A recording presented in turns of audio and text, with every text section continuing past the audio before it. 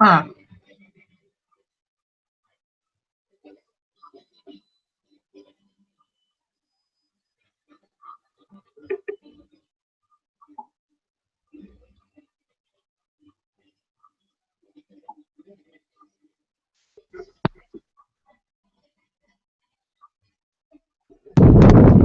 Hey, Mark, it's Megan. How goes it, guys? Howdy. Well, I'm going to go ahead and run to work. I'll leave this open for you guys. So have fun chatting, and All right. don't forget to share the link. All right, take it easy. Yep, have a good one, guys.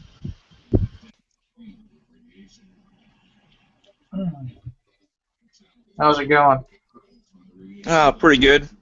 Just finishing eating up my dinner here real quick. Yeah.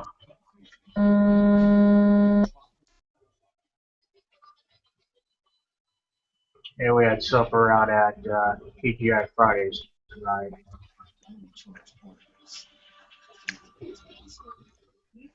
That's cool. Yeah, first time being there in a good long time.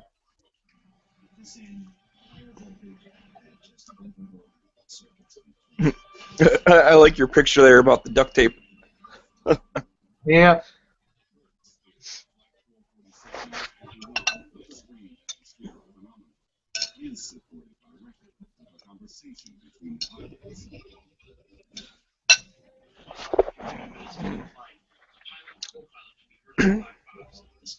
So you do anything fun recently? Now I've been going to school all summer. Ooh, school is fun. Yeah. Had my last exam for the semester this afternoon. It's done. Got a 96 on it. Wow, that's good. Yep.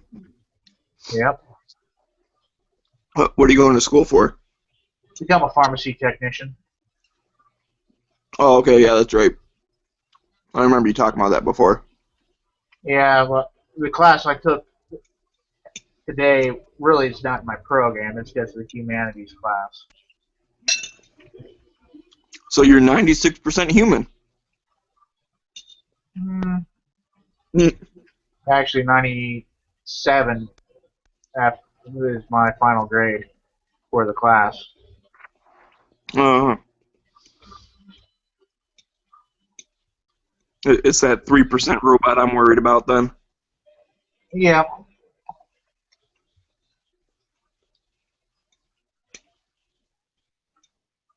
Hey, my GPA could definitely use an extra A.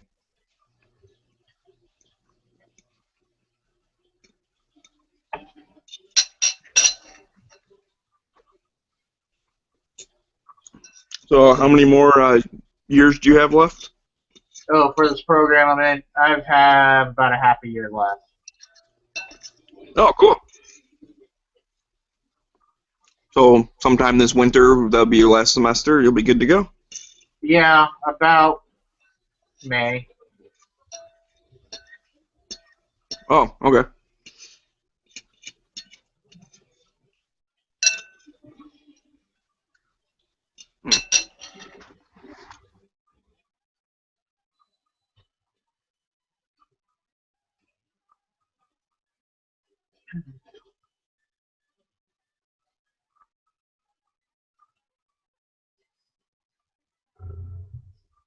I'm gonna go try out a different range tomorrow, trying to figure out what all to pack.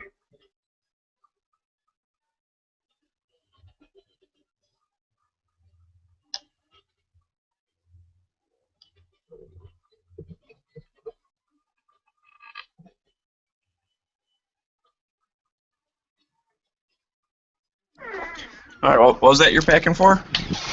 Oh, gonna try a different range tomorrow. Oh, a range. Okay. Yeah, I gotta go to an outdoor range about an hour away.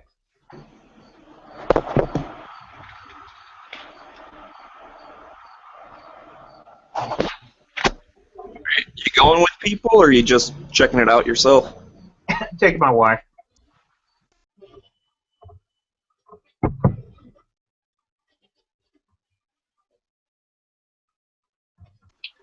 Yeah, I might go shooting tomorrow. I met with my friend last week. I haven't seen him since November, and he was in the area for work, so we went to lunch.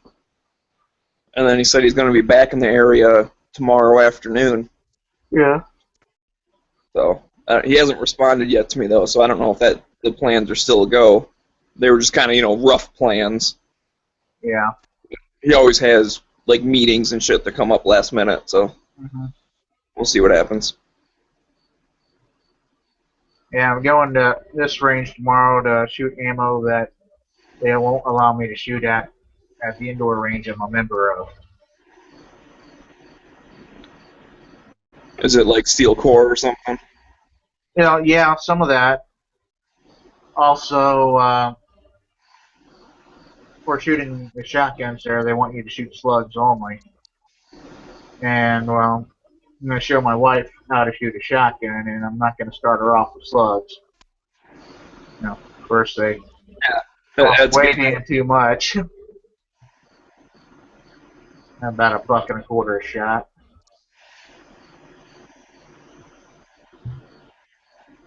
Yeah, and it's they obviously kick more, and it's not always fun to start off with. Like Yeah. Most.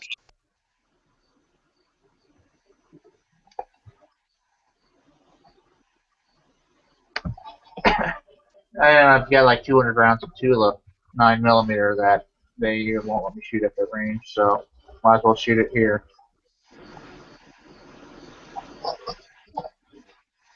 Yeah.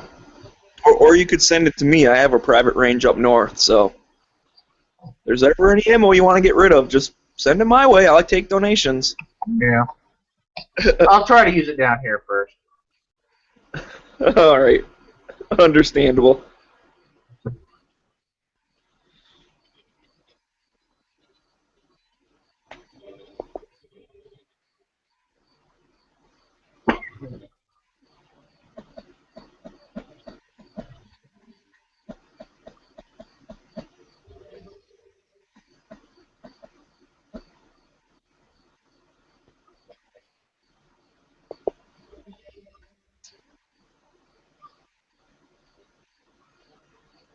Yeah. I posted a video on the website here today and realized I was 20 minutes early and didn't get the credit for it. 20 minutes early for what? I'm confused. Well, if you post videos 24 hours within 24 hours of each other, you don't get the 100 points. Oh, you only get it like once per day. Yeah, and it's based off of 24 hours from when you last do it, not on midnight. I thought I had it, but I entered it probably a couple minutes too early and didn't get it. Oh well. Yeah. Just like whose line is it anyways, the points don't matter. Yeah.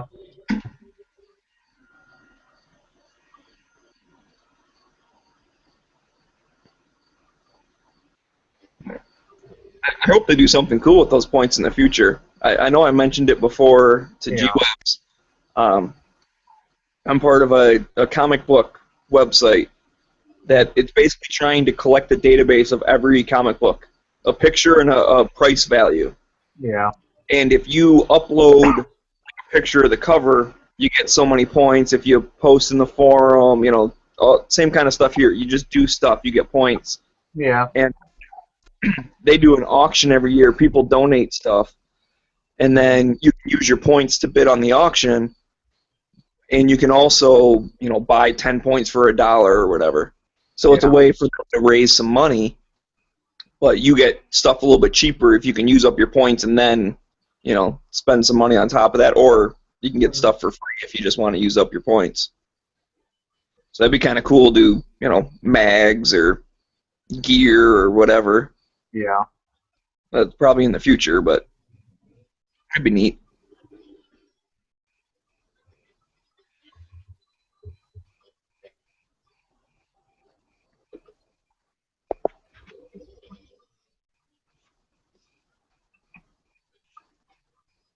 Yeah.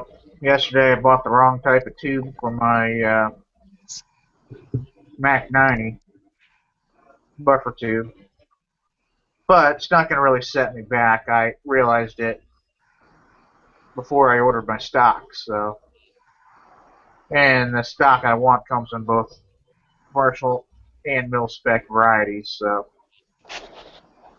it's just a irritating thing, not a real setback.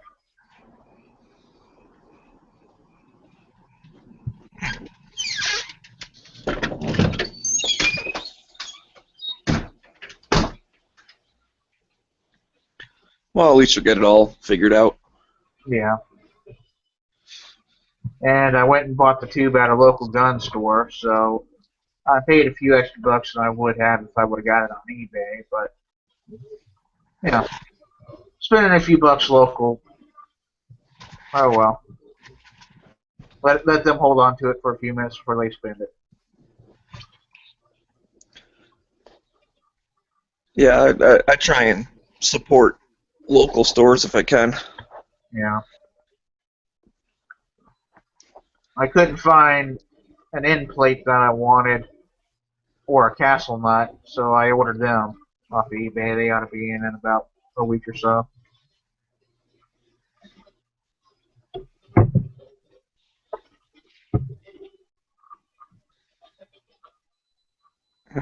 It's always cool sitting around waiting for packages. Yeah. I'm waiting for a med kit to come in. Mm-hmm.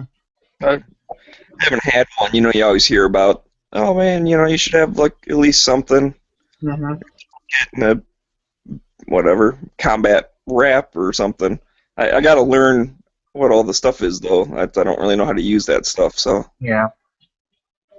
I'm not sure about the new stuff, but I put on plenty of compression bandages. Most of it practicing, but right. Yeah, that's one of those things I'm just thinking about. I am shooting more and more up north. Mm-hmm. And the local clinic is probably at least a half hour away, and they're just gonna patch you up and send you up another hour. I think it's real bad that you go to the clinic, they'll send you in an ambulance for an hour to get to the other place, Mm-hmm. and then you get airlifted down, down to the south side of the state. So Yeah. if anything bad ever happened up north, I'm pretty much screwed. Yeah. At least try and stay alive for that half hour to get to the first place. True.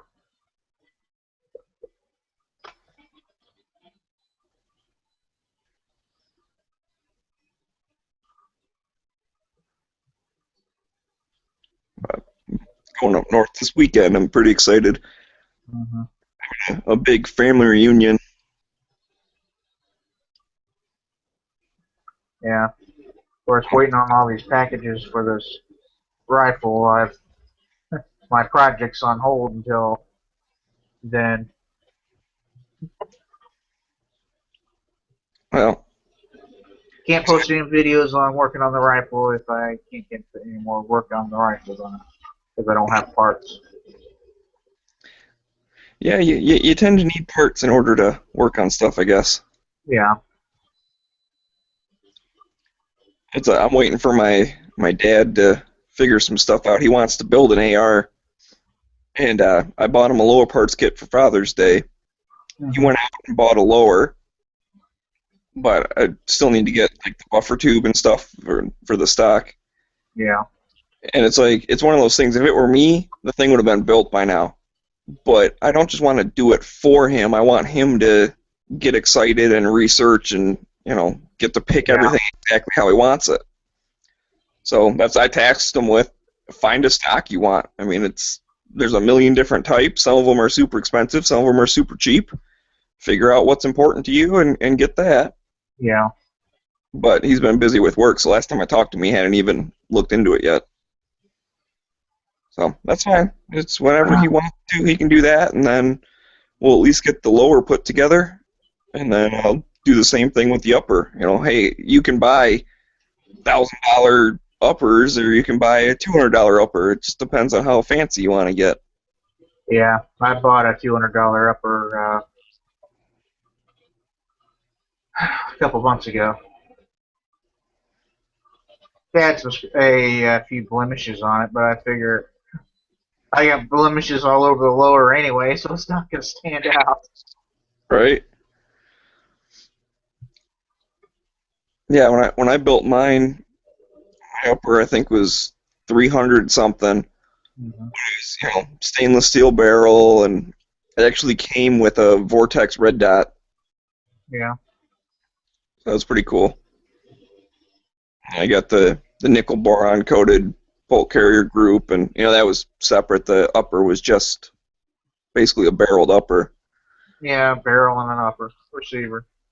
That's about what I had on mine.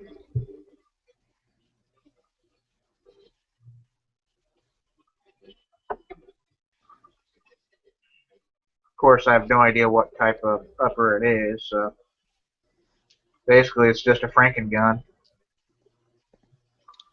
Well, which, hey, as long as it all fits together, that's fine. Yeah, I do know that trying to pull the charging handle back, that bolt did not want to move in it at all.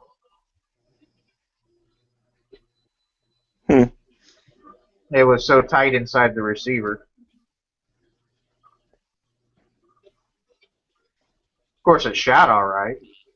Only put 2 magazines through it, and, well, 1 magazine through it that day, and the next day another magazine. Seems to go back and forth a little bit. It's still a little sticky, but it's working. Yeah, I just have to break in on the inside. Right. And I've got it, the bolt carrier coated down with some axle grease.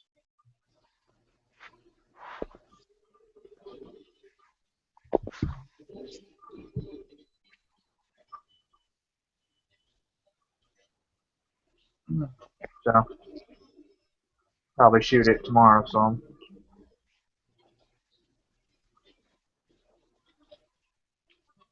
Yeah, that'll be fun. I'm probably just taking my handgun if I'm going shooting tomorrow. Mm-hmm. I don't really like shooting rifles indoor. No, this is an outdoor place, so. Right. Yeah, May as well give it a try.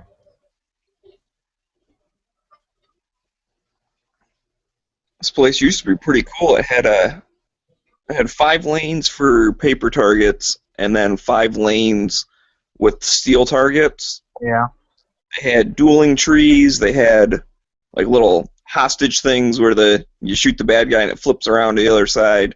Mm-hmm. And they had plates that popped up that were pneumatic, and you'd shoot them. They fall down, and the thing is they'd pop back up randomly, so you never knew when they'd pop back up. Yeah. And on the steel range, you're allowed to shoot across the lane. Basically, you can shoot at anything you can see. Yeah. And so it'd be just me and my buddy or something. If there weren't other people there, we'd face off on the dueling tree. Or what I like doing is trying to just keep the plates knocked down as much as possible. Yeah. So you get them going, and sometimes 2 or 3 pop up all at once. And if you get them fast enough, the next one might not pop up till 30 seconds later. So you got some time to kind of wait for it. But it was cool not knowing which one's coming. You really practice. You see it, get on target, shoot it, and go from there. But they ended up actually taking all the steel out and just making 5 more paper lanes. Yeah. So, that was a bummer. And then I asked them what they did with their targets, if they were going to sell the steel or anything, and they said they already did. Nice. I would like to have a full-size dueling tree. I think those are so much fun. Yeah.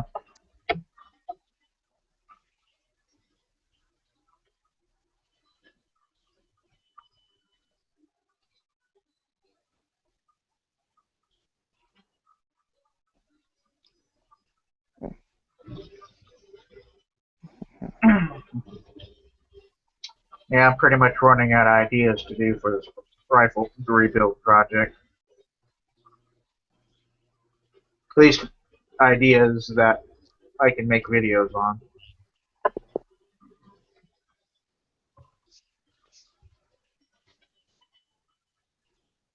Trying to figure out, do I want to paint the thing or not?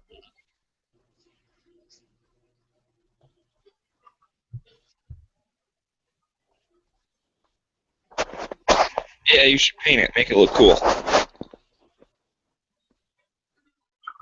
Yeah. I'm sort of thinking about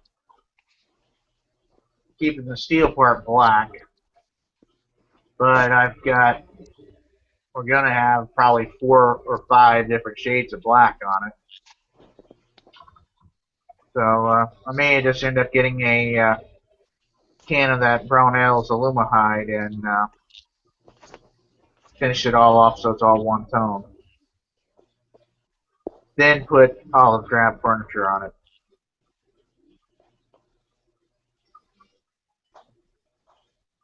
Yeah, it'll be pretty cool looking. Yeah.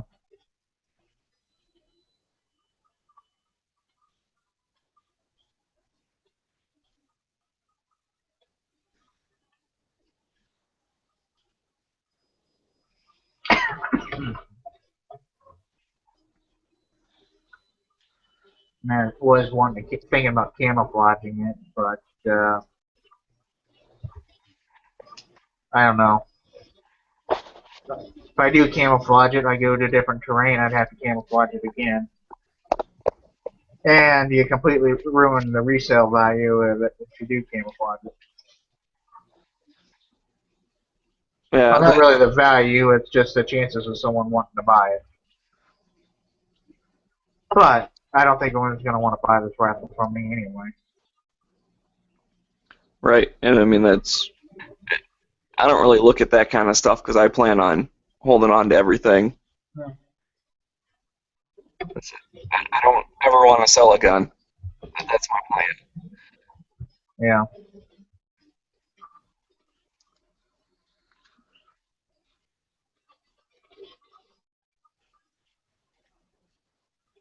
No, but that's easy for me to say now. I only have a handful, so Mm-hmm. maybe when you have a million, it gets a little much.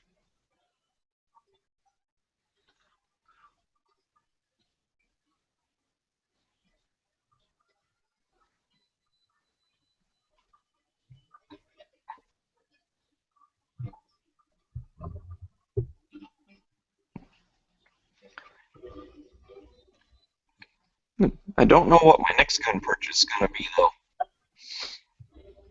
Got a list of stuff I want. I don't know what I should get first. Mm-hmm.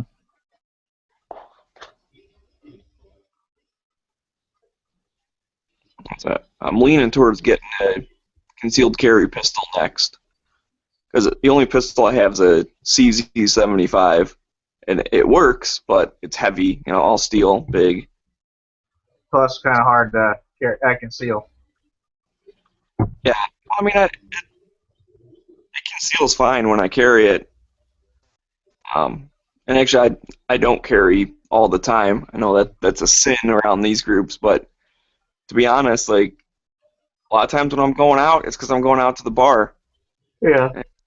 You can't carry if you're drinking, and not that I'm getting wasted, but yeah, I have a couple beers when I'm out. And under Michigan law, you can't have any. It's not even, like, the limit 0. You can't have anything in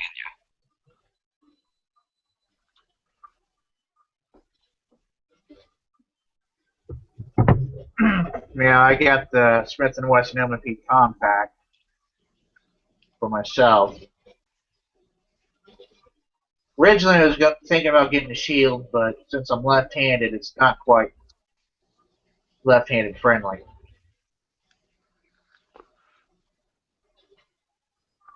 but I ended up with the compact instead.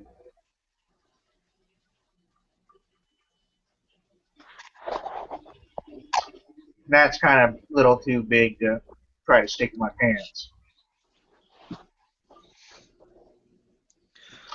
Sort of thinking about getting the Bodyguard 380. Yes. What's that? I said yuck. I don't like 380. Yeah. I don't know. It's mainly trying because it's small to be able to hide inside my scrubs. I'd have to swap out the trigger and get one of those shorter pulling triggers for it. Because the ones I've shot so far have been not that fun to shoot, so I probably won't even get it. That's a small gun that I have some experience with is the Ruger LC9. Mm-hmm. You can pretty much carry anywhere, but the trigger does suck. I guess they have a striker-fired version now, which is supposed to be better. Yeah. But the thing is, you're pulling that thing for 10 miles before it finally goes off. Yeah.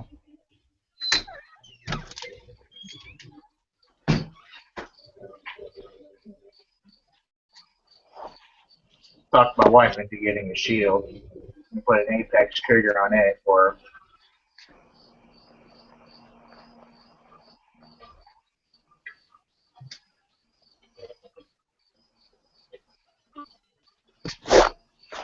Yeah, that's why my ex-wife's the one that had the LC9, so that's what she carries. Of course, the thing was pink. So that was fun. I like shooting it, but it's like, you get people looking at you weird at the range. It's like, yeah, that's right. I've gone to the range of the pink AR. Yeah, I'm man enough to shoot a pink gun. Got no problem there. Yeah.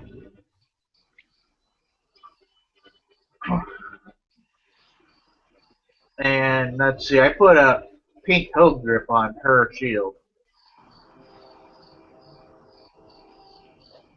The reason, well, besides to identify it as hers, but at one time I was planning on getting the shield for myself, but ended up getting the compact instead. So,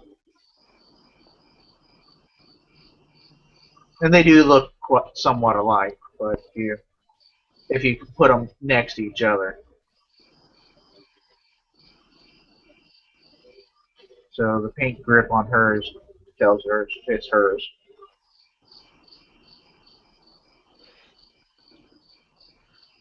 Yeah, I've seen girls say that the gun companies that just release a bunch of pink stuff, like they're being real, patronizing or, just, I guess that's probably the best word for it. They're almost looking down on girls, like, oh, just paint it pink and they'll buy it.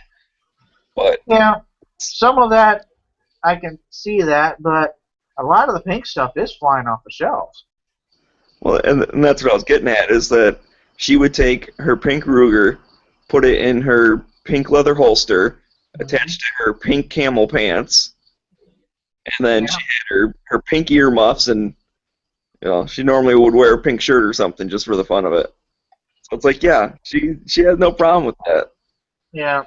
About 6 or 7 years ago, I was shooting with the North-South Skirmishers Association. They shoot Civil War rifles.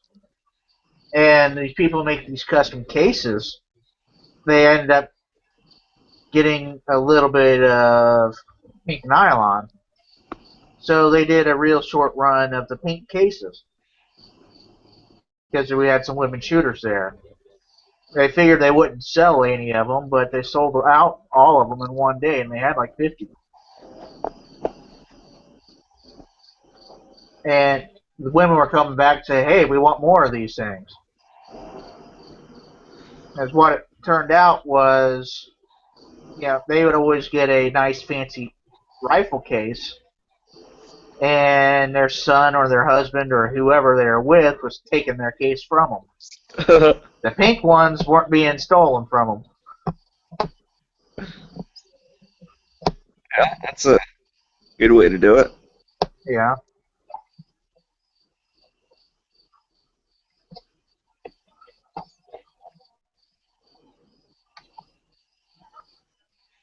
And kind of on the same principle as when I was in the Marines, we'd deploy, and someone would always steal my damn towel.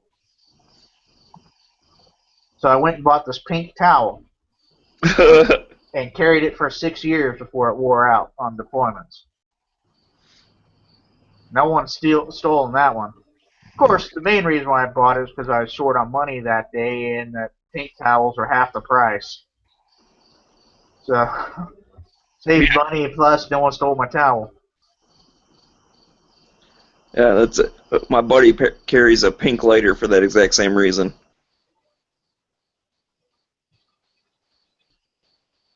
Like, no one ever steals it.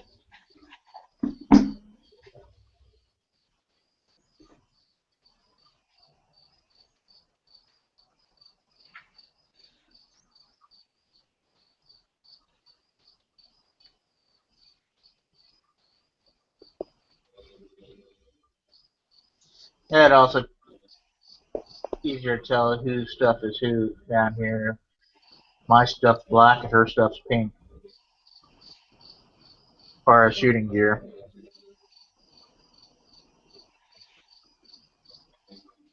Are you the one that built a pink AR for her?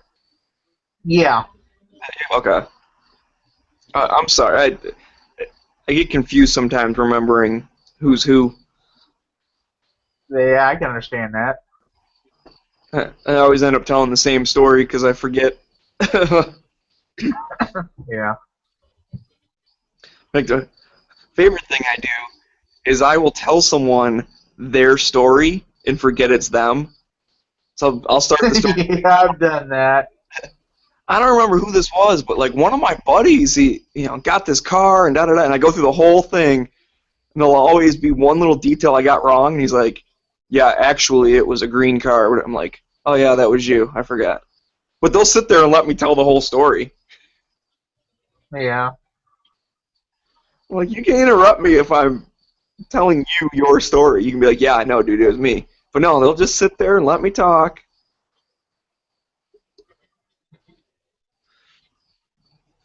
It keeps me from lying. I have such bad memory, I could never be a liar. Yeah, that's my problem also.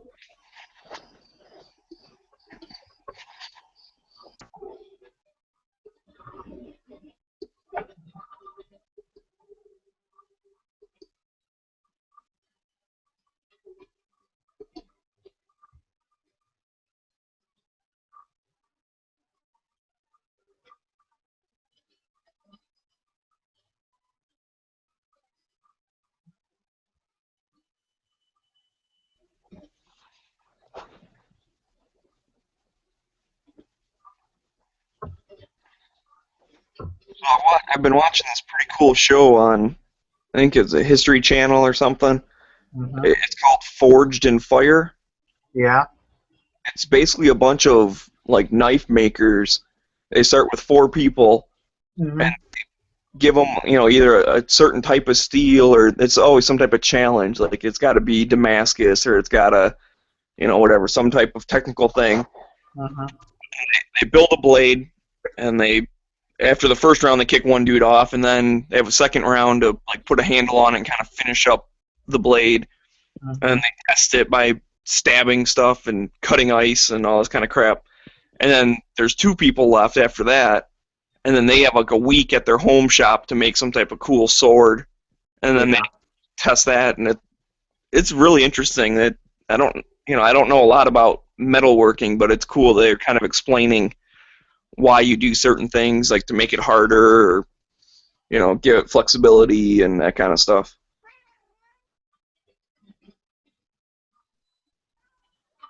Yeah, I think I watched one of those one time where the guy poured it and apparently didn't pour enough in it and the end didn't come out on it or something. Hmm. or the one show where the guy needed a brass guard for it, so he melted down a bunch of shells. That almost hurts. Don't Yeah. take that brass out of circulation. Well, I needed about a half a pound of brass, so.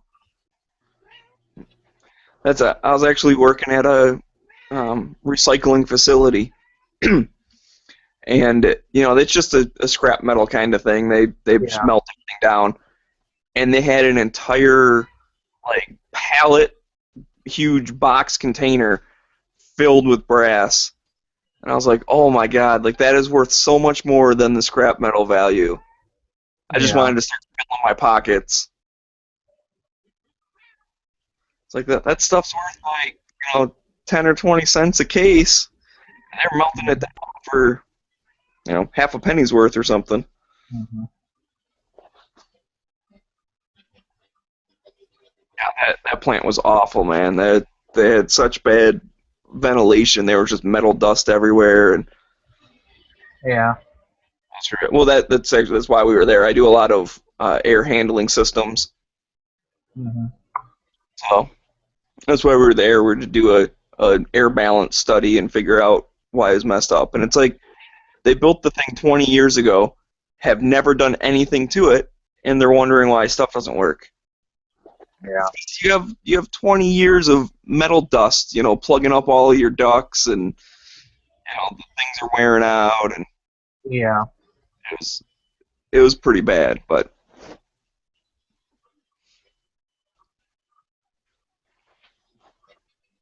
So I know my local range, they like to sell off, the big, buckets of brass, but they also,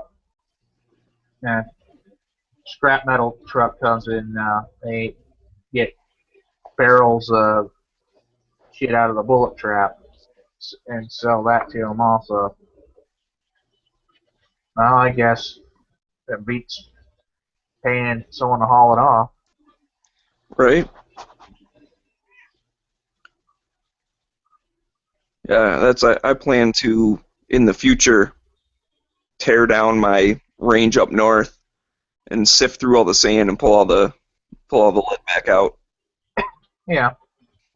But I just built the thing last summer, so it's nowhere near that. But, maybe, I don't know, I don't know how long, 10, 15, 20 years from now, something like that. I'll skip all that out and then build a new one and sift through it all.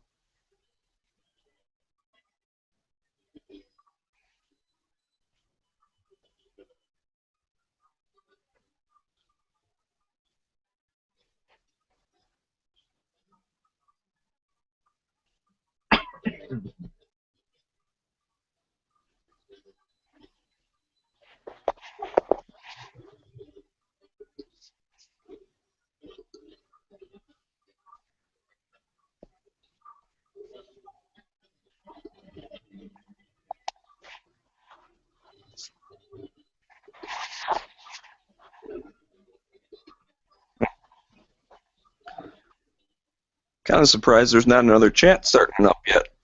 Yeah. It's normally around that time of night.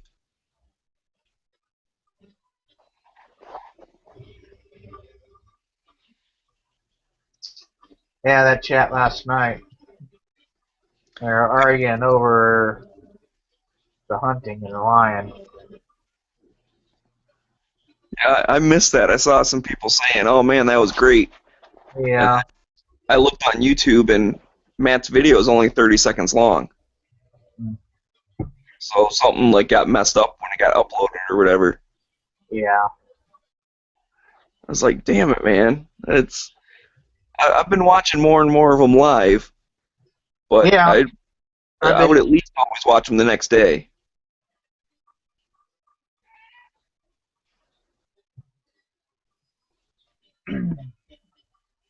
Yeah, I just found this website.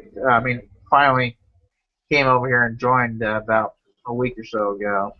Like, seeing these, being in actual rooms with some of these guys, like, hey, I've been watching your videos for years.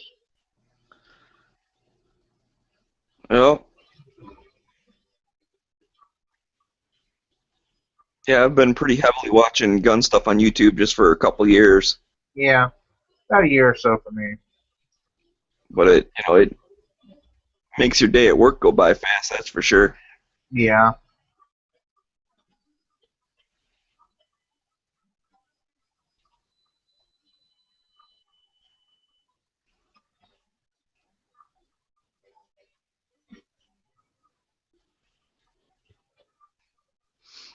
Back this afternoon, when I was supposed to have been studying, I was, pretty much watching videos instead. I Well, had, for the most part, figured out, a few things I was going to say on the test anyway.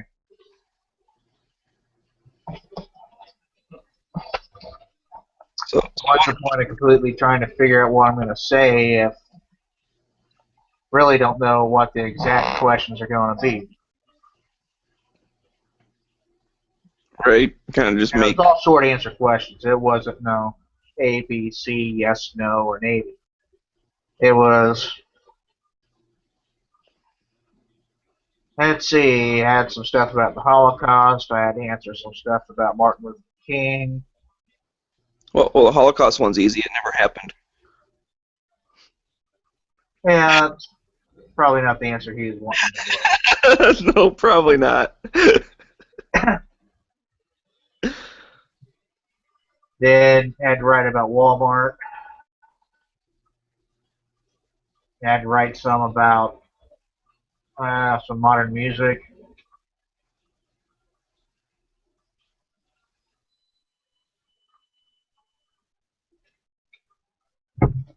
And I think that was about it.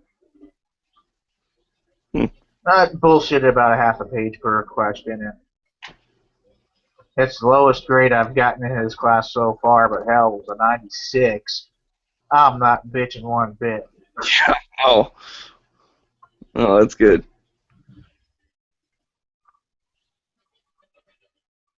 And there were some people who answered all 5 questions on one page. Like, damn, I wish I could have done that. But they didn't get very good grades in it. Right.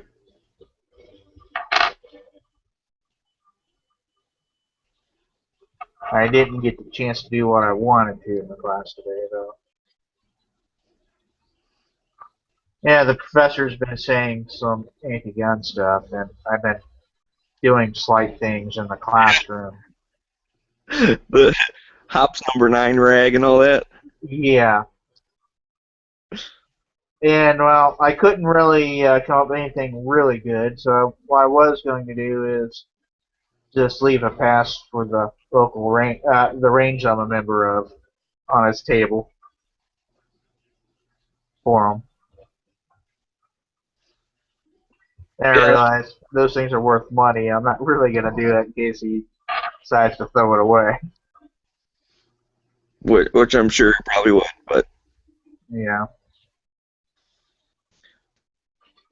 that's you never know though. I mean, that's I do feel the best way to get more gun people is just take them to the range.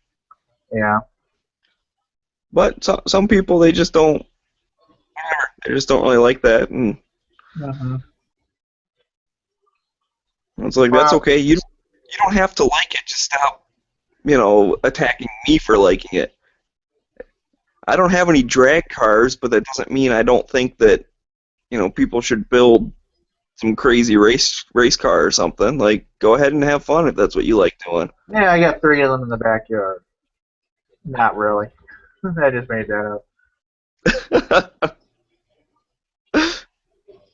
Dude, it's the internet. You can say whatever you want. You don't have to come clean.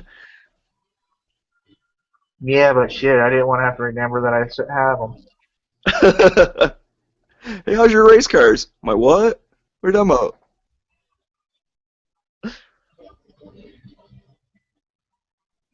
That's what I've always joked. If the cops ever come knocking on my door, well, all of these chats, I'm just lying. I actually don't even own a single gun. I'm just making it up on the internet.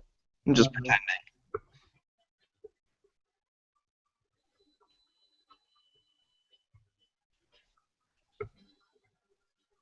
Which, I guess, speaking of that, did you see there was a story, I posted it on gun channels. These people were arrested, and the way the article said for, prepping for Civil War or something. Yeah. And basically, it was talking about how they were stockpiling guns and ammo and, prepper type stuff. Mm-hmm. And it made it sound like doing that was illegal.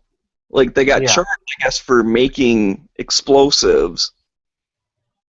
Which, okay, I guess that's wrong if you're not allowed to make bombs or whatever. Mm-hmm. But the way the article was written, it was just like, holy crap, man, they're making it sound like it's illegal to buy a bulletproof vest or it's illegal to buy a gas mask. Mm-hmm. Do I think you're really going to need those? Probably not. Yeah, I hope not. Maybe the vest. I mean, I'm not opposed to that, but either way, it doesn't matter if that's what you want to get into. Mm-hmm. There's nothing illegal about that. And then one of the other charges, and I'm not quite sure how they're going to be able to prove this, but it said, like, the one guy was preparing to buy a gun for the other guy who's a prohibited person. Which, okay, if he actually did that and they can prove that it was a straw purchase, then go after him. But I'm not sure how you can go after someone for, like, conspiracy to commit a straw purchase. That seems like that. Yeah, because he hadn't broke the law yet. Right. And, I mean, you could even argue, it'd be like, yeah, well, he said, hey, man, buy me this gun, and you said okay. But if you never actually bought it... He could have said okay, just get the guy to shut up so I can get away from him. Right, exactly. That's exactly what I was going to say, is that would be my defense. Be like, well, yeah, he's my buddy, and he's always bugging me about it, but I've never done it. Mm-hmm. I was just sick of hearing him talk about it, so I said, yeah, sure, I'll go get it later. And having some extra food and water on hand, that I don't think I'm gonna need for a forever and ever type thing, but having an extra bit of freeze-dried chow to last me a week or two if the power's out is always something that's smart to do. And those folks up in North Carolina, they do get freezing rain up there and power can't go out. Yeah. So having having a week or so of food on hand is a good idea.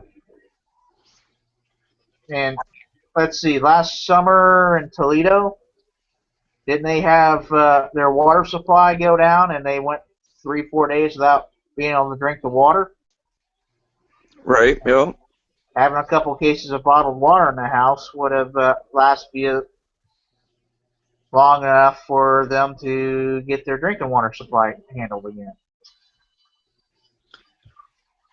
Yeah, I got, some bottled water, and then I also have one of those big bottle that, goes into like an offers cooler kind of thing. Yeah. Like a jug. I got one of those. I don't have any, I'd have to just pour it out. I don't have a thing to go in it, but that'd be a worst case scenario, and that would last me a while. Yeah. But no, you're completely right. I like to think about it like the zombie apocalypse just because it makes it more entertaining. And yeah. I'm talking with friends or whatever, we joke about when the zombies come. But in all reality, the stuff I have, it's just like the other day. I lost power, I guess it was Sunday night. Mm-hmm. It wasn't a huge thing, but it wasn't back on by the morning, and I got up, went to work, and I was just sitting there thinking, if it's not back on by the time I get home from work, like, I got to eat dinner. I guess I could have gone because it wasn't like it was a huge area thing, but even still, I could have just cracked out my little camp stove and made something. Yeah. Go drink the liquor cabinet before it goes bad. Yep.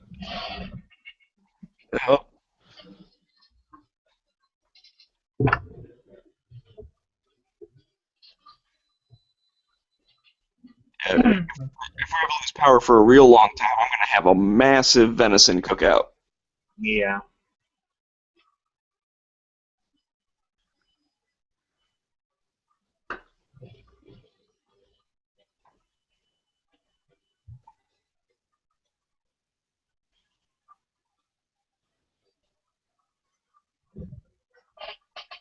Oh, But having at least a good week of water and food, that's not too out of the realm. And oh yeah, I mean I got probably at least a couple of weeks easy, yeah, and then it fluctuates because I'm not someone that gets something and then I'm just gonna store this forever. I'd yeah, rather use it every once in a while and buy new stuff. yeah, And I do like camping, so those little freeze dried thing, that's perfect for camping. yeah, So I'll use those up and then buy new stuff to replace them. yeah. Rotate your stock that way. Well, and then you know what to expect. Some of the people you get like some survival thing, maybe not necessarily food, but even like tools or something. They sell these little specialty things. No one ever tries them. No one ever uses them. Yeah. And That's when it, you do try to use it, like how do I start a fire with this damn thing? right? That's actually I carry a flint striker in my pocket every day. I've used it. I've used it before, never because I had to, Mm-hmm. to see if I could. And I used all natural stuff. That's actually I was up north, and my father-in-law he's the type of guy that would rather just get a huge pile of logs, throw some gas on it, and just boom, done. He's like, I know how to make a fire.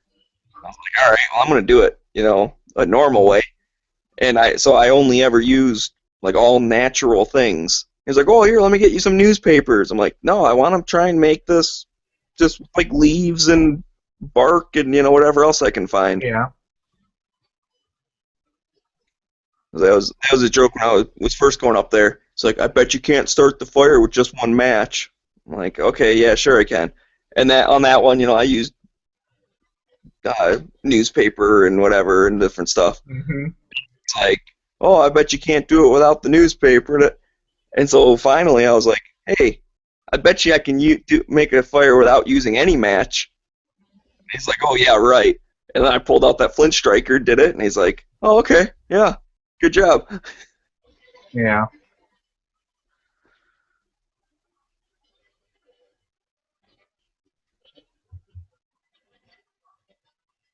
Oh, that's part of the story I was getting to. So I got this stuff. It's like wet flame or something. It's called Yeah.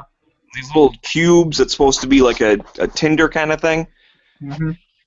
And I think I got like a 5-pack or something. So I tried using one of them, and it worked, but it was not what I was expecting. Like it did not catch a spark as well as I thought it was supposed to. Like you're supposed to shave pieces off of the cube, and then those are supposed to strike real easy. And then Yeah. the leftover part is kind of just like a fire starter log where it just burns for a while. And Yeah. it burned fine once I got it going, but it didn't catch a spark as easily as I thought it would. So it's kind of good to know. All right, next time I'll know what to expect if I do have to use it when I'm out camping and it's a emergency. I have to get a fire going. Mm-hmm. I'll know to shave it a little bit more and then augment it with some dry grass and stuff just to make sure it goes.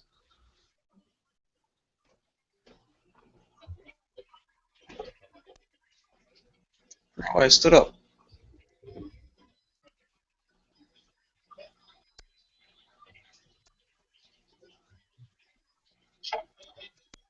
Oh, that was weird. I just walked downstairs and I have no idea why. What the hell was I going to get? Yeah. You know what the real thing is? Why he did that? God's playing The Sims and he canceled your action. Oh, well, as long as I don't start peeing in the corner, I'll be okay. Yeah. I'll just walk into this wall for a couple minutes, not figure out where the door is. Yeah, I tried turning my character into a serial killer. What I did was, on that game, I made the little rooms and would somehow get my guy to lure the other people in there. Then as soon as they walk in there, pull my guy out while they're still in there, and all of a sudden build a wall there. So it was like a jail. Uh, Of course, if when they do get out and they run away and never come back.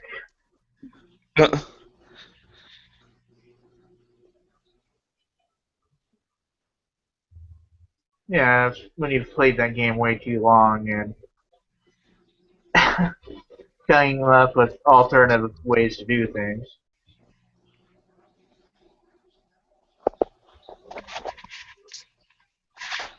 Yeah, I mean that's like the original Sim City. You'd build up a nice city and stuff, and then you could set off like an earthquake or a riot or something. Yeah.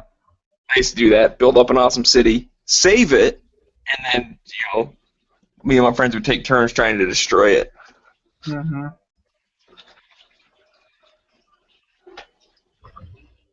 Yeah, get the giant robot or something to attack it.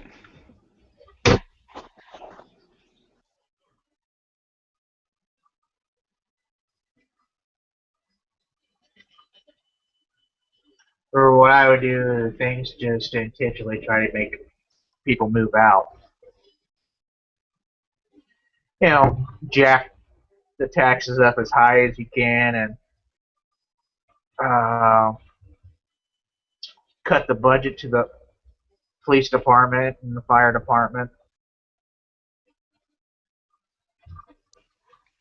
and see how fast you can get that population down to zero.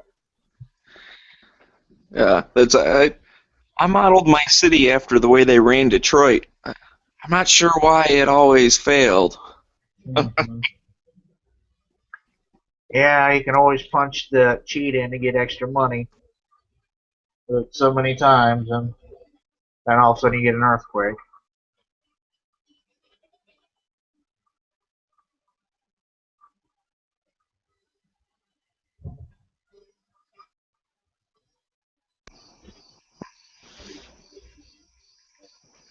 Damn, I haven't played that game in forever.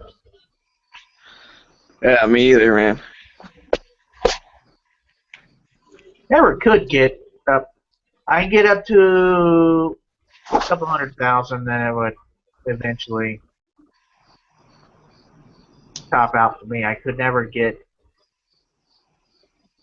up to 1 million.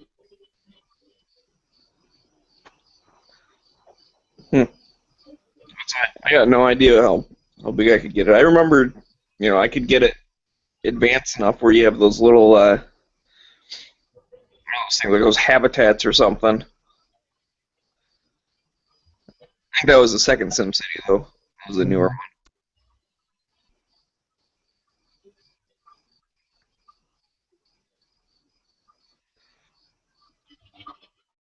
But I used to play Sim Farm back in the day.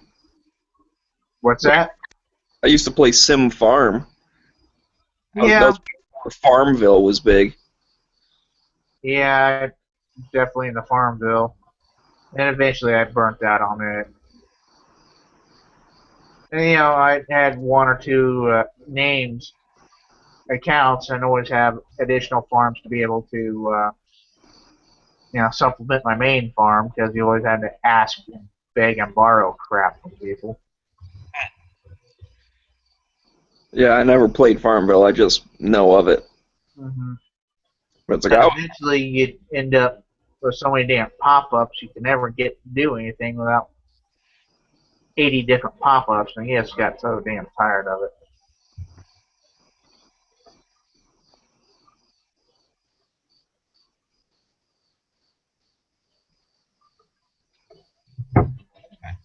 Sim Ant was also a fun game back in the day. What's that? Sim Ant. Never seen that one. Yeah, you'd run an ant colony, and you'd be a little ant. You'd run around, and you could they kind of did their own thing, but you could spray like chemical trails of showing them where the food was or attacking the other colony. Mm-hmm. And the idea was kind of like take over the backyard. Like there's a little grid, and once you took over all the anthills in that grid, you could move to another one, and then you could go inside the house. And that you could adjust the queen to the ratio of like worker ants, fighter ants, and then like new queens to be able to grow faster. Mm-hmm. I'd always do like 100% army ants and just kill everything.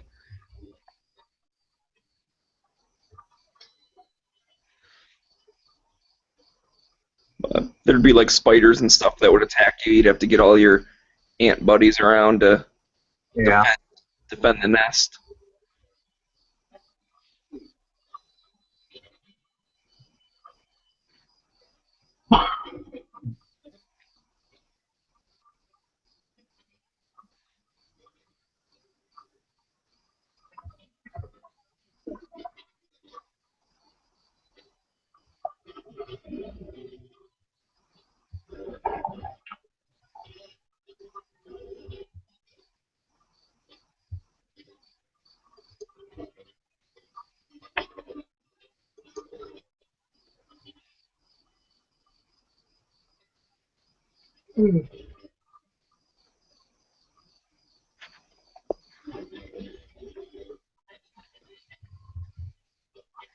Let's see, is there anything going on in gun channels?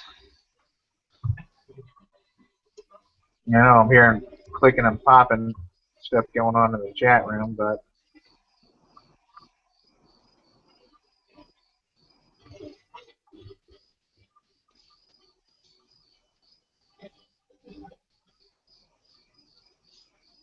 Oh, there's Gun Channels University.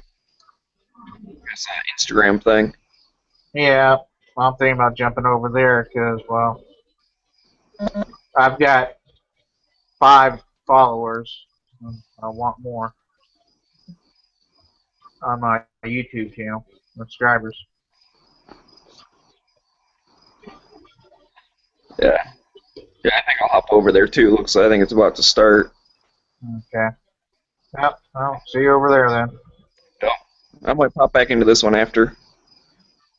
Yeah. I copied the link earlier too, so maybe after that one's over, I can repost it in the lobby because Pink's gonna let it run for a while. Yeah.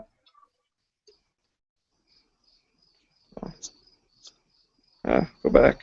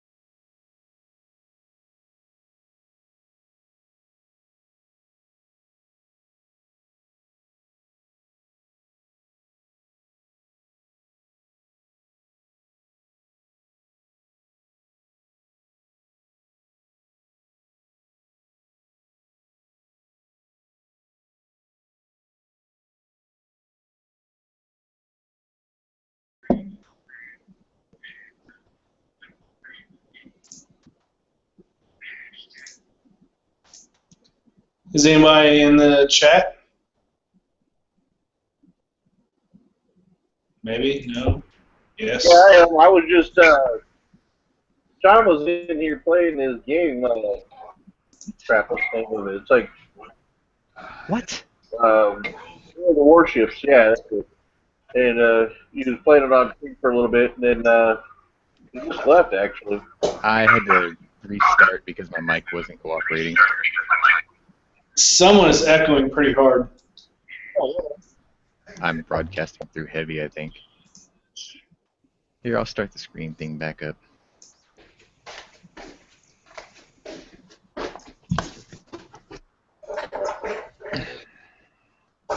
Warships?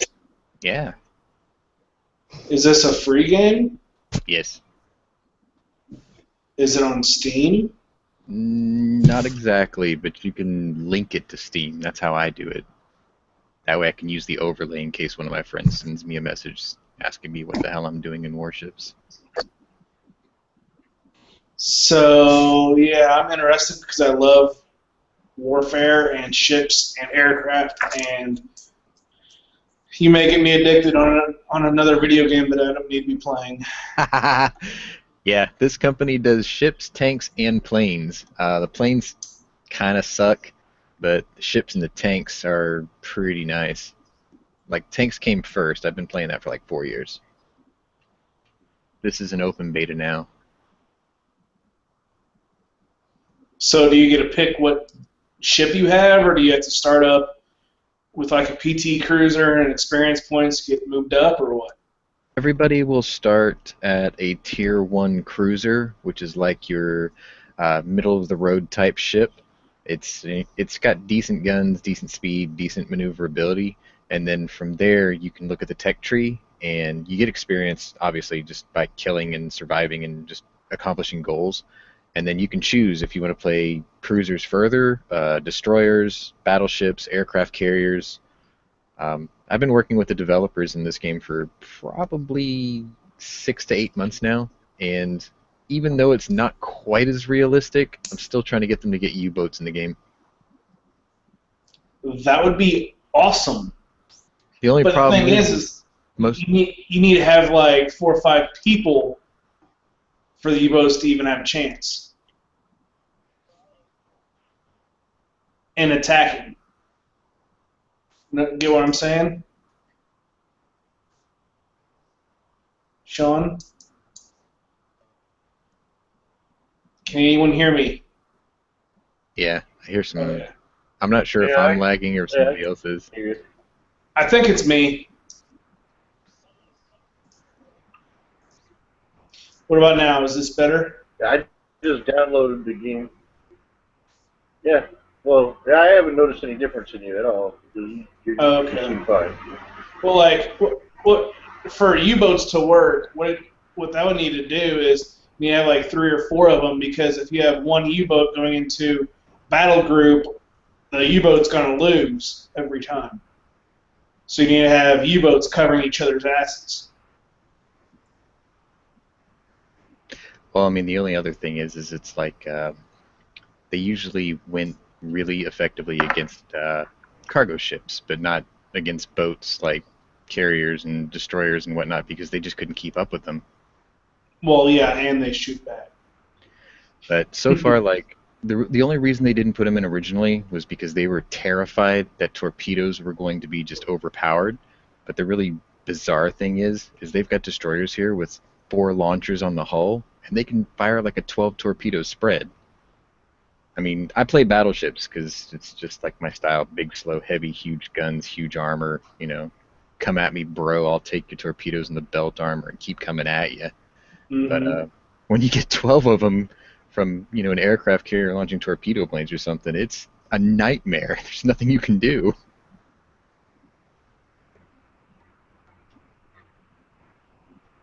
Oh, I thought I was lagging. What it was is, for some reason, the actual lobby chat in the other window started playing. So, like, Yeah, I heard that 5 makes sense minutes to me. earlier. I was just doing this when they were doing the other chat because I figured, well, I'll just take a placeholder until I start hearing people talk. and then I thought I would just screen share this in case if people were curious. I see a lot of people playing like World of Guns, so I thought I'd show them another world of something. Yeah, I was about to kick up World of Guns. This looks tempting. So, I guess you're looking down a site right now. Yeah, this is like my gunnery view. It's like an artillery view, and then you obviously have to lead the target and whatnot, but trying to shoot a destroyer from this distance is just a waste of a shot. And then you can volley, like for instance, I've got 5 turrets, they're double gunned, and if I click one time, it'll fire the guns in sequence, but if I double click it, it'll fire all of them simultaneously. Okay, so that one looks like it's coming at you left to right, so you gotta... Alright. What distance is that? Looks like the destroyer was at about 12.5 kilometers out. Holy shit. His torpedo range is only like either 4.5 or as much as 7. I didn't pay attention to what level he was. Oh, did he already die? No, he disappeared. They're so small and they're so nimble that the only way that the game can cope with what's going on is it will do like detectability range, spotting distance kind of a thing. Mm-hmm. And because they're smaller, they get like a better camo rating, so they'll disappear, if they're too far away from you. Okay. Like right now, I really don't want to hit that island, but I don't want to go any further forward. What's that green line right there? They put a hard border on these maps. Okay. That way you just can't wander off. See, I've got everything coming right at me. This is going to be a quick death. Now, can you pick which side you're on, or? On a random battle, no, because what they do is they just see everyone in the queue, and then they try to just, pair you up. Okay, I see the green and the orange. Oh, is orange being just fired? Oh, I'm on fire, aren't I? Thanks for saying that. Oh, I see. Yeah, I see. I was talking about like your turrets.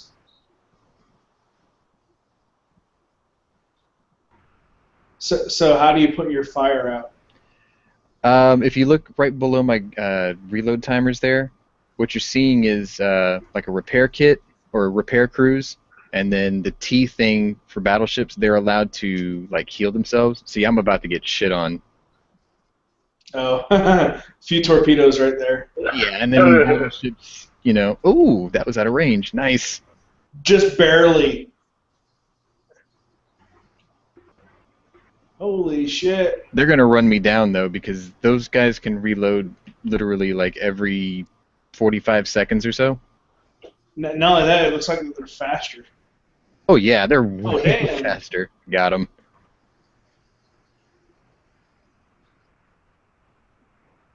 Yeah, destroyers are pretty cocky. They'll get in real close thinking they're going to just swing to the side and torpedo you, but pay attention to them, and they get really predictable, and you just lead a shot into them. They don't stand a chance. They have no armor, and they've got almost no like HP pool. It's their only way that like these gaming developers can balance things a bit. So what they'll do is they'll give you an HP pool for I guess like your durability, and then they roll it against your armor, and then however much damage you take or whatnot. He's so close, my secondary gunners are shooting at him now. He's about to torpedo me too. Your secondary guns, do they shoot automatically, or? Yeah. Yeah, ooh. Thankfully they don't expect you to do everything. Yeah, I think they're about to go down. Yeah, the repair crew can't manage everything at once, so there's like a cooldown timer. Okay. This sucks. So basically, ram them. I could, but the thing is this ship it's so big and it's so slow that I'll never catch him. He can just juke me away. Like, I'm going to hold my repair just until that hits me in case he puts a hole in the hull, which he did. Oh, I didn't lead him. Didn't I leave didn't lead enough. Yeah, I'm screwed. I mean, I've got, what, 5 ships shooting at me? You're the Bismarck. Where are your buddies? Don't you have They are teammates? on the other side of the map. We're not playing. That'd be kind of cool. Let's get a gun channels group for this shit. Oh, he didn't die. I put a hole in him just before I died. Oh. Yeah, like if you look in the bottom So right they corner of the screen, frustrating, dude. I've got like this mini map, right? And all the blue dots are my team, and all the red dots are the enemy team, and everybody went to one side. Honestly, I should have went with them because it's better to lemming train together, just for safety in numbers. But I typically like to go to that top left corner in battleships, just because there's far less islands to run into, and this is like trying to push Rebel Wilson up a set of stairs, so. She's not going to go very willingly, and she's not going to turn very fast, and she's going to put up a fight the whole time. So are you a cruiser or a battleship? I play battleships. I prefer them. I have a cruiser, Okay. and I do like them. I'll go back out to my port. You can see what I've got in dock. So how the hell do you download this? I put the link in the internal. Just click that, register your account with Wargaming, and then it's a free download. Just hit play for free? Mm-hmm. See, I'll give you a little I taste of what downloaded I'm working to, towards. Tech tree. Okay, so Hold this on, is I'm downloading. this is the US tree here for now, because this is still beta. They're going to add the British, the Germans, the Russians. Like the Russians right now only have 2 premiums. I'm going to say the Russians don't even have anything. They will. Wargaming is owned by a Belarusian company, so they'll get to it definitely. It's just they picked USA and Japan for the alpha and the open beta. So these are obviously the most developed so far. They had a British premium battleship down here, but I didn't buy it in time, so now I don't know if I'll be able to get it again. But I did buy their pre-order packs, which came with like 2 cruisers and a destroyer or something, which you can never buy again. So they do have some exclusive content if you want. But like this is the US tree here. You'll start with the Erie. If you always hover over the thing in the tree, it'll always give you a description of what era ship, and it gives you an idea of what it's capable of and whatnot. But so you can go straight down cruisers, and then from tier 3, I sidestepped over so I can start working on carriers. Essentially, the Mighty Mo is tier 9, the Iowa class. Looks like this. They start looking good at this tier. Check this shit out. Holy shit. Yeah. I mean, it's Mighty Mo, huge. Missouri. This is zoomed all the way out, and I still have to track and scroll it. And it's kind of cool because I play on a 47-inch screen, so I mean, it looks really good. Yeah, that looks good because I'm displaying on a 61-inch. Oh, you'll love this then, especially when you do like the artillery view. It'll feel really immersive. And then they've got the Montana, which was a concept if they were going to continue building battleships after the Iowa class. Yeah. But because of ICBMs and whatnot, they sort of dropped this idea. But you can just tell this thing is huge. And That's the really the nice Montana thing class? Yeah, the really nice thing is Wargaming, they try as well as they can to keep things historically accurate. So this is actually from like Navy drawings in schematics. Yeah. It looks like it. I've been on 3 Iowa classes. Mhm. Just tours and shit, and that looks right. I mean, like in tanks, there's a couple of ones that they made up because they had to fill in the gaps or whatnot. I mean, they're somewhat believable designs, so we kind of give them a pass. But a lot of them they're taking out because they did find historically accurate or viable replacements now after 3 or 4 years, and they're starting to phase them in and out. Like in tanks, the British tree is finally going to get the Chieftain Mark II and something for the heavy class. I can't remember. I think it's called. Or no, the Chieftain Mark II will be the heavy class, even though it's an MBT. And then the medium class, they're going to get the Centurion Action X, which is a concept tank that they built, but they never mass produced. So can you like create clans or whatever and play together? In tanks, you can. Since this is in beta, it's probably coming. Gotcha. Like this is, I've only been playing this one for about 8 months, on and off, and now that they're open beta, it's starting to get a little bit busier, so I can actually get things done. This is this is one of the cruisers, and what these are pretty. That looks like a World War I cruiser. It's probably going to be either a late, it's going to be like an interwar or an early World War II model. But a lot of the ones below Tier 3 usually are like a World War I or even pre-World War I. The old steamships. Mm-hmm. Yeah, they just had a giveaway. Well, Dano, what this is basically like a battleship. Yeah, basically battleship. Yeah, sea warfare. You know, cruisers have a little different skill set. Like I've got hydroacoustic search or whatever, which gives me longer acquisition range for torpedoes, and I can see ships farther out. And then this particular cruiser actually has a seaplane fighter on the deck. Some of the cruisers have like a seaplane scout planes, like a couple of the battleships in the later tiers. They'll have that. And then your carriers, obviously, you can a la carte what you want. Fighters, scouts, torpedo bombers, dive bombers, things like that. That's a micromanager's wet dream. Gotcha. I'm pretty crappy at cruisers and destroyers, but I'm going to give them a fair shake. When you get to the Cleveland class cruiser, it's basically like a baby battleship. That's the one I'm kind of working towards for this tree. But anyway,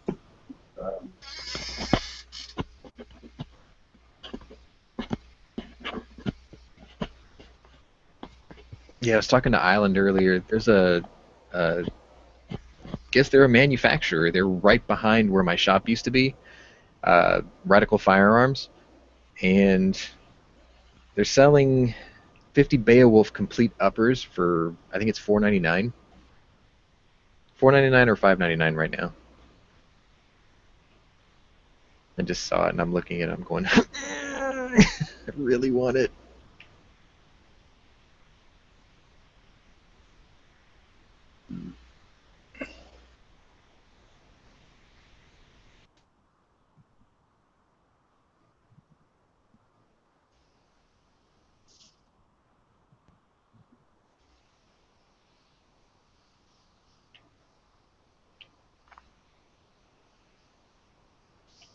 Whoa, everybody, shut up.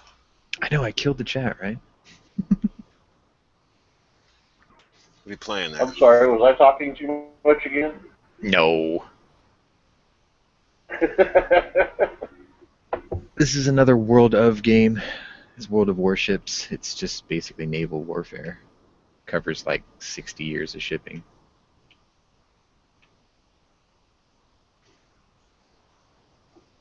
I'll show you the other one after this, after I get owned.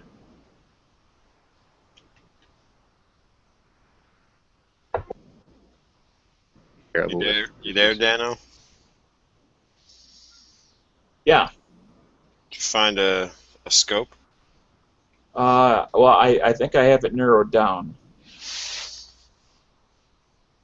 to, there's a couple variations of the Nikon 223. Yeah. There's a carbine version, which takes into account the 16-inch barrel, but it has a smaller objective lens. You don't get as much light. And then the next step up is the but it's based off a 20-inch barrel, but it's 3x9, but it has a larger objective lens of 40 millimeter. And then the one after that, which is more than I want, is a I forget it, either 4x12 or 3x12, something like that. which again is more. I don't have a free-floated barrel, so it'd be a waste of time. What are we talking Yeah, I about? heard your chat yesterday about that. How you were worried about like outsourced parts for the low-end versions. Right. We were just talking about just manufacturers in general. Like with automobiles, it's not uncommon for somebody to outsource a car and then slap their own name on it. And I was Pretty much wondering everything if, like, Buick is making right now. in the gun world, or in this case, the optics world, if you saw a Leopold or a Nikon or another high-end optic at a very entry-level price, Well, it depends on who we're talking about. Because like Leupold, if you see a cheap Leupold like the Rifleman, it's from their Chinese factory that made it. And it's a lot of that way with a lot of companies. The more Right. expensive stuff is made by them in the U.S., and the cheaper stuff is made by The Leupold in license, and China. they just silkscreen their name on it. Exactly. and so I was asking if anybody had heard about if Nikon did the same thing. They do. I mean, It's- do you know that for a fact, or that's Yes. something that you heard? Yeah, it's an Yes, I outsourcing know that scheme for a now. fact. My Nikon says made in the Philippines. There you go. It was the Pro staff. I think it was like $180. It's a 3x9. It's Okay. good enough for what I need. So Yeah, it sounds similar to what I'm looking at. So you just looking for like a hunting scope or something for an AR? My vision is not what it used to be, and I'm just looking for vision assistance, quite frankly. Is I've always used iron sights, and I still shoot with iron sights out to 200 yards. But I'm having a harder time seeing like a 10-inch wide plate at 200 yards. My post is wider than the plate is. Yeah. Yeah, you can still hit it, can't you? About 8 out of 10 times, but it's getting harder. Yeah. So like you're looking for like a target scope probably then if all you're gonna be doing is shooting steel, or do you want like a defensive? Oh no, it's just for fun. It's not for the end of the world or anything. Weaver makes some nice stuff. Just, On a 10-inch circle at 200, 230 yards out of a 30-round mag, I can probably hit it about 20 times. So, with irons. irons, yes. Yeah. Yeah, I mean, I already have trifocal glasses, and things ain't getting better. Oh, shit. So, and that's why, when I, get a good cheek weld, my glasses don't necessarily line up where they should. If you're wearing trifocals, you should probably check out scopes in a store before you spend a lot of money and buy one online or something like that. Well, Because actually, depending on how it sits on the gun and how it interacts with your glasses, it could change a lot about how you perceive that scope. right. Well, I actually went to a store and held and looked at the scope I'm looking at today. It's just that the store that I went to wants twice the price I can get it at a big box store. Yeah. They wanted, $300 for what I can get at $160, $70. Well, go for where it's cheapest, but I would just see one in person first, which sounds like you did. Oh, I did. And Yeah, find out what you want and then order it somewhere else. exactly. If you can save that much. Use the big box store to figure out what you want and then go wherever it's cheapest, and that's where you buy it. Well, what was ironic is it was a mom and pop store, which is where it was twice the price. It was Gander Mountain, as well as a number of other places that had it for like almost half the price. What scope is it that you're looking for? It's the Nikon P223. Oh yeah, those are good scopes for the money. I've had one of those and one of the next tier up. I don't remember what those are called. Yeah, I forget. There's an M223 as well. That's the one I had. And the P is a darn good scope too. Yeah, but you I can mean, find one of P is those for cheaper poor online. people. yeah, I mean, although I'll never be running with it, but I would like durability that if I accidentally dropped it. How much was it at Gander Oh Mountain? shit! It's 170 without the mounts. It's $150 on Amazon. Amazon, I found out, I looked, I saw they had 2 different listings, one for like 180, which was available, another for like what you said, 150, and then it said, "Will ship in 3 to 5 months." I couldn't believe it. This one says free shipping, delivery date August 6th to August 11th. So, with Amazon, there's a whole bunch of people selling the same thing. You usually have to look through the list. Okay, do you want to go ahead and post that link on the inside? Let me just double check that. Yeah. Because I was just surprised to find 2 different sellers selling the same thing. Yeah, Amazon. that happens on Amazon a lot. On Amazon, you have to watch close because a lot of times when people will be out of stock, they'll just put a really long wait time on it, and then when they get it back in stock again, they'll flip their shipping dates back to what it's supposed to be. So if they're out of stock right now, they won't put out of stock. They'll just put that it'll ship in 6 weeks or something, and then if they get some more in, in a couple of days, then they'll put it back to whatever 2 or 3 days or whatever. Something that has changed on Amazon, and I don't know when they changed it. Oh, I was looking at the 3x32. You want the other one probably, right? 3x9? Yeah, I was looking at the lower powered one. Okay. I'm sorry. But what I've noticed on Amazon is, let's say, like the scope I'm talking about, the Nikon P223 3x9, is usually they would have one page for it, and everybody who was selling that item, it would have the Amazon price, and then it would have all the other sub-vendors that are selling it and their prices. But now it seems like everybody's getting their own page. So if I do a search in the title bar for a product, I get somehow the preferred Amazon page out of, let's say if there's 10 people selling the same thing, I'll get whichever one Amazon feels they should give me. And I'll most likely be theirs. Walmart has that scope for. Never mind. It's the fixed power one again. You want 3 to 9, right? Yeah, Walmart does have it for 170. Yeah, it's this one's 169 and change. Yeah. It just supporting Walmart though kind of blows. Yeah. So I'd rather go to Gander Mountain if you're going to pay, that price.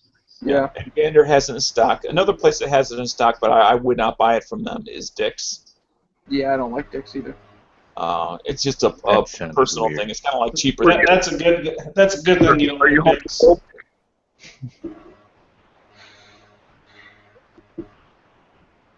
Yeah, I felt bad. I went to school with a guy who worked the gun counter at Dick's, and he was super knowledgeable and everything, and he was saying that they dropped off a little bit after that whole fiasco. You mean that whole dropped fiasco, off a little bit, showing that they don't care about guns? Yeah, you'd still get your FUD, still go there and buy their hunting guns and stuff. It's just people like us that care. FUDs buy guns maybe once a year, though. It's guys like us that keep gun shops open. Well, once a year, I know guys like, this is my new rifle. I'm like, yeah, how long have you had it? 5 years? Yeah. Yeah.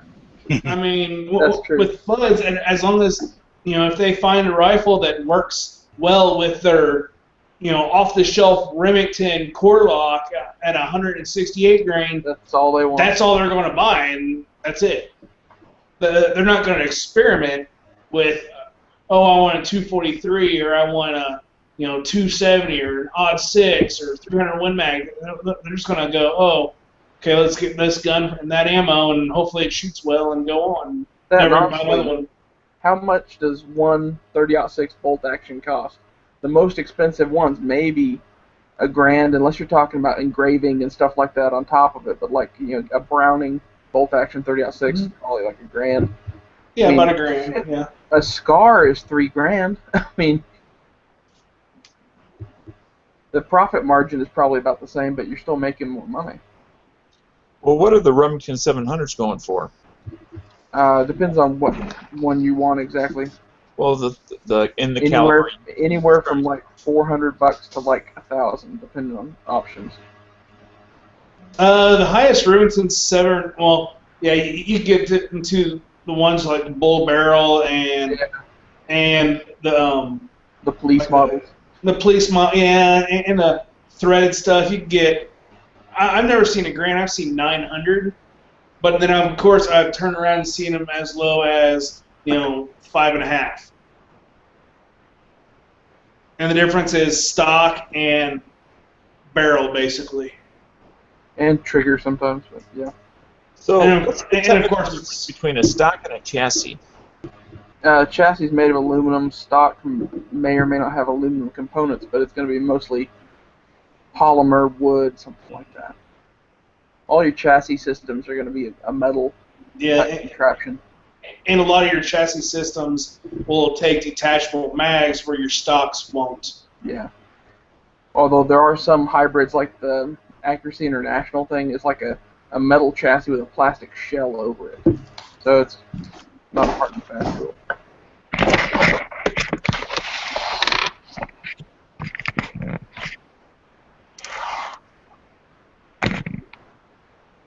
Did you fall out of your chair? Me, no.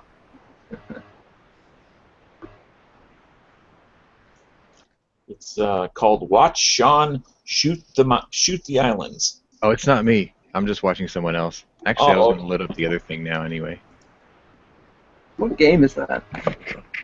That was World of Warships. That's what I was aiming in on. Oh. Some 38 specials. They're all same powder load, same primer. The only difference is this one is sized to 356. This one's 358, and that one is unsized. I want to see what that does with speeds down my little snub nose LCR. Oh, as far as a tighter fit? Yeah, because I need a load up for my sister-in-law, and she really loves pink. So I'm going to hopefully make a bunch of these rounds up for her, but since they're a little bit smaller, I want to see what the speed difference between this and a properly sized round is. I don't know. That black one is just looking awful goth. Yeah. What about the purple? You don't like that? Oh, it's kind of looking like Barney. Ugly purple, yeah. That's the Jenner round. You love me.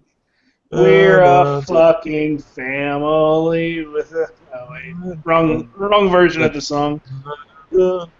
I enjoy the shirts that are like the Barney guy from like the Flintstones, the sword holding Barney's head and says there can be only one.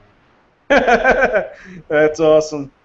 You know, I remember when my kids were watching Barney, almost every one of his songs, they just simply reworded a well-known song and changed the word. It's like, how cheap? It's like the kids don't know the difference. You're scaring me. It looks like I'm going to get shot. Like with a knick-knack, paddywhack, give a dog a bone. I mean, Yeah. that song. They would change the words to it as if it was original. Yeah, if you think you're going to get shot with the cylinder open, yeah. Through the internet? Through the internet. Through It the happens, internet, man. exactly. Like, Exactly. One magic bullet. It travels all the way through the wires. I'd like to know the monitor that it can actually generate a bullet and then launch it at the proper speed to then hit the viewer. You know what the safety Nazis say? It's not if you're going to get shot by a bullet from a cylinder through the internet. It's when will you get shot by it. Now that would have proper aim to hit you. So I just turned my phone to the side so you'd hit my wall. Yep. Much safer that way. I'm just Yeah. wearing a vest just in case. What was that, Yankee? So I'm just wearing a vest just in case. Well, I'm glad it's aimed at your face then. I've got a helmet.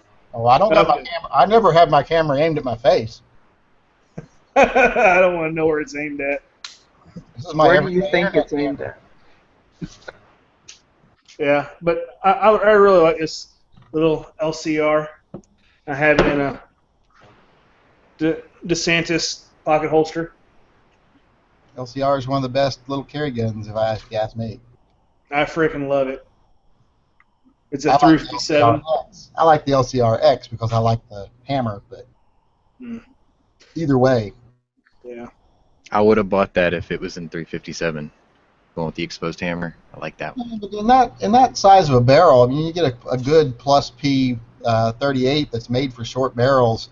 And practical application difference between shooting someone in the chest with that and a 357 Magnum will be infinitesimal, if anything. Right. Well, no doubt. I mean, I carry plus Ps in my 357. I just like the option. Yeah, same here. And you might get a little less recoil, so you might be able to shoot them a second time. It's true. Yeah. I mean, I carry plus Ps in it.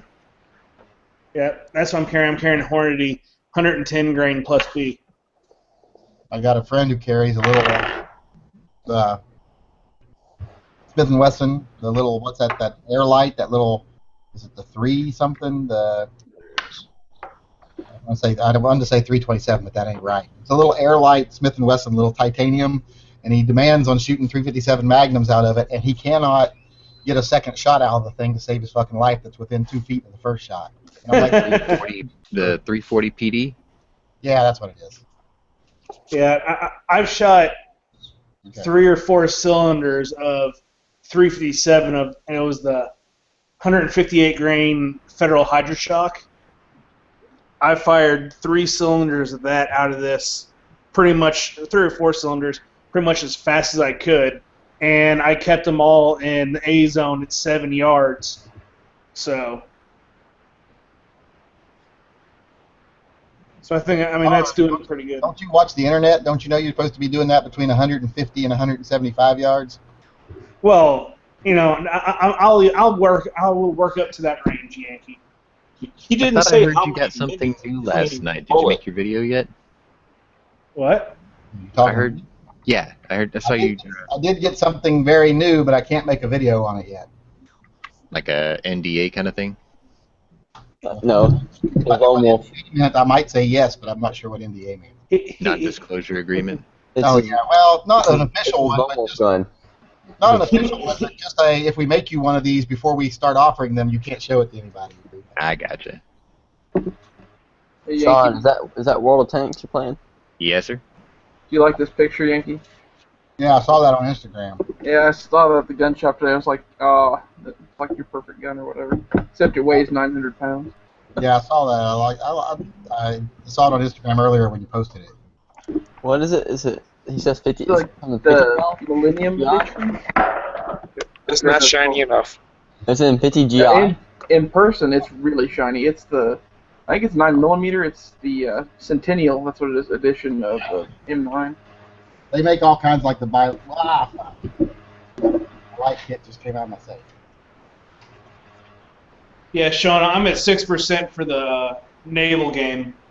Updating or downloading? Downloading. What you might want to try if it's just like dragging ass is if you see that little like gear or something or wrench at the top right corner, click it and then turn off the allow torrents and just download it directly from the server. It might go faster. Okay. I didn't understand any of that. I was screen sharing a game I was playing earlier when nobody was in the chat and they were asking what it I don't understand any of that terminology. If you're going through corners, you're pulling it from a server halfway around the world, Foos. Yeah, I changed it.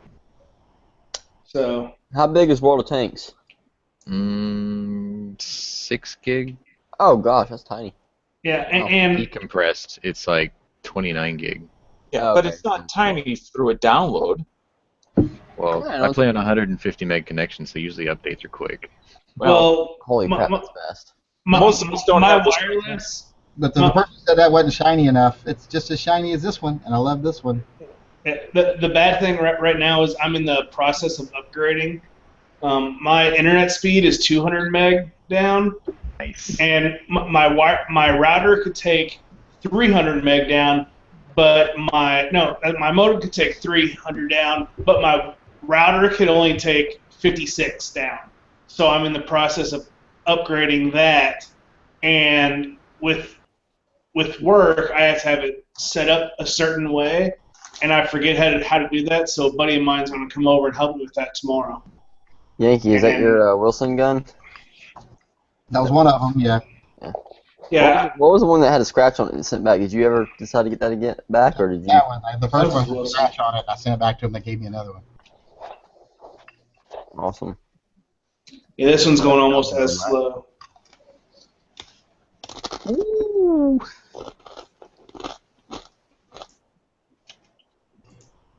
Yeah, Caleb, if you're wondering why this looks different than yours, mine is heavily modded. I haven't played World of Tanks yet, so it's the first time I'm seeing it. I was kind of interested in watching it. That looks like a tiger.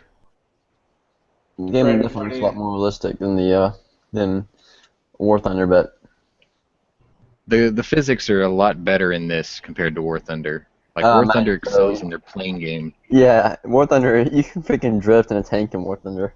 Mm-hmm. You can do it here too, but you have to have a really fast tank to do it. Yeah, pretty much. Yeah, if you have like any light tank, pretty much, if you're going downhill and going over 30 kilometers an hour and you take a sharp turn, you're gonna drift. In fact, I'm almost curious if I could get a tank to turn so hard that it'll roll over.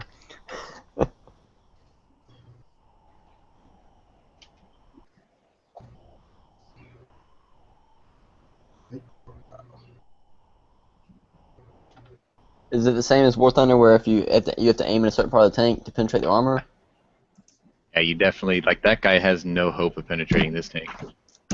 This thing is like Soviet strong, so he's screwed. That's What why is he's running that? away. T60 or something, or T34? Joseph Stalin IS-3. Oh, so that's still an early medium tank. This is a commie heavy. TS3? Really? IS-3. This is what they pulled into Kremlin Square immediately after World War II and it scared the hell out of Ike. Okay, yeah, that's the one with the treads that are like, what, 6 feet wide or something like that? They're pretty good. I just have to hope none of them get back in time because we're down on numbers quite a bit. I wasn't really paying attention to what was going on over here. Goody. Look what we have here. Thanks for coming. Oh, there's another one. Don't hit me, bro. No. You got killed. They reset the cap, though. Did we win that?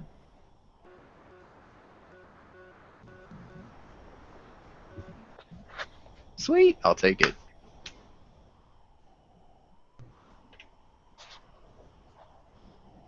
Gee, what could be more exciting than eating rice pudding and watching somebody else play a video game? Sorry. How about just eating rice pudding? Well, I got some range footage. At least it's homemade rice pudding. I bought a rice cooker today, so I'm going rice crazy. I made chicken fried rice for dinner, and then I made rice pudding for dessert. So. Why do you ruin pudding with rice, though? Just eat the pudding. You can use rice pudding is good. If you've never had rice pudding, you should have it. It's just a thick. You should make some vegetable rice. You should make some vegetable rice with some sweet and sour chicken. Yeah, maybe you put too many vegetables. Maybe you'd weigh more than 70 pounds. Nah. He does weigh more than 70. Weigh 71. 70 times 2. Well, almost. I was gonna. Almost. It'll Yeah. be times 2 if he carries his clock. Don't be hating on this body. Okay, let's say this: getting into high school, I weighed 186 pounds. You know how many 95-year-old women would die for Caleb's body? Oh, wait, it's how many 95-year-old women died with Caleb's body. Here's your tiger, Foos. I don't break a hip when I fall. No. No question. Lately, you might. I fall all the time. You ever watch me roller skate? I'm on the ground at least 2 or 3 times a night. I'll be right Oh, back. yeah. Well, that's because you have enough padding, Yankee. Yeah. We're saying if he fell, he'd probably break a hip. I was cruising along backwards and someone spooked me and I went to turn around and got my skates locked together and went right on my ass hard. So, Sean, in these games, do you ever have mechanical failures? Yes. Okay, I was going to say, then yeah, don't get the Tiger. I guess it'd be more interesting to watch. other player-induced mechanical failures, unless you get something for this Russian perk where you can take off the redline governor, and then you can burn out the engine. But other than that, if someone shoots out your engine or whatever, yeah, it's going to affect it a lot. So you won't have a gear malfunction just randomly because you're driving a Tiger? If you hit terrain at an odd angle or too fast or whatever, you can. You can, like, break the tracks or screw up. Yeah, but that's still damage. It's not just all of a sudden, you're driving along and all of a sudden, your gear goes out, like what actually happened to Tigers. Oh, no. They want to add that, but they have to find, like, this balance between historical realism and playability. So they have the hit point system for that, just to kind of, limit you from being indestructible. All right. Now I'm getting it quicker now, but I'm still, again, only at 6%. Yeah, usually those, like your first download without the updates, I usually just set them up before I go to bed. And then, if I do an update instead, then I can do that in real time. And then sometimes I'll even download them from work and just copy them to a thumb drive and then bring them home. Gotcha. Oh, so you just drive right through the terrain. You can't, like, knock over trees and shit. The big ones go down. Some of the buildings do too. And then they've been working on, like, a physics update where you can destroy buildings with not only just running them over, but, like, blowing them up. Like, I can blow up these smaller ones. Mm-hmm. It takes a couple hits, but it's something they're working on. It'd be cool as if, like, someone's in there and, like, the tank's in there and you could, like, bring the building down on them.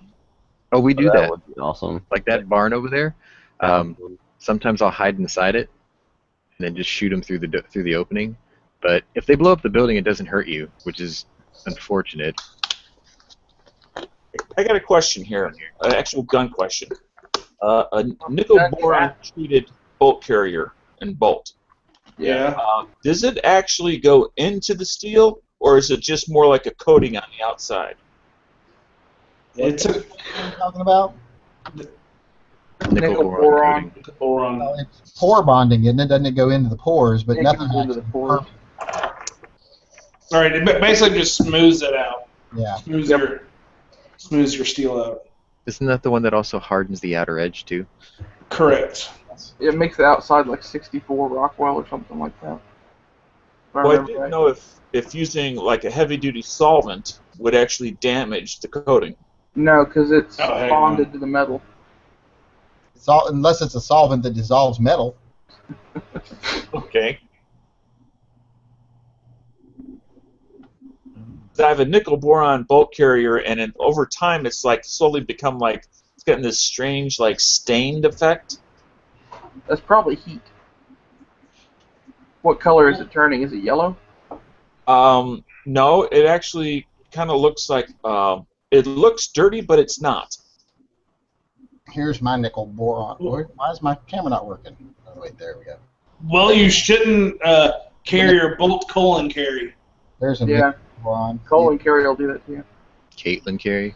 Yeah, I mean, good looking. That's how it should look. Yeah, Yankee, I don't see your image. It's just your face. I think everyone else can see it. Okay, never mind. I clicked on you. Sorry. Oh, yeah. It's there. This is the one for that. And that's how mine looked when it was brand new. This is the one for that AR build that I started like 6 months ago and then don't have any money and I can't work on it any further yet. Sucks when you start building something, then you run out of money before you run out of ideas. Yeah. And I got the nickel boron bolt because it was supposed to be easier to clean and all that stuff, and it's like it's not necessarily easier to clean, and then it's getting this, dirty look to it when it's not dirty. Most of my bolt carriers that aren't nickel boron, if you just touch them, your hand would get black. So it's like, I mean, how much do you shoot? I did get this. You want to see this? If you're shooting a lot, it's going to be dirty no matter what. This is a Walking Dead flash suppressor. I don't know why it's Walking Dead, but that looks awesome. Is it like something a machine would use? Yeah, it's called advertisement. It's a flash hider? Yeah, well, it's a little complicated. Yeah. I just got this because it said Walking Dead. I was buying one, and I'm like, Walking Dead, fuck, I'll take that one. Who makes it? I think people made the barrel I got. So the other question I had is, do you think using like a lot of mechanic stations, manufacturing places, they have these parts cleaning stations with solvents, and it basically just filters and recycles the solvent over and over again, and then when it gets too nasty, they change it. Is running my bolt carrier through something like that would have any chance of? Do you have a sonic cleaner? Well, I was actually called around and tried to rent one, an ultrasonic cleaner, and I can't find anybody that will rent me one. Caleb, you have one, right? Sorry, am I muted? No, I'm not. What do you say? You can't find anybody who'll loan you an ultrasonic cleaner? In my area. Yeah, they're you can get. Well, what do you want to clean? Just the bolt? Bolt carrier? Yeah, that'd fit like in the one I have. I mean, the one I got's like $80, so I mean. Plus, I wouldn't worry about it that much. But Dano was raised in the Great Depression. You know how hard it'd be to get him to spend $80? I was just gonna say, send the bolt to Caleb for a day. But then you'd have an AR without a bolt. That's why you always have more than one AR. Ultrasonic cleaner. I'm just assuming he doesn't. So. I don't assume that people have like 12 or whatever. What are you wanting to get off of it? Where you said you cleaned it and it still got that dirty look to it? Over time, it's like the carbon has stained the bolt. Yeah. You have like a picture of it or something? Probably the best way to get that off would be like to use a copper brush on it. Have you tried a copper brush? I'm trying to think if I have tried an actual mechanical brush. No, I haven't. I've just used chemicals. Take a copper brush to it. Yeah, that's the harshest thing I use my gun is copper brush. It usually takes care of everything. I use copper brush on it, but have you got any synthetic steel wool? Oh, that'd work too. Yeah, like stainless steel wool or something like that. You can get it at AutoZone for like super cheap, and you can get a variety pack with all 4 different. Yeah, get the 4.0 synthetic steel wool and just clean it with that and solvent. It'll probably take it off. What's the difference between synthetic steel wool and steel wool? Well, synthetic steel wool won't leave little fibers of metal in the pores of your gun causing pitting like real steel wool will. Oh, really? I'm going to look that up because mine does that. That's why I hardly ever use the steel wool that I have. Yeah, if you clean like stainless steel and the carbon, especially carbon steel, if you clean it with steel wool, it leaves little tiny fragments. Yes, little hair things everywhere. In the metal, and those can lodge in the pores of the gun and cause the gun to rust from inside the pores, causing pitting. You think AutoZone would have something like that? Walmart has it. Oh, they do?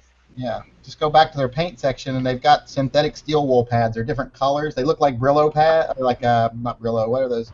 Are they Brillo pads? What are those green kitchen pads? Oh, those are Brillo pads. Scotch pads or Scotch pads. Scotch Brite. Yeah. Scotch. It looks like Scotch pads, but they're gray. In fact, like here's one laying right here that I was just using. They just look like this, just like little gray. So why is it so important that you get that off though? I mean, it works fine, right? Well, because it looks like shit, and I paid a lot of money or extra money to get a nickel boron bolt. Yeah, but people don't buy nickel boron bolt because of the way it looks. They buy it because of durability. My nickel boron bolt is like. Wait. I think you're absolutely wrong. I think lots of people buy nickel boron bolt because. Well, those are people who are buying the guns just because it's cool, not to actually shoot them. I think some people have that belief that they're to a stage in their life where I can get it to where it's good, and now I can go a next step and have it to where it's both good and pretty. Yeah. So there's nothing wrong with that. That's like saying, well, why would anyone buy more than a Honda Civic? Well, if you can afford a Honda Civic and then something a little nicer, buy something a little nicer. Well, then what you should do is just buy another one, and then when you want your gun to look pretty, you just put the new one in there and never shoot it. And I have another bolt.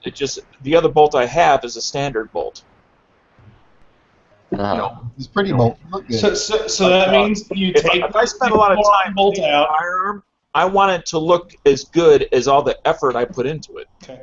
Take the nickel boron bolt out, put it in a package, send it to BE, stick your regular bolt back in there until you get the bolt back from BE. And I said I was gonna clean it. I'm not gonna. I don't even know if I get that off. It's not even regular stuff. It's like stained. I was talking about to stick it in your ultrasonic.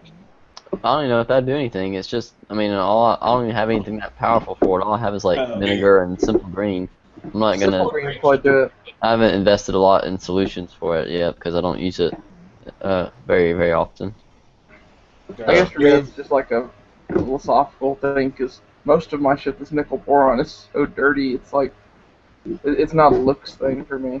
Now, it looks like something that does clean good is the tin coated stuff, the gold. This Yeah, TI, the titanium nitride. Yeah, that crap wipes right off. That's what I have inside my Glock. I have a firing pin and a plunger in there that are both coated with that, and they look just as good as they did the day I got it. What, the titanium? Yeah, it wipes it off with a rag. Usually I don't have to use a brush unless there's like carbon on there. I think it's titanium. Those lightweight Glock firing pins. They're aftermarket. I think I just got one. It's not actually. Is it actual titanium metal like in the coating, or is that just what they call it? I think the one that I bought is actually a titanium firing pin. It better be. Oh yeah, the, make it lighter. The titanium nitride gold coated stuff. Right, it is a layer of titanium nitride on there. Right, There's titanium in it. But the part itself is still steel, you know. Yeah, that's what. Lightweight ones, I think I just got. When I bought just the titanium one, is it actually titanium or is it? Yes, it's actually titanium. Yeah, because you can get it. You can get a silver one that's completely titanium. Better be because like a regular firing pin's like $19, and the titanium was like $80. Yeah, they're expensive, but they freaking work with the light spring, which is nice. That's like against what primer? What? Against what primer are you using? All of them. If you got. Okay. Pretty much. all the ones in his magazine. Well, the reason is we had a guy this past week. He recently switched from Federal to CCI, and his gun wasn't lighting the rounds off because everything was so light that it wasn't I dealt with that crap. primer enough. I dealt with that crap back when I had the stock firing pin, and I was running lighter springs, and I said, screw this. Got the lighter firing pin, and. So you went to CCI? Do what? Was it CCI you went to? You said. Yeah. Yeah, I had some of those that I had to fire. I had to hit it like 3 times with double strike to get the damn things to go off. Yeah, CCI are pretty tough. I love my CCI primers. I've never had an issue, but of course I don't sit there and run light springs or anything like that in any of my stuff. I think the reason a lot of people like CCI is just because of the name too. Like for pistols, I don't think primers are that important. Some of my Winchester primers for my 454 have been really unreliable, so I went back to CCI's and they run fine. I mean, like they wouldn't ignite. Like I had to hit it 3 times before it went off. Really? Yeah. With what primer was this? CCI small rifle primer. Well, that's why. Well, the 454 kind of requires it. That's the same problem I had. I was using CCI, and it's just like, God damn it, I had to hit it like 3 times to get it to go off. Well, I mean, that happened with me with Winchesters. I went back to CCI for it. Yeah. Really? Winchesters have already been. Winchesters I've always thought are pretty soft. Yeah, I've never had problems with Winchester. Are you sure you've seen them all the way? I don't shoot a lot of Winchester though. I mean, we since we reload, we buy several thousand primers at a time, so it's like you test them in 1,000 round batches pretty much. So it's pretty good. Yep. Pretty good test. Gives you an idea of how they run. That Deadpool picture was awesome. Scroll back up. What? I've only had one CCI primer that didn't go off, and that's because whenever I inserted it, I crushed it. It was too far away from the firing pin. No, I just totally basically destroyed it. Oh. And then whenever I pulled it out, the anvil wasn't I crushed the anvil somehow. And yeah, nothing would have set it off. But that's the only issue I had.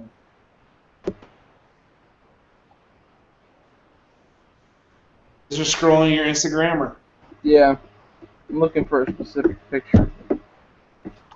What tinfoil picture were you guys? see him? Or are you guys not talking to me? There it is.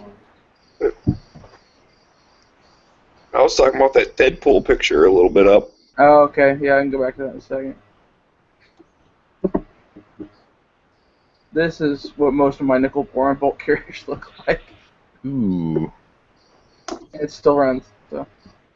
That's after 5,000 rounds. Clean your gun. Yeah, why?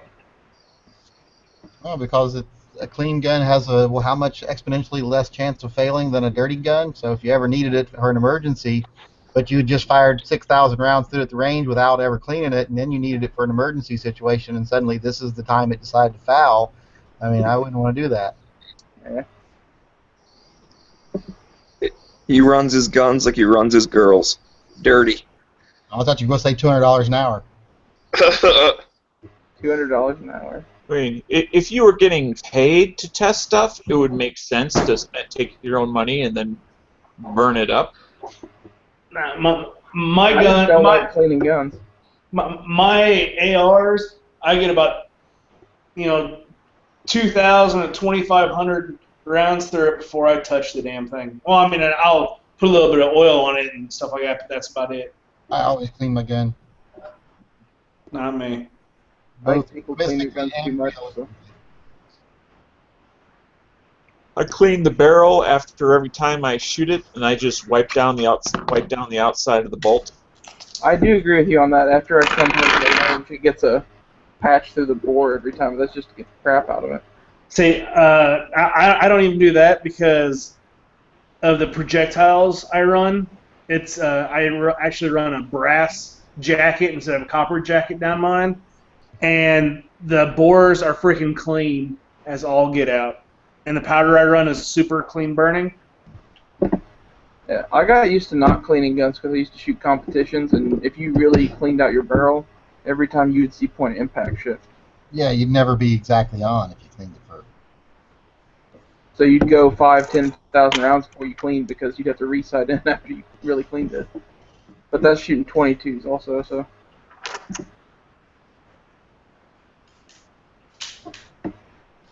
The only thing I don't clean on my wheel guns is I don't take off the side plates, but everything else gets pretty good stripped and clean. Talking about a revolver? Yep. That's all I got right now. The only time I ever take the side plates off a revolver is if I'm giving it a little bit of a trigger job, or if I'm like bead blasting it or something, then you have to because all that material gets inside the gears. And You haven't reached your quota of fucks for the week yet? Yeah. Because every time I take one apart, it's, fuck, why did I do this? Yeah, that's why you take a picture. Always take a picture. I always tell people, as soon as you take that side plate off, snap a photograph of where it's at. So you know where to put it back. Even if you've done it 100 times, take a picture. Well, that and everyone I know who's done that, they like end up calling me because they're like, you know about guns? I'm like, well, it's a revolver. You're on your own. I mean, semi-autos are one thing. I could talk to you how to put back together any semi-auto. The revolver, if I didn't see it come apart, it's just. Well, the revolver. I remember one night I bought I had a little Derringer, one of those American Derringers, the one that's the semi-automatic 2-shot Derringer without the trigger guard. Yeah. I bought one of those, and I thought, well, I'm going to take it apart and clean it up. So I took it apart, and as soon as you take the grip handle off, about 3 parts go flying out across the room because they're under pressure under the grip handle. And I spent, oh my God, had to be 16 hours cursing and reverse engineering that fucking gun to figure out how to put it back together. Yeah, and there's no other gun like that gun, so you don't even like have one as a reference. There's nothing on the internet about it. No one on the internet has ever, I guess, dared to take one apart or been foolish enough to video it while they did because it's such a pain in the ass. So what you're saying is everyone on the internet is smarter than you because they didn't take the gun apart. That's like I had one of those little American Derringer pin guns, pin pistols. I've never taken that thing apart because it's the same way. No one's ever taken one apart online or whatever. I'm sure it's a mess inside.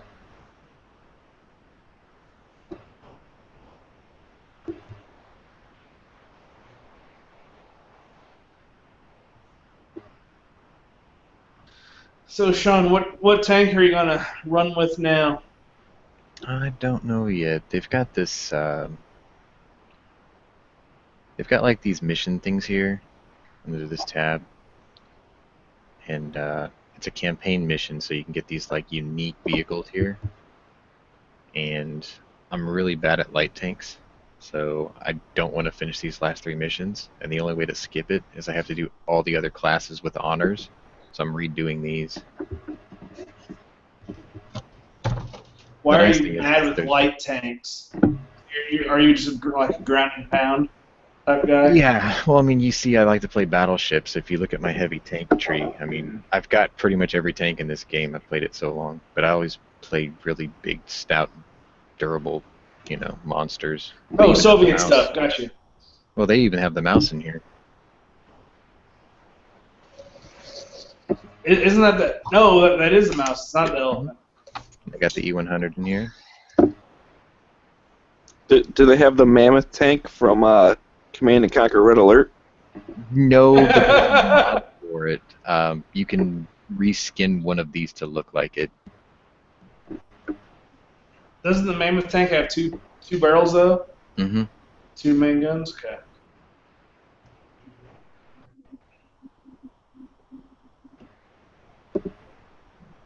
That's a game I miss playing. Is that Red Alert? What the hell is that? I'm getting positive feedback on Instagram for my first design for a pack, so I think I'll make it. Never seen one of these before? No. Well, America only built one, so I guess that's a good reason. What is it?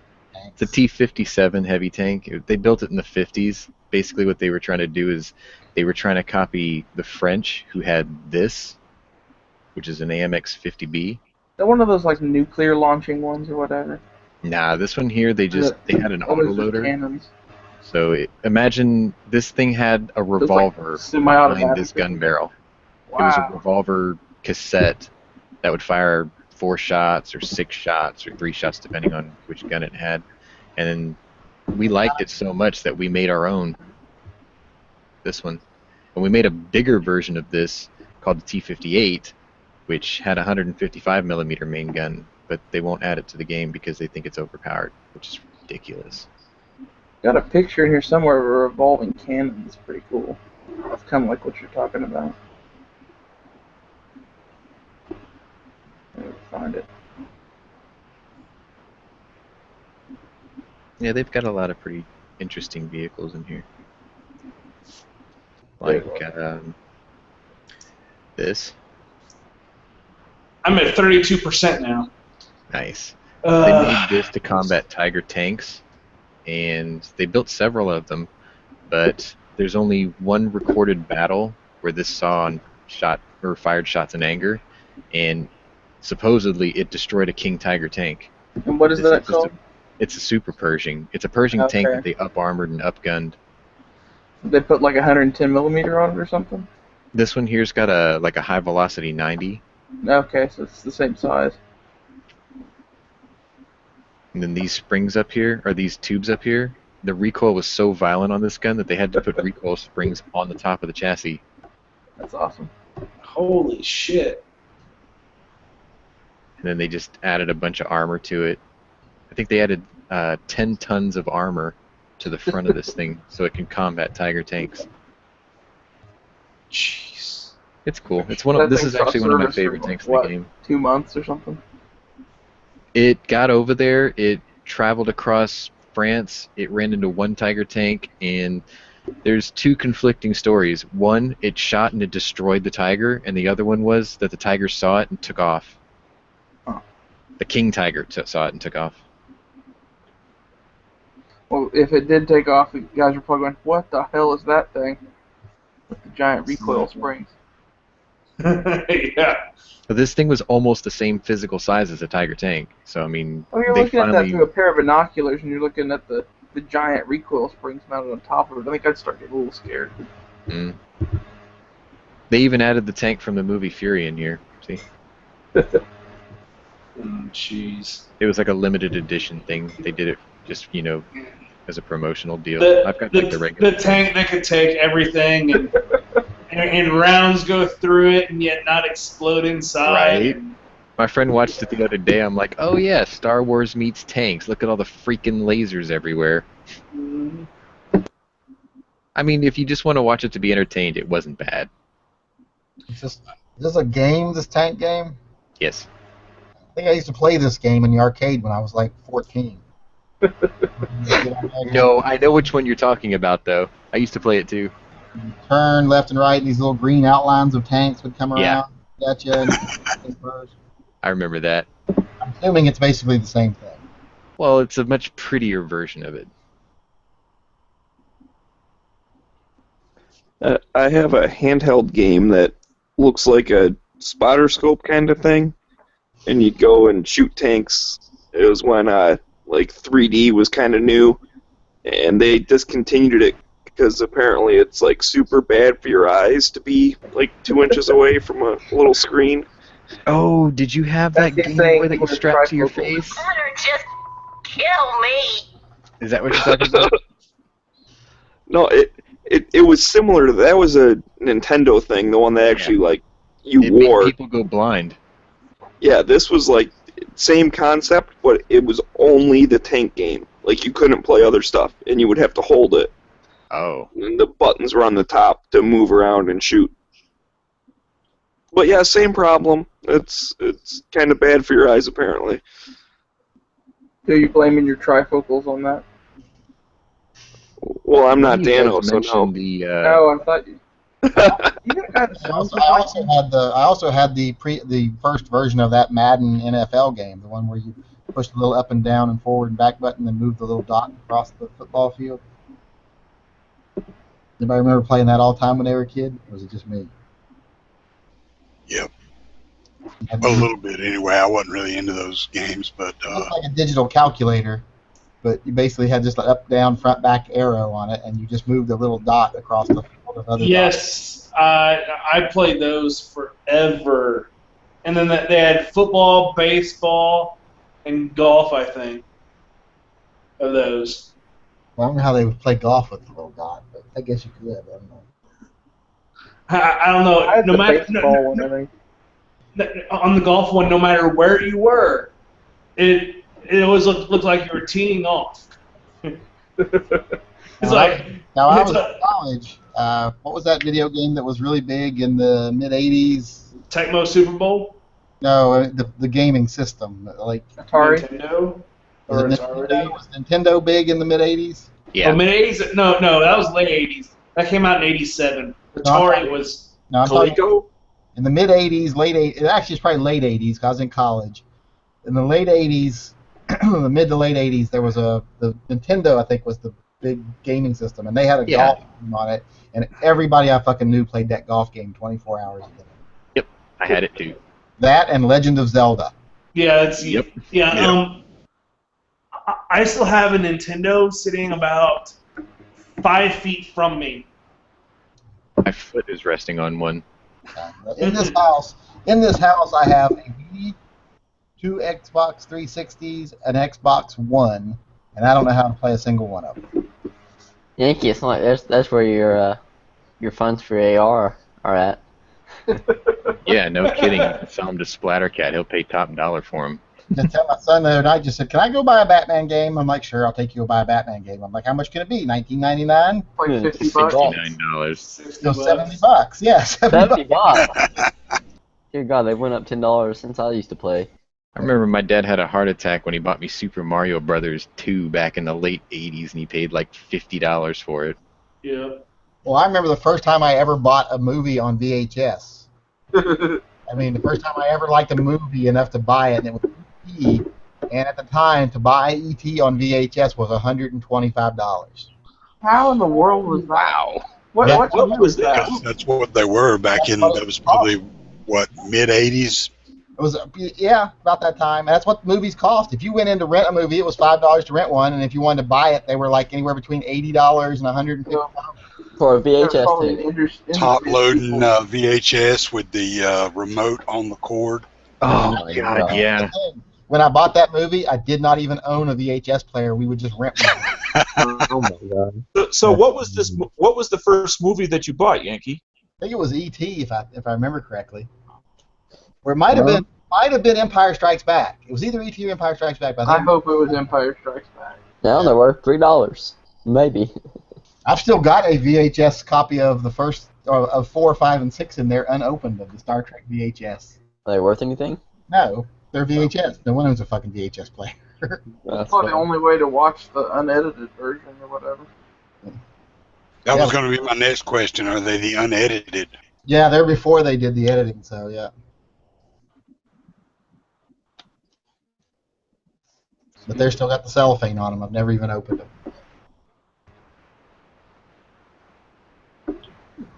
Good God, it smells like death underneath my wedding ring. I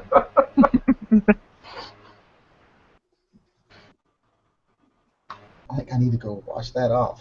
It's funny that you mentioned Zelda. Someone sent me a link earlier, and it was a video of these two guys at a convention or something.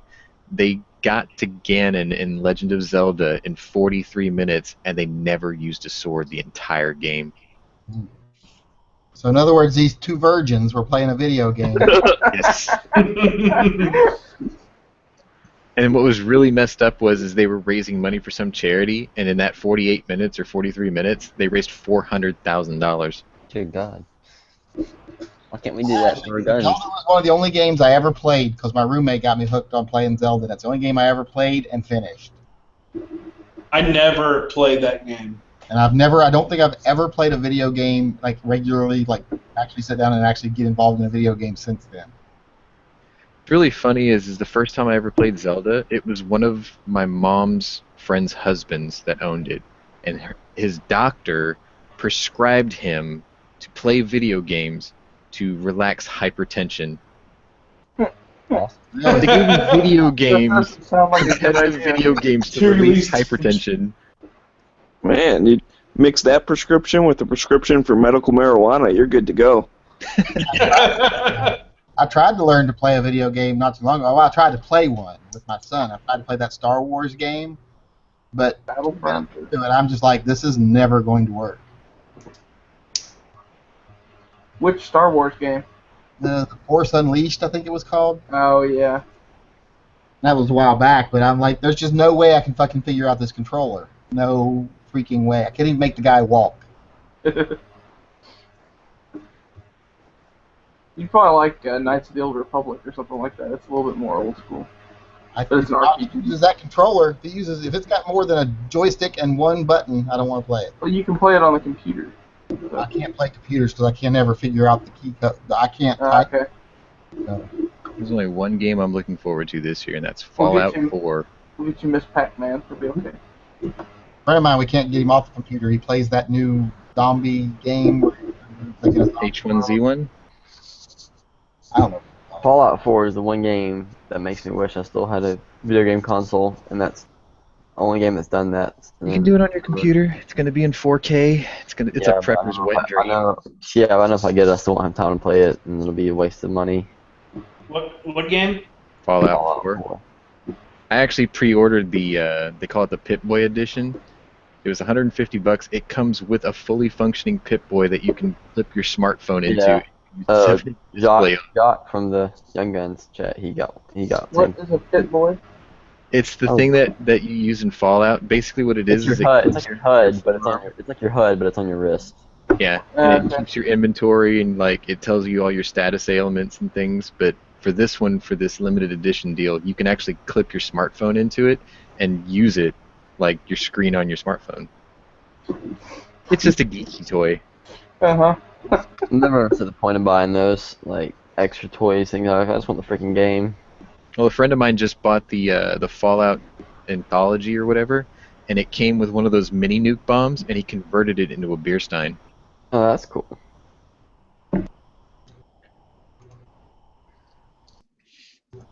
What the hell tank is that? This is that's artillery. Yeah, I took part into getting this added into the game about 2 years ago. I had to like show him all the technical drawings, and I had to write like a couple of armories for him to turn it over, and then their art guys drew it up, and it plays pretty nice. Mm-hmm. You want to see? Let me show you. This is what my practice rounds look like. Powder coat. Let me put my screen share on. Let's see. Can you see this blurry target? Yeah. Alright, let me start the video back where I was starting this one. Here, I'll up my bandwidth so I can see it. Yeah. All right. Alright. I think I'm about to start here. I was just Is that all in your yard?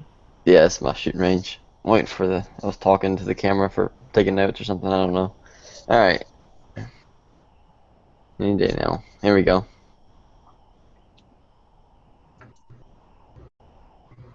Oh, jeez. Yeah. Which, it's not too bad, but it's still, it's a good bit. Yeah, I think that is the Harbor Freight powder. I think that is. I might have to buy some of that other stuff. I thought I had a problem with powder when I was getting excessive smoke too, and what I found out it was the lube in the grooves. That's what he means. He means a powder coat on the bullets. Yeah, it's a powder coat on the bullets. Yeah. Not actual gunpowder. No, gunpowder some of them are more smoky than the others, but not that much usually. My unique tends to smoke a bit. Let's see what my hits were.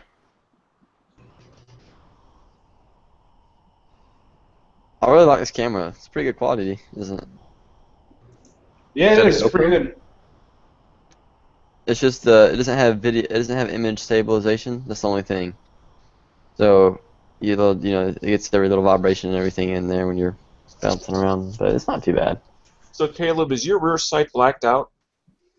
Yeah, well, I mean, yeah, that's what it came. It's a standard still rear sight. Oh, okay. Yeah. Almost all competition shooters have blacked out rear sight.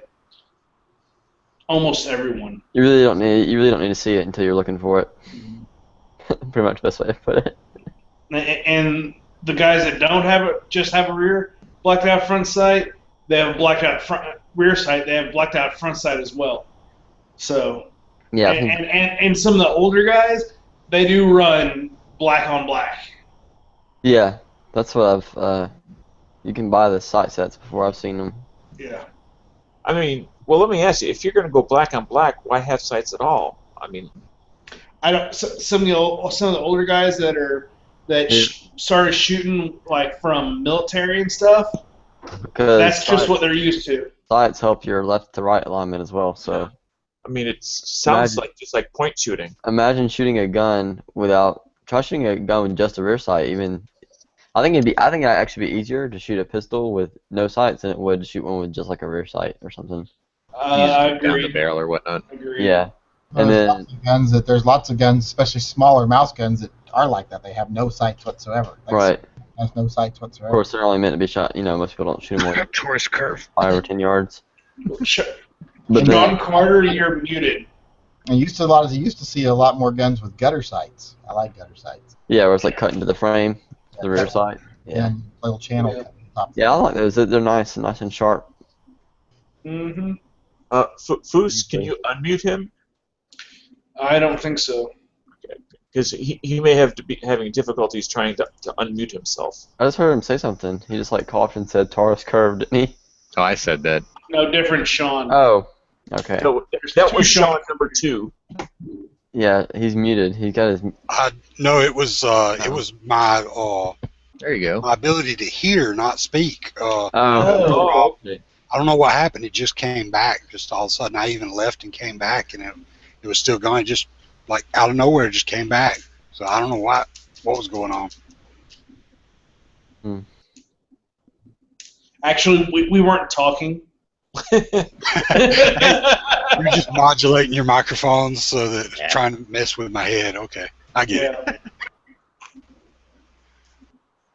So did you guys hear about those 2 bombings in New Mexico? I think it was Sunday. 2 church bombings. They were 20 minutes apart, and I don't know. I saw it on the news this morning. No. Yeah. I mean, were there Speaking of gutter sights, is that the reason or anything? Like, was it a hate crime or was it just something else? I think they got ripped off at the bake sale. Something like that. They wanted 3 cookies instead of 2. Oh, okay. Fair stuff. Thanks, John, for the link. No injuries or deaths. Well, they must have done it when nobody was there. Who's going to scream out for gun control now? Which is Those three guys were helping the old lady across the street. I saw Matt's video this morning about what more do you want when he's talking about gun control or whatever. That was awesome. I haven't watched it yet, but awesome. Although I don't know why, I don't understand why he spelled the title with the letter U instead of like spelling the word out. Kind of bothered my OCD a little bit, but. Like... Okay, reading this article and seeing how weak it is on the specifics, and the way they're describing it, very minor damage to the buildings. No one was harmed right outside the building. I'd be willing to bet someone let off, and based on what time of year it is, if I was an investigator, my first instinct would be someone let off fireworks outside two churches. That's just what I was thinking. Yeah, because I love to light artillery shells outside the tube, and they do sound like bombs. Yeah. So I'd be willing to bet someone used some leftover 4th of July fireworks to scare some people in some churches, and it's not anywhere near the media thing that they're trying to make it into. Somebody described the noise as, and there was a pow. Yeah. Is that like a pew? So yeah, I'd be willing to bet someone just let off some fireworks outside of a couple churches to scare some people. Well, speaking of bombs, did you hear about those guys that got in trouble for, I guess they were like trying to make homemade bombs? Yeah. But then the article talked about how they were stockpiling weapons and ammo and tactical gear. It made it sound like it's illegal to friggin', buy tactical stuff. Yeah, the whole illegal thing about that was that they were rearming some old test grenades, and they were making pipe bombs, and one of the guys was buying guns for one of the others who had a record or something. That they said he was planning to buy a gun. Oh yeah, that's right. It sounds like conspiracy to commit straw purchase. I don't see how they're going to be able to prove that. Well, if they're rearming grenades and stuff, that's explosive license, and they can't get them on that.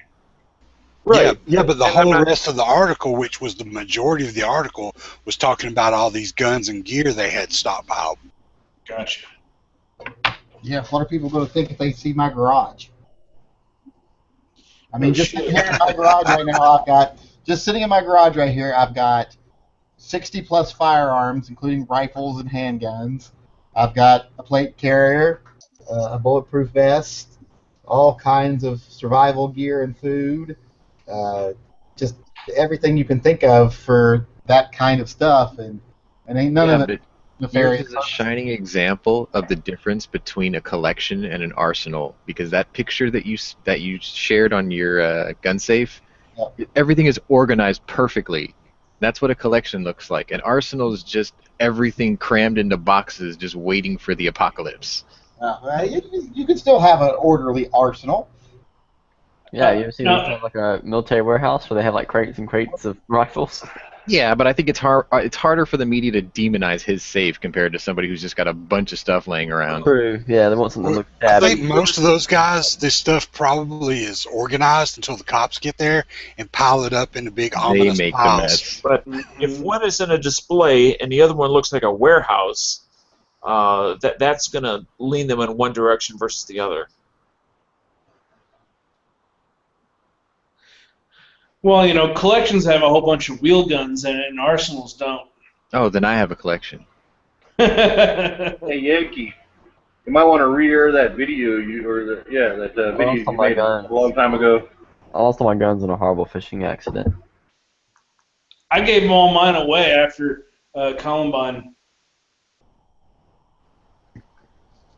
I mean, not Columbine. The other one. Shit, can't remember. It doesn't matter. Yeah. I had a massive boating accident a few years ago, and all my guns were on there. Hey, that's what happened to me too, man. I was going out fishing. Were you guys on the same boat? Maybe. Who knows? Maybe that's why it's saying. There might be a conspiracy. There might be a conspiracy theory in there somewhere. No. What it was is you put 5 tons of guns and ammo onto a boat that's only rated for 4. So, getting back though between this whole collection versus arsenal thing, are you saying because I don't have ADD and like to keep my stuff neat, I'd rather just toss it wherever it lands? That then I'm a bad guy, but Yankee's not because he keeps his organized? The media will demonize you as such. Yeah. Have you seen Yankee's garage? I mean, I wouldn't call it. Have you seen his safe? Like his identify my guns video? It's immaculate. I mean, it's got like string lights inside, and he's got felt in between every gun, and they're all like, all my revolvers are up here, all my semis are here. I've got a couple of rifles over here. I had to reorganize this so they would fit more. It's what every safe aspires to look like. I think that's the first video of his that I ever watched. So how many magazines does it take before it becomes an arsenal? Here you go. Here's my gun room. Just bunch of crap everywhere. Does that make me a bad person? I only saw like 2 guns. Yeah, that's not so bad. Yeah, you walk right now. You walk into my closet, and up against the back of the closet, you see, I think 6 rifles and 1 pistol. Wait a minute. Smeggy, do you own a pit bull? No, I do not. Okay, yeah, they can't demonize you then. You can have only 4 guns, and if they're laying on the floor, but you have 2 pit bulls, it's an arsenal. Sure. I used to have 2 huskies. They kind of look like wolves or coyotes, so that might be bad. They get demonized like pit bulls do sometimes. Not as much. So, Foos, this is cool. This guy, you might know him. He's on YouTube. He has a somewhat larger farm channel, not extremely huge, but Nick Taylor is his name. Actually, I think he has a gun channels account. And he was in Texas. He's an open shooter for competition. And he went hunting with his race gun, killed a deer with it. 38 Super. Nice. I have him on my YouTube channel. Yeah, he seems like a really cool guy. Pretty good shooter too. From what class he is, but I would say he's definitely a. So did he draw from the hip and shoot the deer? No, I don't know. I'm watching the video, but I doubt that. Well, that's not fair. Well, Dan, usually when you draw a gun, you are drawing it from your hip, unless you have a shoulder holster on. But you know, if he's some super duper competition shooter, he should draw from the hip and drop the deer in its tracks. Everybody draws from the hip, right? Isn't that where your gun's at? Not all the time. Okay, you didn't get the smartassery in that comment, or whatever. Yeah, he was being a smartass. No, not in this. The only people who do that are, like, I don't even think cowboy action shooters do that. Maybe they might. What? I don't know. Never been to a cowboy net. Right here. No, I'm trying to put this damn vest on. I never feel like I got these things on right. Oh, Velcro then. Yeah, it's Velcro for this thing. I never feel like I got these on right. I never feel like. Yeah. I always feel like they should cover the lower part of my belly, and they don't. No, that's because you're a middle-aged fat guy. I don't know, man. I see some people wear plate carriers, and it just barely covers their vitals. I don't know if they're just big people or if those are just small plates. I think this is just how it's supposed to fit. You know, it's supposed to, like, here's my waistline. Here's where my belt would be. My belt buckle will be right here. So, yeah, that's about right.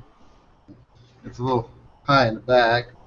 Get one of those big things they use for get one of those things for diffusing bombs that they wear, like it's like a big goes over between your legs, like a the big Michelin Man jacket. Not this one. I like this better than the plate carrier I have. The plate carrier I have is great if you want to wear plates, but I like this better just to put on, I think. What is that? Is it Kevlar? It's bullet safe. What is that? Is that like a nylon type, like a fabric? They use exactly. Probably just a brand name. I mean, I'm not sure what type of material they use. Okay, but it's not like steel. It's something else. It's AAA, 3A protection. Blah blah blah.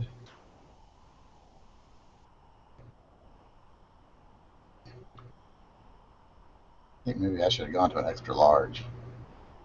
Does it have a pocket for a hard plate or a trauma plate? Yeah, it's got one in the front and the back. It's got pockets for them. But... Well, yours actually fits you good.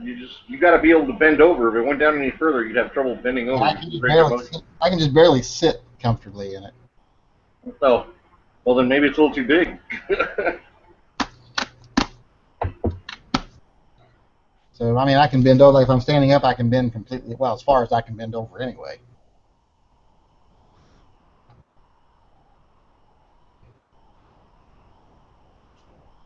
Then I went to bed. It must mean it's 9 o'clock.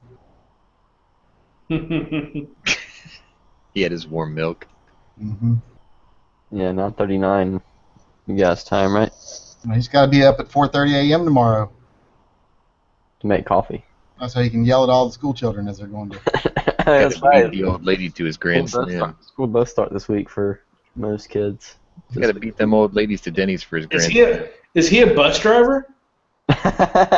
Oh god, that would be the perfect job. He stands up on his porch and yells at him to stay out of his yard as they're going to school. Oh, okay. Get off my land. I can just imagine Dano like lecturing all the kids on the bus, like while they're trying to get off the school bus. He's just sitting there like just going on and on.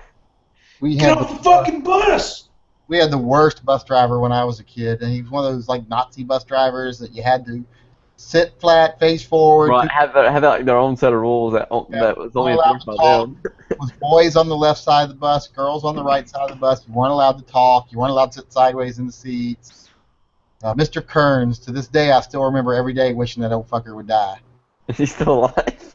No, I'm sure he's dead by now. This was when I was in junior high school and grade school. Yeah. You know, one thing I can't believe is school buses still don't have air conditioning.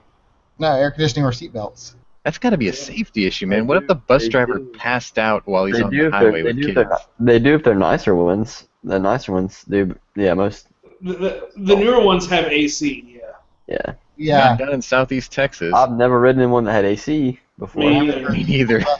The school bus every morning would pick us up at about 10 minutes till 6 because school started at 8 and they had to pick us up at 10 minutes till 6 to get us there by 7:45. Because we had almost a 2-hour bus ride. You were the kid at the beginning of the route. We were at the beginning of the route in the morning and at the end of the route in the afternoon, and it was a long fucking country route. Yeah. There were 2 different places where we would have to, rain or shine, the bus would stop, we would all get off the bus, we would walk across the bridge, and then the bus would drive across the bridge and pick us up because with us in it exceeded the weight limit of the bridge. Damn. Oh my gosh. That's awesome. Everybody get off. All right, hang on a second. All right. 2 places on the route every day, rain or shine. Wait, you had the Nazi bus driver too, so he was like, no go stepping. Yep. So I do not miss that bus ride every morning. Ugh. Yeah. An hour and 45, hour and 50 minutes every day on the bus both ways. It was awful as a kid. My bus route, I was the last one on the bus and last one off the bus. We were we were next to the first ones on and next to the last ones off. Yeah. I always rode the bus on the very first day of school only, just to see if there was any hot chicks on the bus, and there never was, so then I would just find a ride afterwards. I just walked to school uphill both ways 10 miles. In the snow. No. And then whenever you got to your house, you rappelled down the cliff, right? Now, when I was in 1st through 5th grade, it wasn't a big deal because I lived with my grandparents before my grandmother died, and I lived right by the schoolyard. So I literally got out of my bed every morning, walked out my back door, and I was in the schoolyard. I dated a girl who lived literally right next door to the college we went to. I could walk from the front door of the building of the school like 15 feet and be in her house. Nothing wrong with that. It was strange, man. Like, you can just hear people walking around the backyard all day long. Yeah, I remember when I would stay home sick from school when I was a little kid, I remember laying in my room in the daytime and listening to people out on recess outside my bedroom window.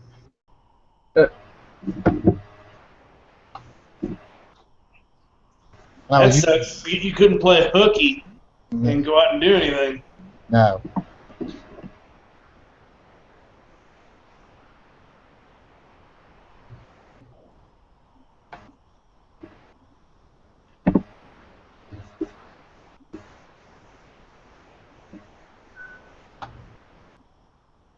And on that note, no. Seems like a good opportunity. Hey, Roland, are these all your pictures, or? Yep.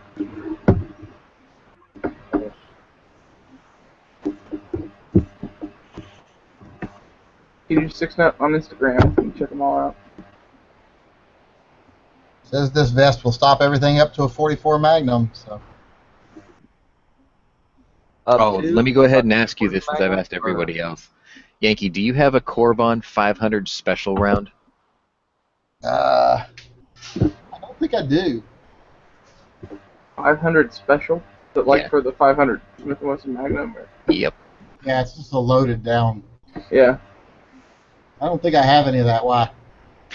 I got an M500-4 about 2 weeks ago. Actually, you and Destiny are the two reasons I got this. But when I bought it, I bought a box of Magtech featherweights, and I went to the range with my old man. But my girlfriend saw a picture of it, and she's like, "Ooh, I want to shoot that."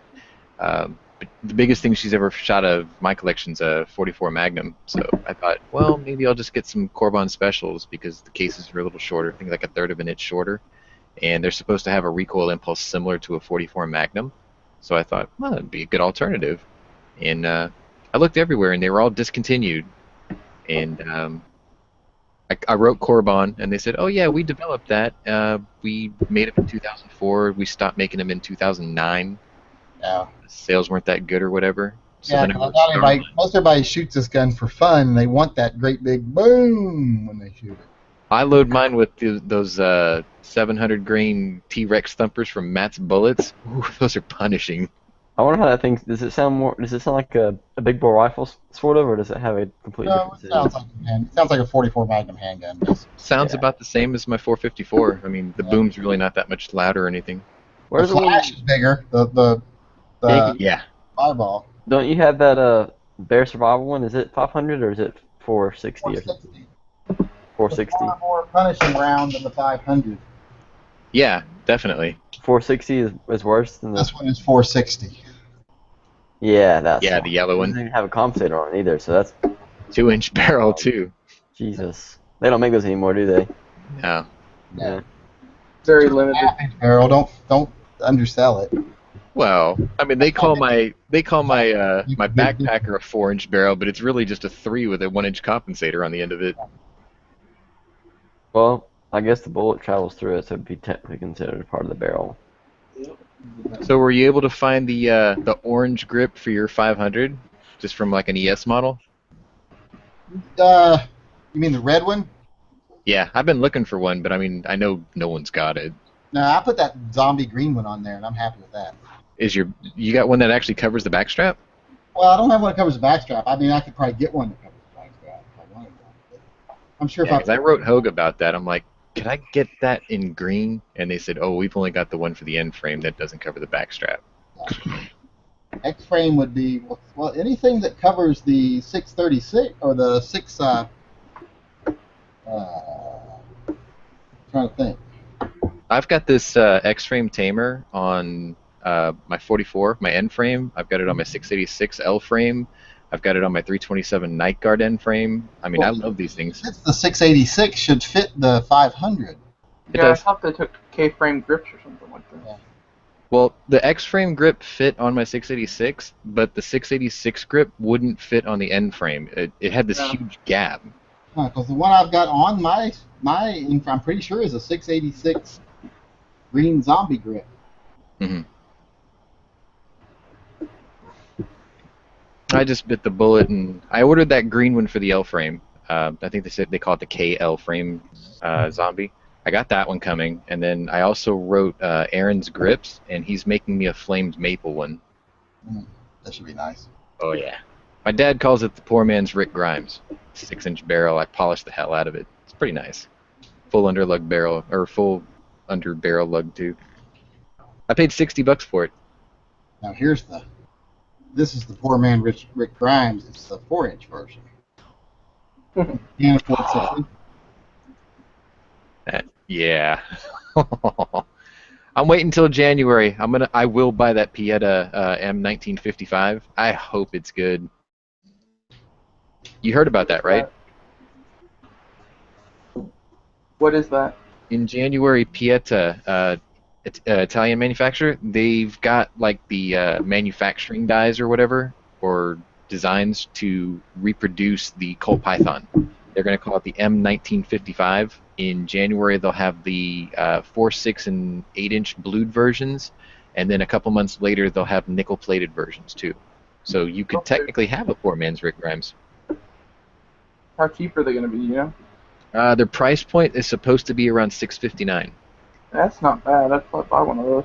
I told them sign me up. I hope they do a 44 version If too. it's anything like their black powder guns or their Western guns, buy a Colt spring kit or something like that for it before they come out. Because once they come out, they're going to be unavailable. Their springs usually suck. Just from experience. Yeah, I really hope it's a good quality gun. I mean, I already saw the prototype. All the Pietas had, like, the metal parts were good, but their springs, like... The pictures I saw of the prototype, the finish looked really shitty on it. I'm hoping that was just a... Test mule kind of a thing. Yeah. That was the one from SHOT Show, right? Yeah, the finish looked like someone had spray painted it with bronze spray paint. Right. Yeah, I would just tell them, hey, send it to me stainless. I'll blue it myself. I'd like a blue one, personally. So. Yeah, I'd take stainless one. I'm just hoping they make some nice grips for one, so I can buy grips for my Python that don't cost $300. Well, supposedly it's going to be a carbon copy in shape, so you should be able to just use Colt grips. Well, I'm hoping they'll make some grips for it, because all the people who make grips for the Colt want to charge you $250 for them because they're for a Python. Ah. So if they're making them for a knockoff, they won't charge you $250 for them. Just won't have the Colt logo on it, and that would be fine with me. Right. I mean, I'm sure like Aaron's would probably make them for you if you really wanted to. I don't have any Aaron's grips right now, I don't think. Does Hogue make a grip for the Python? Hogue makes the grip for the 500. For the Python. The Python. I don't think they make a Yeah, they do. The firearms guy just changed his Hogue grip. I guess in '94 they started putting them on there, and then now he's got some rosewood grips for it that were custom made or something like that. So. If I bought one, I'd buy it as like a range toy. It wouldn't be. Yeah. I know they make some for the. I know they make some for like detective specials and stuff. I don't have any. But what do they got for Python? I-frame Python. Let's see. Dun, dun, dun. Because if Hogue made a decent set of nice looking wood grips, I'd just buy those. They do. Well, I don't know if for Python, but I'm talking about for Pythons. Yeah, they make some for them. I'm seeing if they got any that look really good. Yeah. Do you have any of their tulip wood grips? Yeah, I've got some tulip wood. Are they nice looking? Hold on, let me get it. I mean, I look at all the colors that they show on the site, and it's like those seem to look pretty nice, but if you get them with really poor grain, then the colors don't really show up very good. Hogue makes some really nice wood grips. I mean, they used to come standard on some Dan Wesley, if I remember correctly. I don't know. I could be wrong. Almost all the grips I use are Hogue. Same here. Hey, Yankee, why'd you go with the short barrel on that 460? The snub barrel, or the 2-inch, 3-inch barrel, whatever. That's a collector's piece he's got there. Here's some. This is some tulip wood. Got like kind of an orange with a lot of pink tones to it. You can't see. Oh, there you go. Yeah, it's got like kind of a lot of reddish pink in it, and orange tones, and some ambers. Was that the ones that you had on your PPK? These go on my PPK, yeah. Yeah. I don't have them on there right now. I've got Cocobolo on there right now.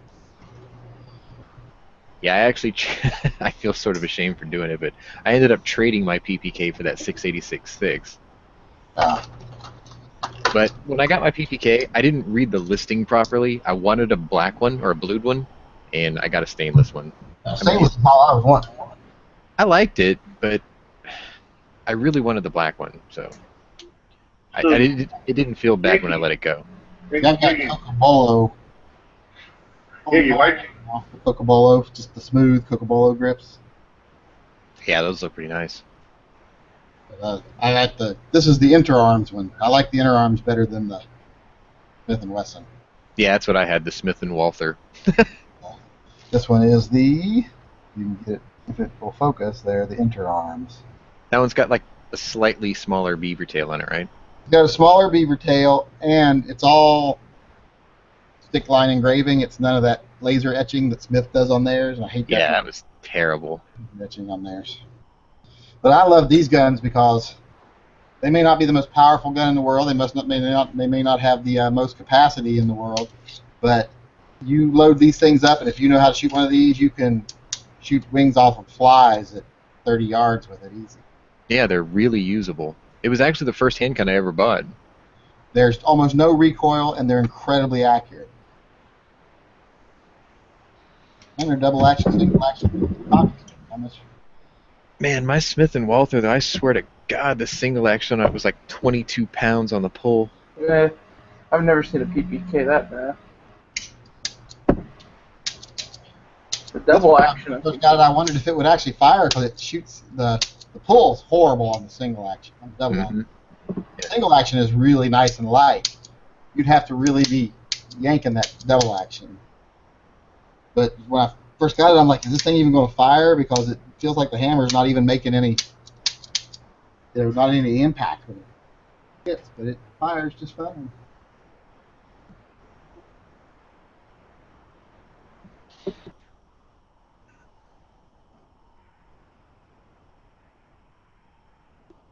All right. So why is it did you say you went with the short barrel and the 460? Because that's what it was in the Bear kit. He's got the ES, the Emergency Survival Kit, man. Those things are like super collectible. Yeah. It comes with a big old Pelican case and a bunch of shit in it. Like, there's like a book in there that's like, so you're going to get eaten by a bear, something like that, or whatever it says. But go ahead and bend over. He's going to kill you anyway. Yeah. And then it came with like a compass-looking thing, right? That little flat disc-looking deal. It's got something like that, or a whistle, or something in there too.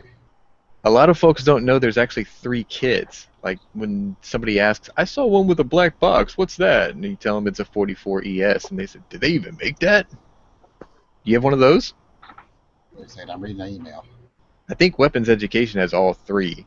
Well, isn't 460 like the most universal one? Because you can shoot 460, 454, and like 45 long Colt through it. It's the most... And 45 ACP, I guess. Yeah, it's the most flexible. Yeah. That'd be the one that I would want to get if I was going to get one of the big bore like that. Well, the day that they announced that they were going to stop making them and distributing them, the 500 ES kit doubled in price. Yeah, that ES, that Bear kit that I bought I stumbled on it, and they were impossible to find. I had given up on it, and I just happened to walk in my gun shop, and someone was in there wanting to trade one in. And he's like, oh, I don't like this gun. My wife got it for him for Christmas. I've never shot it, blah, blah, blah. And it's big. There's no way I'll ever shoot this. And the gun dealer was like, I don't really want to take it because, it's just, blah, blah, blah, blah. And so he had it. So I was standing there, and he's like, if he likes Smith & Wesson revolvers, maybe he'll buy it from you. And I was like, I don't know. Maybe I will. On the inside, you're just like, holy crap, holy crap, holy crap, woohoo! How much you want for it? He didn't sell it when the guy you bought from. He didn't have any tampons in the box too, did he? With it. No, but I think I gave him. I think he only asked me $500 for it, but I gave him $700. What? Jeez, that's cheap. No kidding. Are they like 11 or 1200 or 1000? $1,000, yeah. The 500 ES kit, if I remember at the time, was like $12.99, and then when they discontinued it, it jumped to $25.99 on Gunbroker. Yeah, and I think I gave $750 or something like that for it after I paid for everything. That was a great deal. He must have really not liked that gun. I bet his wife was pissed. He didn't know about it. And the guy owns a cabinet shop here in Vancouver, so I know they got money out their ass.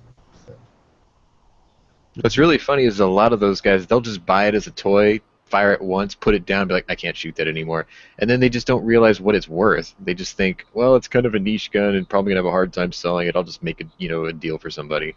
I felt what I did with it. I shot it a couple times and went, yeah, not gonna fire that anymore. So now you're just keeping it as a kind of like an investment collection type thing. To shoot. It's not just powerful; it's snappy too. Yeah. So it is sting. I mean, it stings and it hurts my wrist. That is bad. Yeah, because most guns are, big guns like that push, but when it's the snap, that's what hurts your. Yeah, it's real snappy and it stings. It's like motherfucker every time I shoot the damn thing. That's the orange one, right? The orange grip one. It is fun to range though, because when you fire it next to someone, you can watch them literally, even with their gear on, even with their ear protection on, jump out of their fucking skin the first time you fire it. Yep. Every time I take out my 454 or my 500, someone always jumps into the wall next to me. Yep. God damn, this vest is hot. I'd like to be around someone when they shot one of those.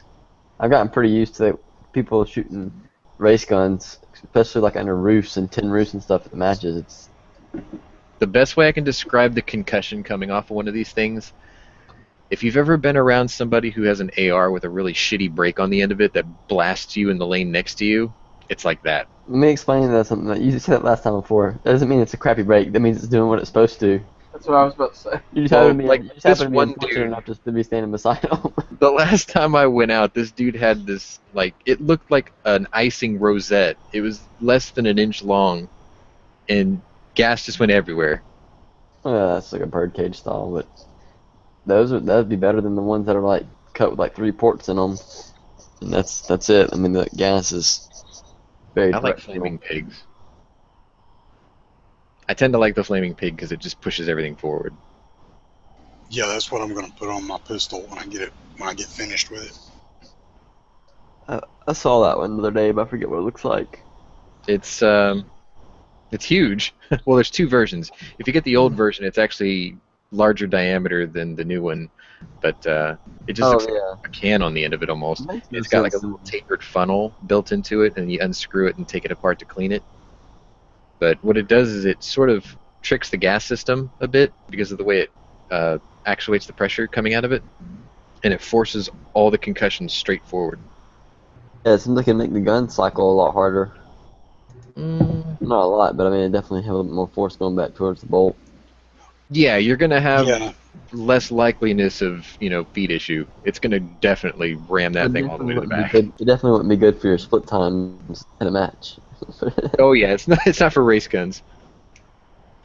It's mainly to keep that flashbang out of your face with a short barrel, and also it pushes a lot of the sound forward, so it pushes it downrange instead of right there at you. So it seems like it's ideal fucking SBR. Yeah, they're ideal for AR pistols because they have gas issues anyway, like the 7.5-inch ones. But if you put that pig on it, then it'll behave almost like a carbine length gas system. Oh, right on. The 500 firing right there in slow motion. That video is one of the reasons I bought mine. Here's watch this ring. It's really not that bad. I mean, first when you really see the ring, let's back it up a little bit. No, that's not the one that kills your hand though, is it? It's the 460. That's the 500. Now watch this ring. Boom. See that? I love those. Desert Eagle does the same thing. I load my Casuls with 470 green bullets, and out of that 2.5-inch barrel, it is a flamethrower, just like that. With that there, that's just. Oh my god. It's crazy. Sets my own fire with that. Really a wizard. Yeah. Really. It shoots a flame ring about 15 feet down range. Look at the burn mark on the smoke. You could kill dinner and cook it at the same time. Oh yeah. I think that's from the gun, isn't it? Mm.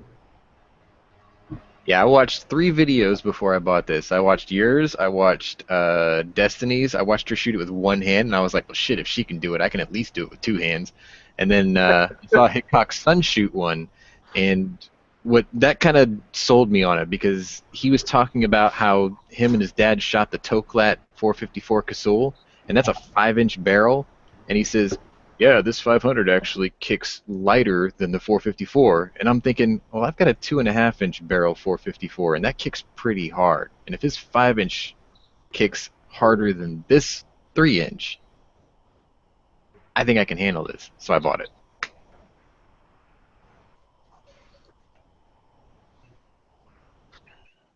And I got a good deal on it. A $700 deal? Close. But the really cool thing is when I opened the packaging, the test fire case was tested on the 4th of July of this year. Oh, cool. My stepfather firing the 454. Yes, yeah. Let's see. Here he goes. Boom! I think it shoves his whole body back. Oh, he holds like my dad holds. He like reinforces his wrist. Wait, Yeah, he's old. do it That's the way- again. I missed it. Replay it. That's the way those old guys hold revolvers. Yeah, like the first time I saw him do it, What I kind of asked him, I grip is said, that why do you called? do that? And he goes, this is the way I was taught to shoot What these. kind of grip is that called? Like a wrist lock or something? Just the way these old guys hold. I've seen them. Mhm. Like every old guy I know does it. Pretty much, it looks like it's just a way to. It's pretty much like you're shooting one-handed, but it's just you're just trying to make your wrist not hurt as bad. Looks like. Keep it from I've tried flipping it. I up. mean, it actually is a pretty comfortable way to shoot, really. But It's kind of awkward. it's hard for me to get used to because. Let's see it. I could do that. Okay, now here's that gun in slow motion. Boom! Look at Kids that one day are flame. gonna be like, It's yeah, the Grandpa flame shooting with hitting one hand. the shield in the back that's the most shocking. You wouldn't want the hair trigger on that one, or you'd be double tapping them up into the sky. Right. The thing about it is, in this close-up, you can't see that ring of flame going 50 down the ray. Oh, you see it a little bit. Yeah. Right at the end there. Elder abuse. Yeah, I like bringing my big bores to indoor ranges because you can watch people freak out when your target flaps in the wind perfectly horizontal at like 15 yards. They just look at you like... On fire at 15 yards. They just look at you like, did your gun just do that? You're like, yeah. It's like closest you can get to bringing a 50 BMG rifle on the range without bringing a rifle. But that's the strange thing. Ranges won't even let you have them. They'll be like, you can shoot everything up to 44 Magnum. Really? Wow. My local, the one I normally go to, they sort of have a rule like that. They said nothing over 45 caliber, and I bring a 454, and they let it go. And then I asked him one day, I was like, I'm getting ready to buy a 500 Magnum. Are you sure I can't shoot it here? And the guy says, well, the backstop's actually rated to 20 millimeter. What? Why can't I shoot this here then? Well, we just don't want you to spook the people in the lanes next to you. But you can have a 454. They all have had a turn with my 454, not caring who is standing in the lanes next to us. Well, they're not gonna freaking check. Just go in there with the 500. They're not gonna know the difference. They're like, yeah, I got. They do a check-in when you walk in just to make sure that you got brass-cased ammo and all other crap. That's one of the things I like about our indoor range over here is it's 90% of the time you're the only person there. We'll just carry the gun in with the caliber markings facing on the inner side of the case, and just put some 454 rounds in there with it.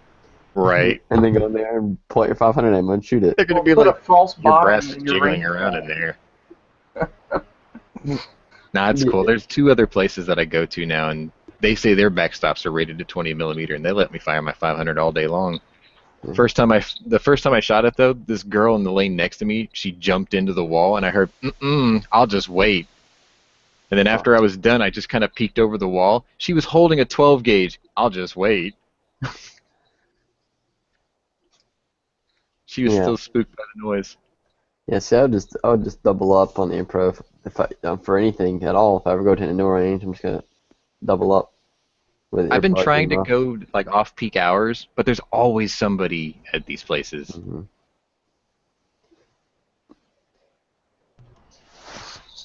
Son's supposed to be getting ready to go to the gym, and I don't think he's ever going to get ready to go. Your older son? Yeah, he made me wait till late to go to the gym because he's doing some sort of online role-playing thing, which is sad. Next I accuse him he'll be doing LARPing. Wait, people are still playing World of Warcraft? I don't know what it is. It's some sort of online role-play game that they play over Skype. Really? Wow. That's weird. Yeah, see, I used to run like, well, I think the last time I played World of Warcraft was like 2009 or something, but we play like H1Z1. It's basically the Walking Dead MMO, you know, where everyone's on playing in a post-apocalyptic world or whatever. But yeah, we do the same thing. Even with like tanks and warships, there we'll have like a TeamSpeak server or like a Ventrilo server, so we can all communicate with one another, especially when organization is like a big deal. But these MMOs, man, they're all the same. That is weird. Like, I started to sort of get bored of online gaming when I started to realize they were all the same thing. It was like, oh, look, it's pretty and it's new. Hey, look what that guy's got. What do I need to get that? And then you have to, like, play for 6 or 7 hours, and then you get to that level, and you get that thing, and then you see the next guy, and like, ooh, what's he got? And you're just constantly carrot chasing, and that gets old really fast once you start to realize that's all it is. It got old to me as soon as all the people that I was playing with had stopped playing, because when I started playing, there was several of us that all worked in the call center together, and they were all playing, so I was like, sounds like fun. Started playing it too, and so we were all playing together, all in the same guild and everything. And then as most everybody started dying off, the game really wasn't that much fun anymore. It was the hanging out with everybody and doing stuff. It didn't matter that we were just basically sitting in front of our computer. It was just the fact we were all hanging out. Yeah, that's what I think World of Warcraft's biggest selling point is their player retention and community. The game itself, it starts to feel more like a chore, and it burns you out. I mean, in my online gaming heyday, I used to run a clan that had 300 people on it at a time, and it's just slowly dwindled. Like, people's lives got in the way, or they got married, or they had kids, or they had to go back to school, or whatever. And then, I had to separate the people who were actually organized from the squeakers who didn't know what the hell they were doing, just annoying everybody. And then it got to the point where you were reluctant to bring in new people because you just didn't want to deal with squeakers anymore, which is just, kids. But there's some mature ones out there. Up until I got rid of my Xbox, like, I would just literally get on and just talk to my friends. That'd be it. I would literally do other crap in my room. I'd just get on, join a party, and talk to them. What really killed it for me was I've got a friend that I've known for about 28 years now, and the older he gets, the worse he gets about this. But I say that he has gamer's ADHD. He convinces all of us to come play a game. Sometimes we have to buy it, sometimes it's free or whatever. And he'll hit it hard for like 3 weeks, day after day after day, just rallying all us to come play. And we're like, all right, let's go play. And after 3 weeks, he just drops it and goes on to something else and leaves us all there. And maybe it's because he's actually like a hardcore gamer. Yeah, I know a few. He finishes the game and he's done with it. He's like, well, I'm not going to play that for a while. So yeah, I know a few really hardcore guys like that. They'll play whatever current content is as quickly as possible, and then they go play another game, and then they may come back when new stuff comes out. But they really liked it. Yeah, they just bounce around. I had friends in high school who literally the first day Skyrim came out, they stayed home from school. They had like a long weekend, and they literally played like a weekend straight. I knew it was a problem when I failed my first college course playing an online game, and I was like, okay, I need to put this down. Luckily, guns took over before I got to college. It did that for me too. This is definitely another habit that doesn't make me not so fun. Man, it's a little bit easier to stay focused on school, but the money is not got the money issue hasn't gotten any better with it. It's actually worse. Guns are more expensive for the most part. A couple of my gaming friends don't understand my new habit, so I have to explain to them. I'm like, well, this is a process. Like, shooting is a process. There's fundamentals that you have to actually perfect. It's like playing golf. There's an expensive initial layout, but then you spend the rest of your life perfecting your game. Yeah, plus I like actually going out and doing stuff. I don't like sitting in front of a screen all the time. Yeah. And then sometimes I'll be sitting here on chat with you guys while reloading, and I explain to them the same thing. It's a process. It's almost therapeutic. And plus, something in video games is there's no like return value for video games other than entertainment. So like, and literally at the end of the day, when you turn the console off, what did you gain from that? I know a guy who has a World of Tanks account, almost as good as mine, like with what's in it and how many battles I've played and how much reputation with the community it has and everything. Mm-hmm. He sold it on eBay for $10,000. Yeah, well, that's different. I mean, people do it for profit like that, and people who test video games and are actually in the industry. But I'm not talking about like amateur. Gamers. I always told people as a joke, I'm like, hey, $3,000, it's yours. You know, I can't let the company know that I did that, but you know, $3,000 and it's yours. I could walk away from it. People used to do that with WoW accounts back in the day. Yep, they called them Chinese traders. Yeah, they'd get a character all epiced out and everything, and then sell him for several hundred or a couple of grand or something. Jesus. Yeah, there's companies in China that specifically do that. What's to keep people from just going in there and modding it and getting an account, like, really, built up well and just selling it? Well, it's all on the servers, so you can't really do that. You can't really mod like that because everything is server side, except the client that you play through. And there's really nothing keeping you from going back and taking that account back once you sell it to somebody, because you're the original owner of it. And if you ever petitioned Blizzard about that account, the first thing they're going to ask you is, you've got like security information on there, but then you've got the identifying information to set up the account, which can't be changed. And they're going to say, well, there's a dispute on this. We're going to need you to send us a copy of your ID. Right. So you can do that, but the guy you sold it to can't. So if you send your ID, you get your account back. And so people have been screwed over like that before, but those people usually end up losing their accounts anyway because they get banned for cheating or whatever. Right. Well, anyway, I gotta get ready for work in a few hours, so I'm gonna get some sleep. I will see you all tomorrow. Take care, man. All right, man. Night. Later. Pete Panther's in here tonight. I hadn't talked to him in a while. How you doing, man? You around? No? Oh, that's why he said he was going to be opening lobbies and leaving them. That's right. Forgot about that.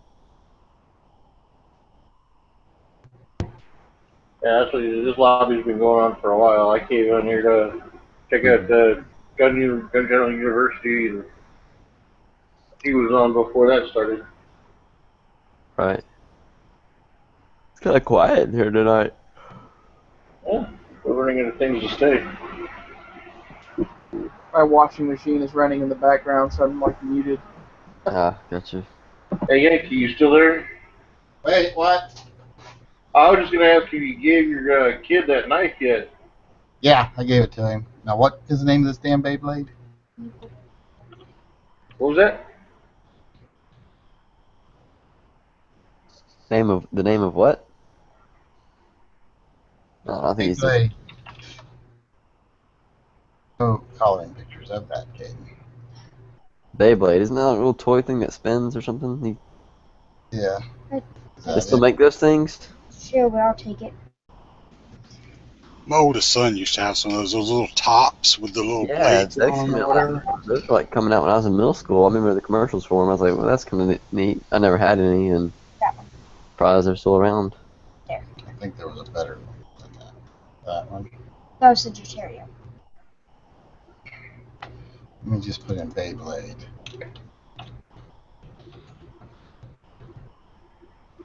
There we go. There's some better ones. Which one do you want? It's got like a Pegasus.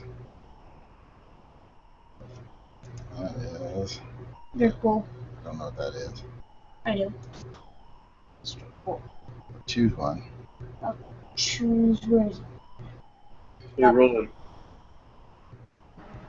Yeah. What kind of AK-SBR is it? That's a AK pistol. It's one of the M92 packs. Who makes it? It's Century Arms imports them. They're okay. from Yugoslavia. It's a pistol, isn't it? Isn't that a blade on the back? Yeah, it's a blade brace. Oh, yeah. looks like an SBR. It basically is an SPR for all intents and purposes.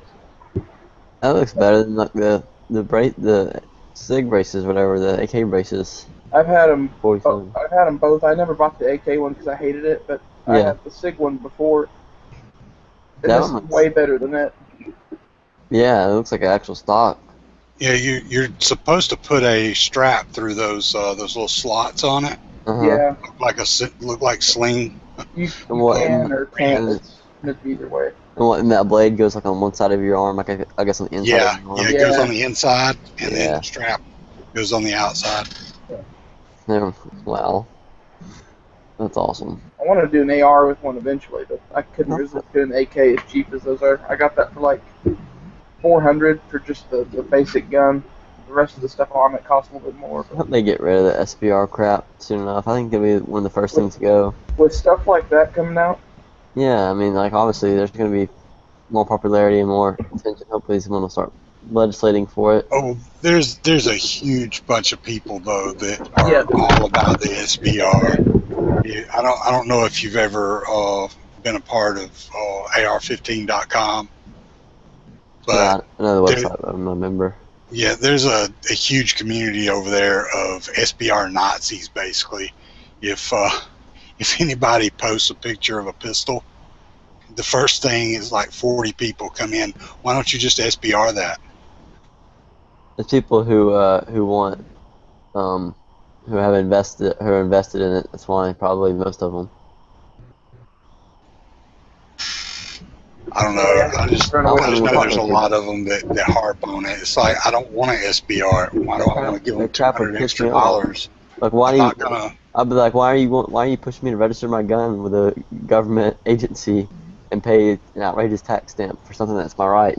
I pretty much refuse to get a tax stamp. I might for like a suppressor or something, but SBR, no. It's just stupid. The suppressor, the only reason I would do that would just be because I want one bad enough, I guess. Yeah. Yeah. Well, I need one for that 22 rifle I bought, that Ruger that has the can already. Didn't it get rejected or whatever because of your security clearance or something? No, I had one that got lost, and that was a pain in the ass getting that reversed. But Holy crap! Had a suppressor get lost? That's up. Yeah, that's one thing there that's one reason I would never do it, because you're basically married to that thing. So, you know, better hope that your house doesn't get broken into and it's there when it gets broken into, because, you know, it's just one more bunch of crap to have to go through. Well, and if you want a suppressor so bad, you should get a oil trap solvent. I have two of them. Trap. Two of the adapters. Yeah. Yeah, they're nice. Like what, like $15 for them? The adapter, not even. One I got for like $5, but it looks like someone took a bolt and drilled a hole in it. Oh no, and the other one is quite a bit nicer, and it was like $20. I think that's how much I paid for mine. It was like $20. I actually got mine on Amazon. I got mine. The first one was at a gun show, just from some Joe Schmo, and the nicer one was from American Specialty Ammo, the guys that make the real one. Yeah, the actual one you can register. Yeah, the actual registered one. They also make the solvent traps, though. Right. The only thing that keeps me from registering that is the oil filter is matched to it. You can't just replace Yeah, exactly. You can't just replace it. it. And that is just ridiculous. But how does it have to be engraved or anything? Yeah, it has to be serialized. Okay. So It's just such BS. Yeah. They tried to get it considered to be a white, but apparently that. I mean, I guess if you got a really good, really good filter. They still burn out too fast. Yeah. Well, at that point, it'd just be better to just Buy a real suppressor. or build one. I mean, you can buy. I have a Huntertown Arms that someone's holding for me. I have a local Class 3 dealer. Mm-hmm. And I have a Huntertown Arms 9mm and 22 on hold right now. And the 22 was only like $150. Yeah, I've shot that suppressor. It's pretty nice. I like it. I've yet to pay for them, but he's a good friend of mine. He's like, yeah, these are cheap enough. Just pay for them whenever you're ready. I'm like, that's cool. Yeah. That's half the reason I want to get the suppressor, just because I got them so cheap. Apparently Huntertown Arms pissed him off, and he's like not selling their stuff anymore. That's funny. I don't know what they did exactly, but apparently their customer service sucks. Yeah, no, I got mine for $12. Your oil filter? No, yeah, the adapter. And the oil filters really aren't all that bad. They're like $7, $5. Yeah. Yeah, my adapter has like a little it's even cut for a wrench, so you can use a wrench to get it off. Is yours like that? Yeah, mine's Yeah. like that too. Yeah, it's probably the same exact one. Yeah, make one for the AK too, for those 3/4 wrench threads or whatever they are. Yeah, the 14x1 or whatever they are. I doubt they make one for the full size, the 24mm AK-74 brake. I actually wonder if there's an oil filter that would directly thread onto one of those. Yeah, you might have an adapter for the can. Yeah. Because it's big enough that it could be, the same thread pitch as one of those oil filters. I doubt anyone makes one of those though, because it's a Russian thread pattern. Maybe in Russia, I don't know.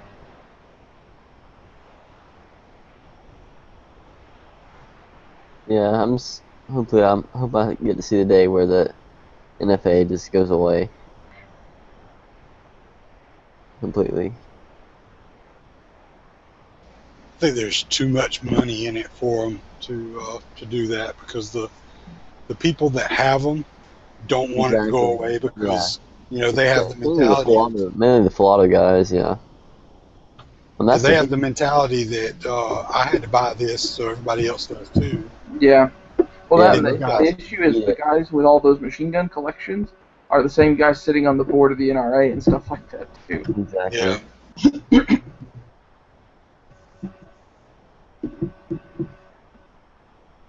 And I don't think that's a coincidence that we haven't seen any attempt to fight the 86 ban.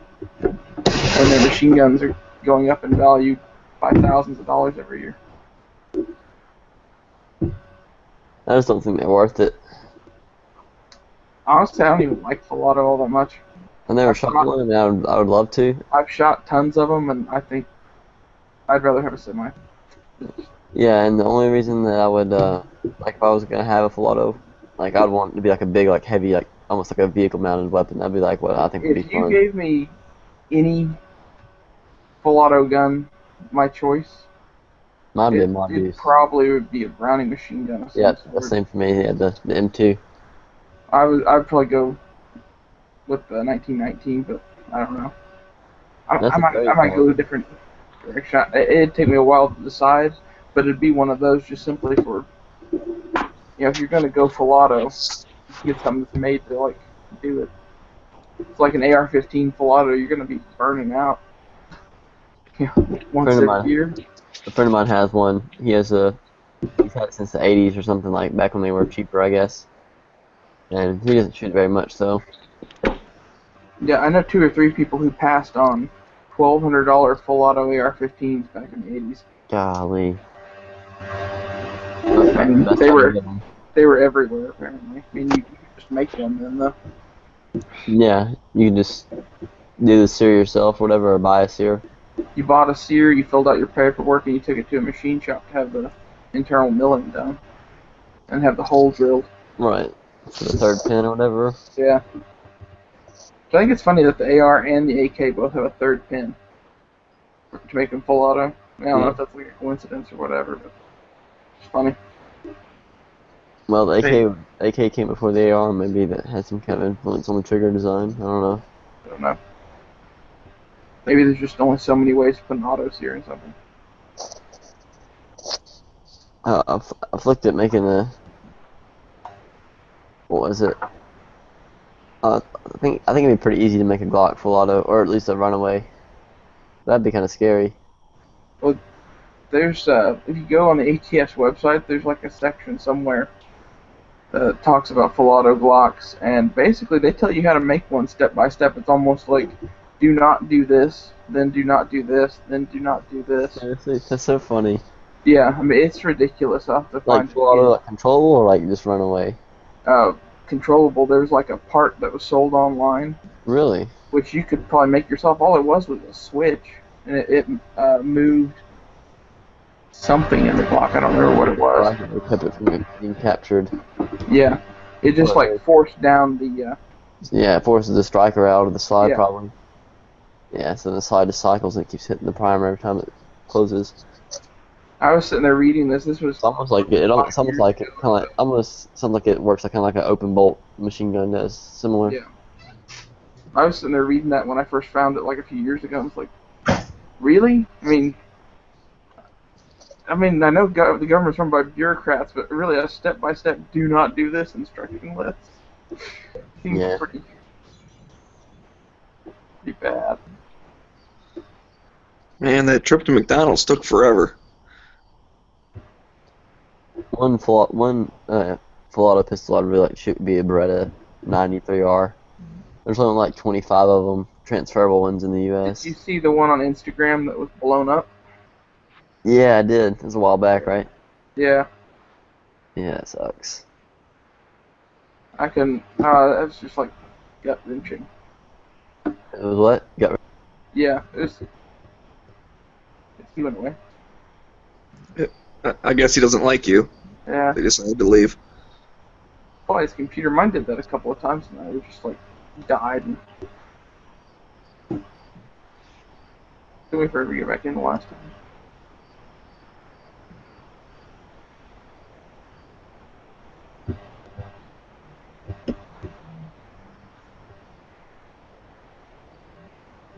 Wrong button.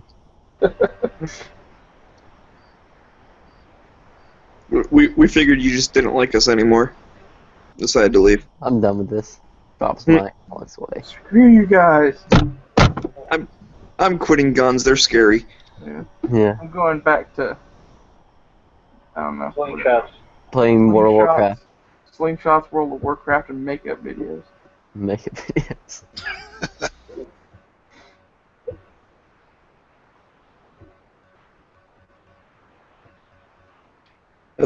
I saw a picture on, I think it was Instagram, but it was an anti-gun guy, and the sign, he was holding up like a billboard or whatever, and it was like "Stop the Violence" or some crap, but then it had a silhouette of like a rubber band gun.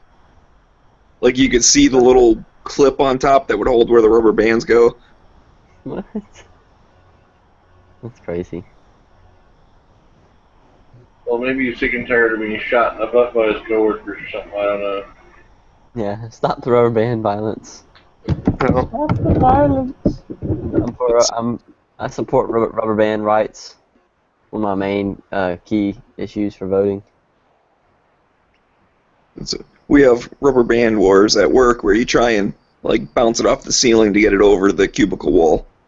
Have you guys know how to make Hornets? Little pieces of paper that you fold into like a little V. You fold them over and over again. They'll make you bleed. I used to put a pin sticking out the top of a pen cap, and then you launch that. My local gun shop used to have these like really shitty pins that were like basically held together with like super glue. And if you twisted them just right, you could get it to where like 90% of the glue broke, but just enough was still hanging on to where when they clicked it, like the whole guts would shoot across the room. So we used to have wars with those things. And like, of course, break them and like leave them on the counter and shit for people to like go to fill out a form with, and then click it and it shoots out all over the place. That's hilarious. Once they figured out who was doing it, we all got in trouble. And that's when you get all mad, like, you broke my best pen. What the heck? Yeah, we used to use pencils to launch across the gun counter as we showed. But pins, if the firing pin was too strong, you poke a hole in the back of the pen. Oh yeah, like 1911 with a number 2 pencil in it. Yeah. Yeah. I've seen people do that as like a test as to whether or not the thing's working or not. I'm like, wait, that's one use for it. You can shoot a number 2 pencil across the room with a 1911, just with the the firing pin. Yeah. That'd be a weird situation to walk into your local gun store and there's like 3 guys in there with 1911s. Shooting pencils at each other. Pencils each other. It's like, I think I'm gonna go to the other gun store in town. And then during Christmas, we get all these like Nerf crossbows and bows and glow darts and stuff like that. And when we close up, we'd have like little Nerf wars. The only thing that sucks about those things is you gotta pick everything up. We didn't care. It was fun. It didn't happen all the time. Just somebody would sneak up on somebody and pop them, and then it would be on. And we'd clean up, repackage the toys, and bang them back up, and we'd do business. One thing I really miss is paintball. I didn't play it a whole lot, but I think I could have really gotten into it if I would have had the time and I would have had other more time for other hobbies. And I miss dirt bikes too. I still want to get another dirt bike eventually one day. I love riding dirt bikes. Well, they are fun to ride, I will admit. Yes, I would definitely be, if I still have one, I'd definitely be doing some driving and shooting on it. Big things are, well, for my group, it was quads. We take quads down to Klamath, and go right in the sand, and, I mean, that place is packed. It's like several hundred square miles of desert, and the camping areas are just jam-packed. You go out there, you see all these tricked-out quads, Yeah, it's bikes and popular. dune buggies and sand rails. And, There's a lot of money in it, that's for sure. yeah. I'm getting tired. Yeah, I got a question. What's the best thing, the best cleaner to use to remove like grease, like say like lithium grease? Like if it's in a hard to reach area, you can't just wipe it all out. Anybody? No. Sorry, Well, Brady used to use this stuff called MP7. It was So like so an oil will take the grease off like that. It'll make it Oh, that's a cleaning solvent. It's not, Oh. I mean, if you get your hands on some MEK, that's great. I mean, we use that to clean up engine, turbo, engine parts for aircraft and rotor heads and things like that. I use pretty heavy grease on those things. Yeah. I was just wondering. I tried putting the parts in my ultrasonic cleaner, but it didn't do it as well as I thought. It was only with some vinegar and hot water though. Some Although degreasing. if you do get MEK, make sure you're wearing the proper protective equipment. I mean, look it up. It's such What's it stuff called? is pretty potent. MEK? MEK. It's methanol. Oh, I've heard that crap. Like Methyl ethanol ketone. Yeah, it's like concentrate. Like if you leave it on there too long, it'll mess up whatever it is you're soaking it in. No, I'm worried about your skin, brother, because just a little bit of that stuff will burn your skin bad. Yeah, but no, that's what I'm saying. That too, though. But like I'm saying, I also heard people saying like be very careful when you're using it because it doesn't take hardly any. I don't know about that. I mean, we used a big vat, and we had like arm gloves and face shields and big thick rubber like vests. So I mean, yeah, but it will just pretty much remove anything in your path. Hey, bro, you got an ultrasonic though? Who, me? Yeah. Yeah. How big is it? Like, what can you fit in it? You could probably fit like a. I mean, I could fit a Glock barrel, a Glock 35 barrel in there easily. It'll probably fit like a 10. It's something like But 10. could you fit a Glock 35 slide though? Is my question. Yes, most definitely. The slide. Okay. I mean, like, who gives a shit about the barrel? The slide's obviously a lot bigger. Yeah, you could. I've never put the slide in there before, but I have put it in there, but I've never cleaned it in there. Will it sink all the way to the bottom, or like will it rest, or will it rest? Oh yeah, after it's like probably 5.5 inches deep. No, but all the way to the bottom, because you know how like them baskets usually like narrow down towards the bottom a little bit.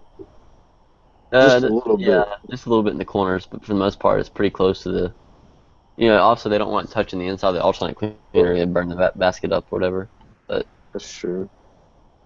Yeah. I saw one of them, just like $300. No, mine's not that fancy. It's like $80 or $90. I'll show you the one I got. It's like the same one Lyman sells. It's just. I really wish like they had one big enough, like big enough and cheap. I would pay $300 for one that I could stick like my whole upper into. Yeah, that'd be awesome. Here's one I got right here. Let me put the link in here. This is the exact. Well, no, it's not. Dang it. This is the one I Dang have. it. Dang it. Dang it. Here's one I have. iSonic, that's the name of it. ViewSonic? iSonic. Check that out, that's it. Yeah, $88 shipped on Amazon Prime. That's not bad. And it gets hot too, it has a heater in it. It doesn't have to get hot just to be like warm. It's be like. Oh no, but yeah, but the hotter it gets, the better it cleans. Exactly, but I mean like the hot. No, I wouldn't say the hotter. I mean like just hot is better than like room temp, but. Yeah, I'll you get probably, like I mean like you water could out. probably just steam like what I'm saying like a pot of like tea water or whatever and just pour that shit in there. Oh, that's what I got hot water out of the sink, poured in there. That way it doesn't have to work as hard to heat it up. And then I turn the heater on inside of it, and it heats it up while it's cleaning. Okay, so that full auto thing I was talking about a minute ago, on the ATS website, they pulled it down since then. I found a website where it had it. You guys want a link? Yeah. Wait, give me a second to pull it Yeah. up. It's like hilarious. They copied the pictures and everything. If you scroll down a bit, what did I type to get there? I'm about to pass out over here. 13,100 on Instagram. Holla at me. Nice. When are you gonna break 50,000? I think we could break 50,000 in less than 12 months from now, for sure. The growth is like exponential once it starts. I mean, I went from gaining like 100 a month to gaining like 1,000 a month in like no time. We're easily over like 100 a day, so I don't see why we can't. See, on a good day for me, I get like 100. On a bad day, I get like 60. So I'm like right in there with you. That's crazy. There's that many users. How long has Instagram been around? Like 2000. Like 4 or 5 years, because like its first 2 years was like specifically like kind of like a travels app. Uh-huh. So it was kind of like lost in limbo, like it was kind of stuck like within its own like design, and then it kind of took off after that. That's why you have like that kind of that location or whatever, like to tell you like where you take your pictures, because you're dumb, because I can see exactly where your house is at from where you're taking pictures. Yes. Yeah. Exactly. Here I got the link. I don't have a single picture with any of that shit on. Here you guys go. This thing is hilarious. You have to scroll down just a little bit, but then it's basically a copy of what the ATF had posted. It'll say photos courtesy of the ATF even. Hey Yankee, you there?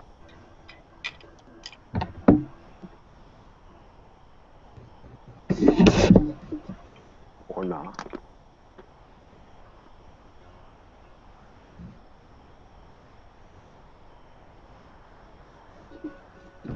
I want to know where I can order those Yankee patches, how much they're going for, and I want to personally request that the year be taken off of them. Please. Please. Kills it. So has everybody backed the AK playing cards yet? It's damn near funded. I saw somebody else on Instagram and I reposted it. Somebody like, and it was cool because they actually went into the video and chopped it up themselves. Yeah, that's the person that I got the link from too. Yeah. I didn't realize it was in GWeb's feed and it said in there. So I was like looking for where to find the link. Alright, I'm about to pass out, guys. I'm gonna head out. Okay. See you, man. Cut grass tomorrow morning. See you later. See ya. Alright. Yeah, I got 3 decks coming. I got I 3 originally decks was too. just gonna do 2. I did too. No, but I want like play. All right, so like I went back and I tried to get another 3 decks, and it won't even let me pledge like another 3 decks. And I don't know if I have to pay like, because obviously like there's still some early bird specials where you get like $3 off. So I tried to go back. I'm probably gonna go back and just get the what I'll pay 30 for them. But I think it's like an awesome stocking stuffer. Can you update it to 3 from 2? Yeah. You can you can 2 change or from 2 to 3. I have 2 right now. I didn't know you could get 3. Yeah.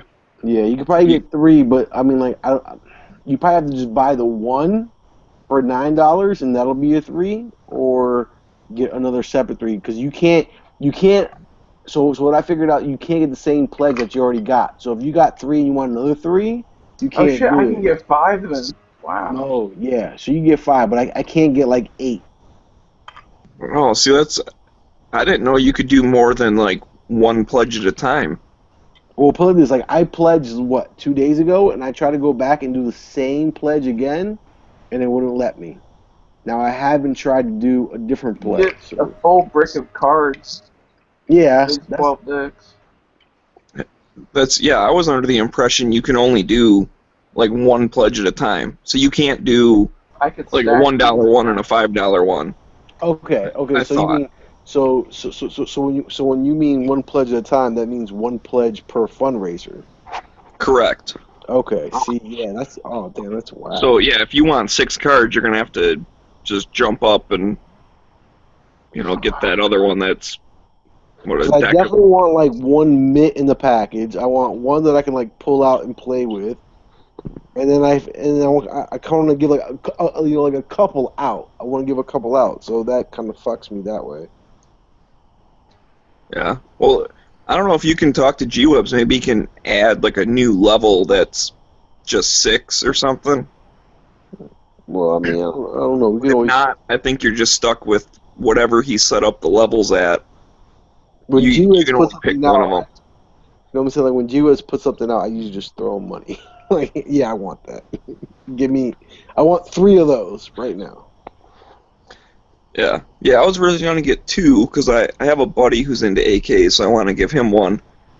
And then I was talking, I think it was last night or the night before, and I was like, yeah, that's a good point. I want to keep 1 for myself that stays nice, and then 1 for Exactly. myself that I play with. I want 1 that's mint, 1 that I can pull out, 1 that I would actually play with, and then give like 4 or 5 of them out. You know what I'm saying? Just get a brick, man. I'm at that Then you'll point. have Well, like two fuck, decks. I already only pledged 3, so like even if I want to get a brick, I can't even get a brick now. So if I pledge 3 No, you can still get a now- brick. So I've already pledged 2, so if I pledge 3 now, then I'll be getting 5. No. Then I only get 3. You're correct. You're pledging 2 now. You can change it to 3, Okay. but that will cancel out your 2. Because that's what I did. I had 2, and then, like, when you go to your Kickstarter thing, and you click on it, they'll have the list, and you just, like, hover over it, and it says, change pledge. And so it can change it. I think you can go up or down, really. Really? Yeah, so you can change it to a different level, but what I'm saying is you can't get, like, 2 of the same level. Yeah. Can you get 2 different levels? I don't believe so. But that's what I'm not sure about. I don't believe so, though. I believe you get to pick 1 level Yeah, you get to per pick one fundraiser. level. I just did it, and it's like it took away my $18 one and gave me the $27 one.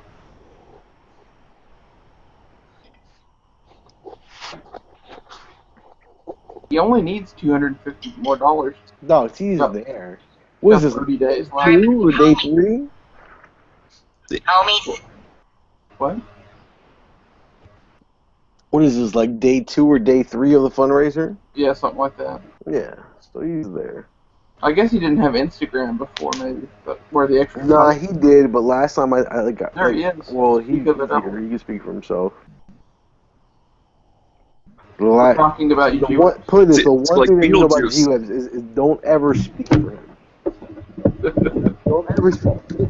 I've seen him flip out. Like, don't speak for me.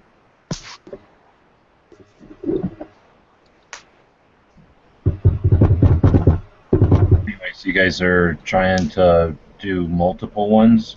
I'm curious because I've never bought. I can't buy multiple ones, obviously. So I was trying to up it from 2 to 3, and I wasn't sure if that was going to give me 5. I see people do that all the time in the thing. It'll tell me so and so changed their thing from this to that. I just did that and it worked, so I guess you can't stack them. You're saying you can't. They're like if you put in $200, it doesn't say like now go shopping. And you just stack up a bunch of different perks. No, you can't do that. Mm-mm. You can So, choose like, your package. So You see how like you do like 100 or more. So like let's just say like I did 200 and I expected 2 bricks. I would probably never get 2 bricks from you unless you gave me 2 bricks because of the amount of money that I gave you. See what I'm saying?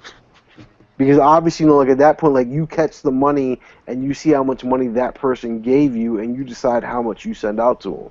Yeah, right. There were 432 people that would have participated last time if it would have hit the number. So, yeah, whatever. In theory, maybe if I was Skynet, I'm sure I could. Exactly. So like unless you were like a bot. I'm supposed to now be tasked with going in, and if you pledged more than the amount, I'm supposed to like no. Well, you would see what the pledge amount was. So This would be a shopping cart if it was signed up to do like that. It's actually designed to raise money to start someone in the business or like get a artistic thing going or whatever. So it's designed to let people put in more money than what the perk actually is. Otherwise, like I say, it would be a shopping cart and it would be more like, you know, buy this ahead of time kind of thing. And then it would actually be itemized and you could tap them. So you're asking for stuff that I think have to do, like I say, like set it up. on the other side once it's all done. And trust me, Kickstarter is not the one that is good about, well, it's okay about giving you reports, but I'm more familiar with Indiegogo now. So anyway, that'd be, the only thing else I sorry. could do is add like a thing for 5, and that would be like a tremendous amount of pain in the ass, really. I don't know how many people would be interested in 5 as opposed to 3, but what I was saying, just order the 12 if you want a whole bunch of decks.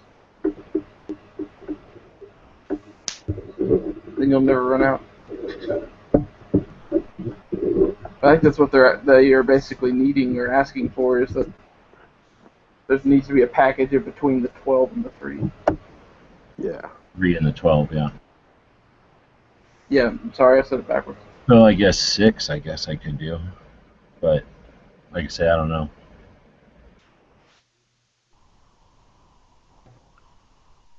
So can you add new levels like after you've already started it? I Are you think familiar so. with that? I can't fuck with one once there's somebody participates in a perk level, then it's locked. So I think if there's one in there that's like doesn't have anybody dealing with it yet, I could probably screw with that one. And then you can always I think you can add more. So I probably could add one in between 3 and 12. But my question is, all right. So my question is, like, when you do this, let's just say, like, all right. So you're asking, so you're basically hoping to raise $3,000, right? Let's just No. say you raise. You're hoping to raise more than that. If you're gonna keep going on that assumption, keep going. But no, that's not the correct. But but I'm saying the bare minimum, like, for them to run, right? That's right. They will start at 3. Okay, so the starting price is at 3. Now my question is that in the end run, let's just say you make 6, right? Like, or I don't want to say make, but let's just like you raise 6, right? Yeah.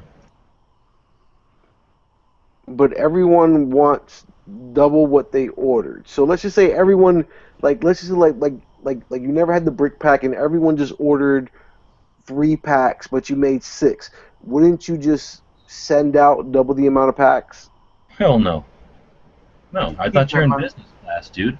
Are you crazy? I don't even make money at 3. I might break even at 3, but I probably lose $300 or $400 at 3,000. Okay. No, you're incorrect if you believe that 3,000 breaks even with this project. 12,000 is what did I have it at before? 13. I had it at 13,000 last time. That's the break even point where it pays for itself, basically. All right. Well, So see, like that's this 3,000 is a massive experiment in having them made in China at an unknown quantity with an unknown buy price, with an unknown amount of buyers and an unknown amount of shipping. Okay. There's an incredible amount of unknowns. I just wanted to play with the system again, and How much would it be to like a make? bunch of guesses, but it's all about learning. You got to I start. thought you had like all your variables like already figured out. Oh hell no! I wish it was that easy. I would have done this a year ago. This has been a year of fucking with it. It's just that, like I say, I think at these numbers, I won't. Well, it depends. Hopefully, I won't lose money for sure. How much would it be just to have like 100 of them made or something and then sell those? Is that more expensive than doing the Kickstarter thing? Well, I mean, Somewhere like $20 a pack. You could say, you know, depends on how you want to look at that. To have 100 made, it's going to be, what, $2.80 to $3.40 to ship one. Exactly. So if you're going to ship 2 or 3, you're now talking $3. So if you make 100, I got to be safe and say, you know, $300 shipping. So you start there, and then you start saying, how are they going to give me this money for 100 decks? So that's 100 transactions. If that's, let's say, you know, enough of a transaction to be worth $1, and to be safe, it's worth putting $1 on there. Now we're talking another $1, so $4 each transaction before we even get the things made. So this Not stuff, including the time and stuff you. but I'm also thinking of it as like an advertising campaign, or at least like an exploration into social media. So I'm looking at a potential write-off if it goes south. It depends. Now, if it goes the other way, and everybody loves those cards, everybody jumps on board like they did last time. I had 408 backers last time. I only have 100 right now. So this thing has a month to go. If I can get another 400 backers plus, I'm trying to remember. I don't actually remember because I didn't do the whole game this time the right way. But if you look at other playing cards, which I figure is the best thing to compare this with, I looked at a bunch of other playing cards, and they can have thousands and thousands of backers. So if this thing gets to where there's a hell of a lot of backers, then, you know, that's different. But I was just wondering if this was going to be like something you could make a sustainable product out of having a website, or if this is just a one-off. Well, I hope it's the first of a bunch of decks of cards for sure. I mean, the cards definitely have the potential to make money, but yeah, the Kickstarter and the whatever and this and that, you know, the whatever costs of Kickstarter and the different, there's kind of like 2 fees or whatever, because you get hit with the fees twice, or you get double, you know, you get the handling fees when it goes through this system. But that's the thing, if it ends up with a card gets made and then I learn how to make the cards, no, I couldn't do that because of copyright, dude. Plus, like, why would they let somebody do that? Somebody who really is legit would have already done it. But I have other ideas. Would a AR-15 deck ever happen, or is there enough variety even to do that? How could you do an AR-15 deck? I mean, I've thought of it. Even this AK deck. You can't imagine in a year how many people have said such weird shit about this. Like, people much like their own ideas about AKs. I can't even imagine with ARs. If you did old school, like everybody. That's what I'm saying, old school Vietnam era. I like modern. I want to see it. I would want to see a Glock deck, but Glock would never let you do it. I don't think. I'm saying they'd never say, "Oh, sure, go ahead." That would be pretty easy. Do it, then you get sued or whatever. You want to see a deck with a bunch of different same-looking blocks on it?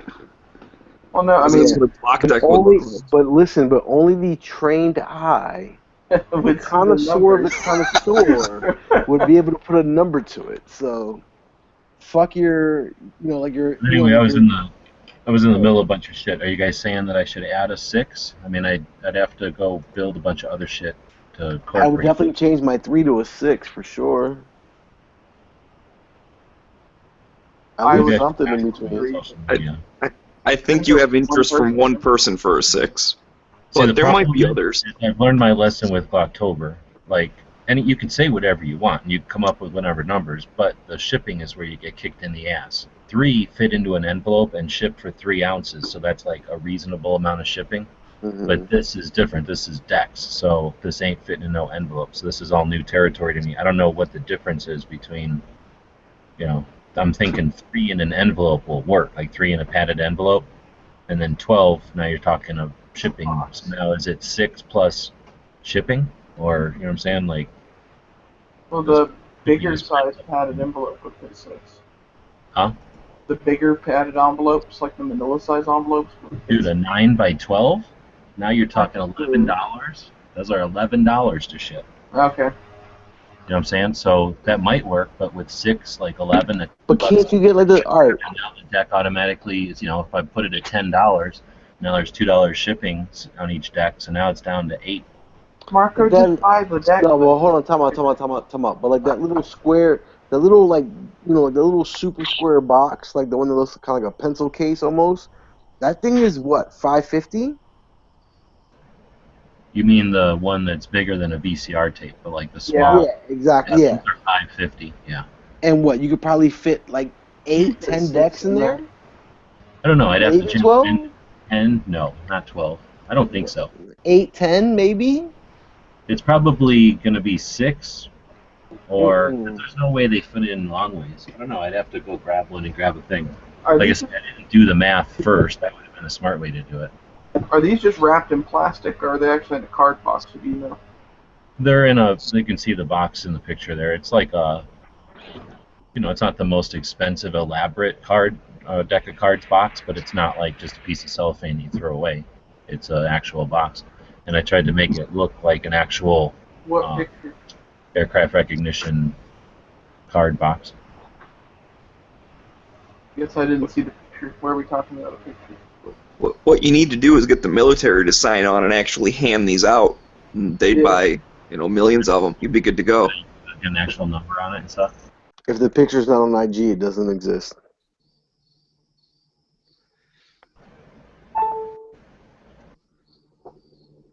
Oh, I don't know. I'm happy with my 3, so. Me too. If that's easy for shipping, that I'll stick there. I'm thinking by the time they put like this, you say 3 now, but if you haven't noticed, the release date is when? It's December, so it's going to make an awesome stocking stuffer. And if you're smart... Well, I put December to be safe, but I'm thinking... Exactly. September, they release the money, so hopefully they'll be sometime in the middle of November. Exactly, but by the time you get in the middle of November, you're still Christmas shopping, so it's going to make a great... It's going to make a great stocking stuffer, and... holla at me, because we might be doing another Gun Channel's Secret Santa. That worked out great last year. The secret is everybody gets decks of cards this year. Exactly. I gotta stop joining these lobbies, man. You're spending my money too fast. That made a lot of sense in my head. And now I'm going, well, I should order the dozen. Exactly. See? But see, I don't need the complete dozen. I just need short of a dozen. I want like 8 to 10. Hey, Mark, if we went together and split a dozen. We could do that and then ship them back to each other. We should do that. Just one person gets them, just splits the deck. Get them in the same area so you can like meet up at a gun show or something. Yeah, if you can find someone in Maryland, that'd probably work out better. Or go to your local gun shop and get them to buy them and give you a couple or something. So listen, my plan is to hang out with J-Rock at the end of the month. Who's J-Rock? Or Giraffe? Giraffe? What's his name? Giraffe. It's Giraffe, 87. I don't know who we're talking about. Mr. Short Barrel Shotgun. Okay.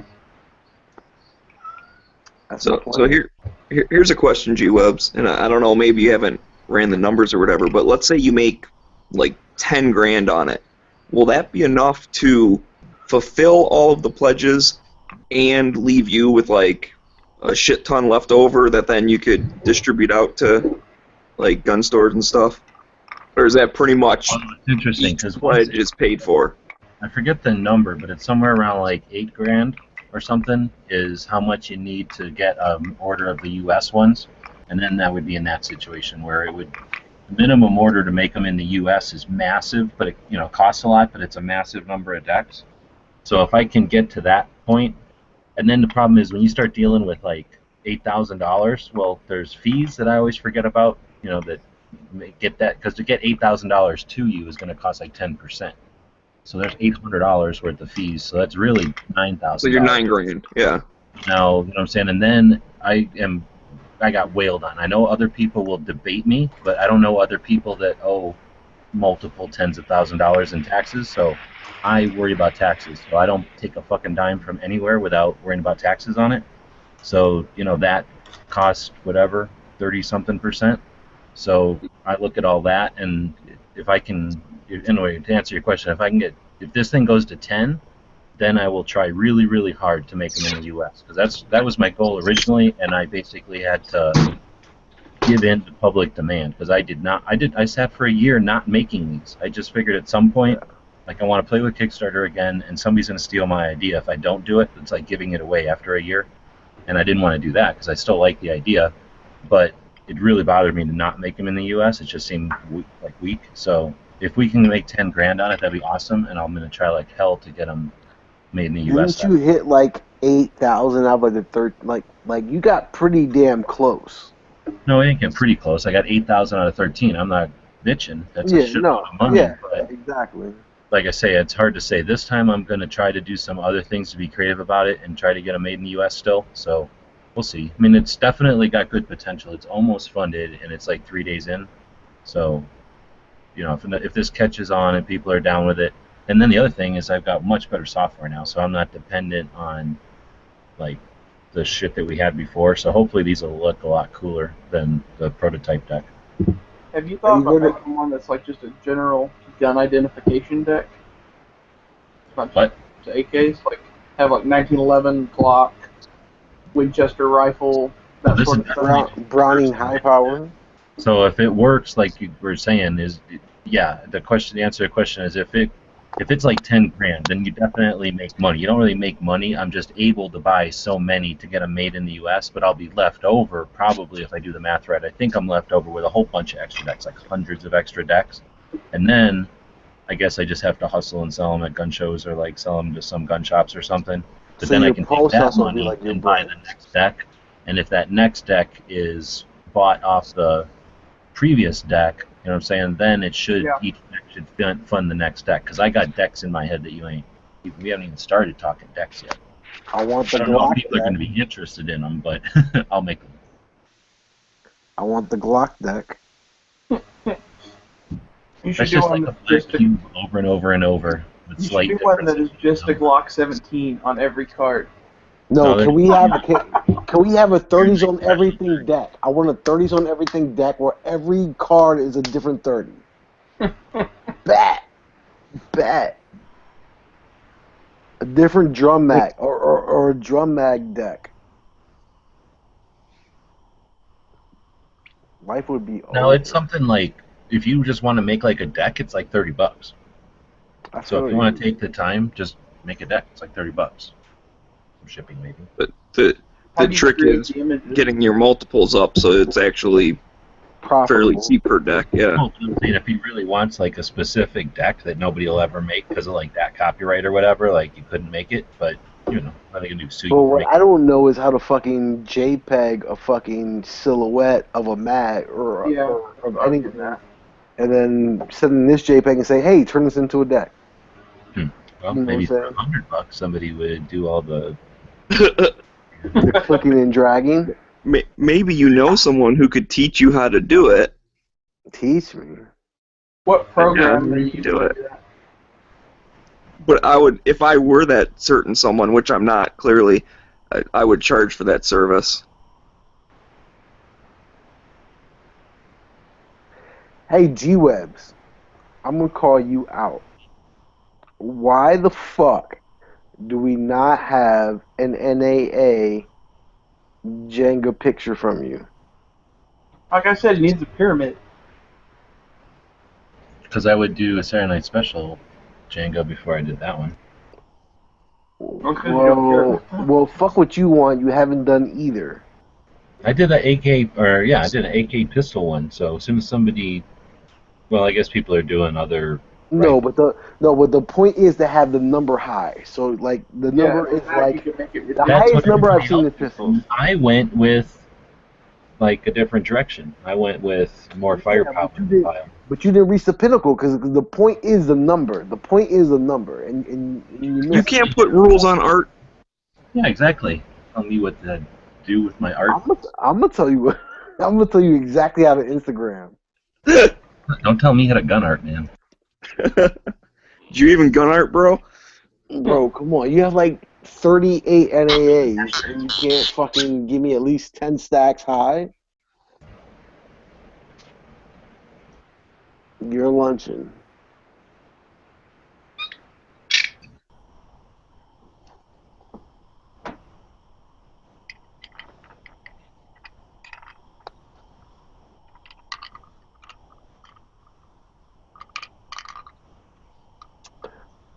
By the way, all right. So I'm sorry, but I started putting money away for SHOT Show this year. I already did it. Have to. That is my objective this year.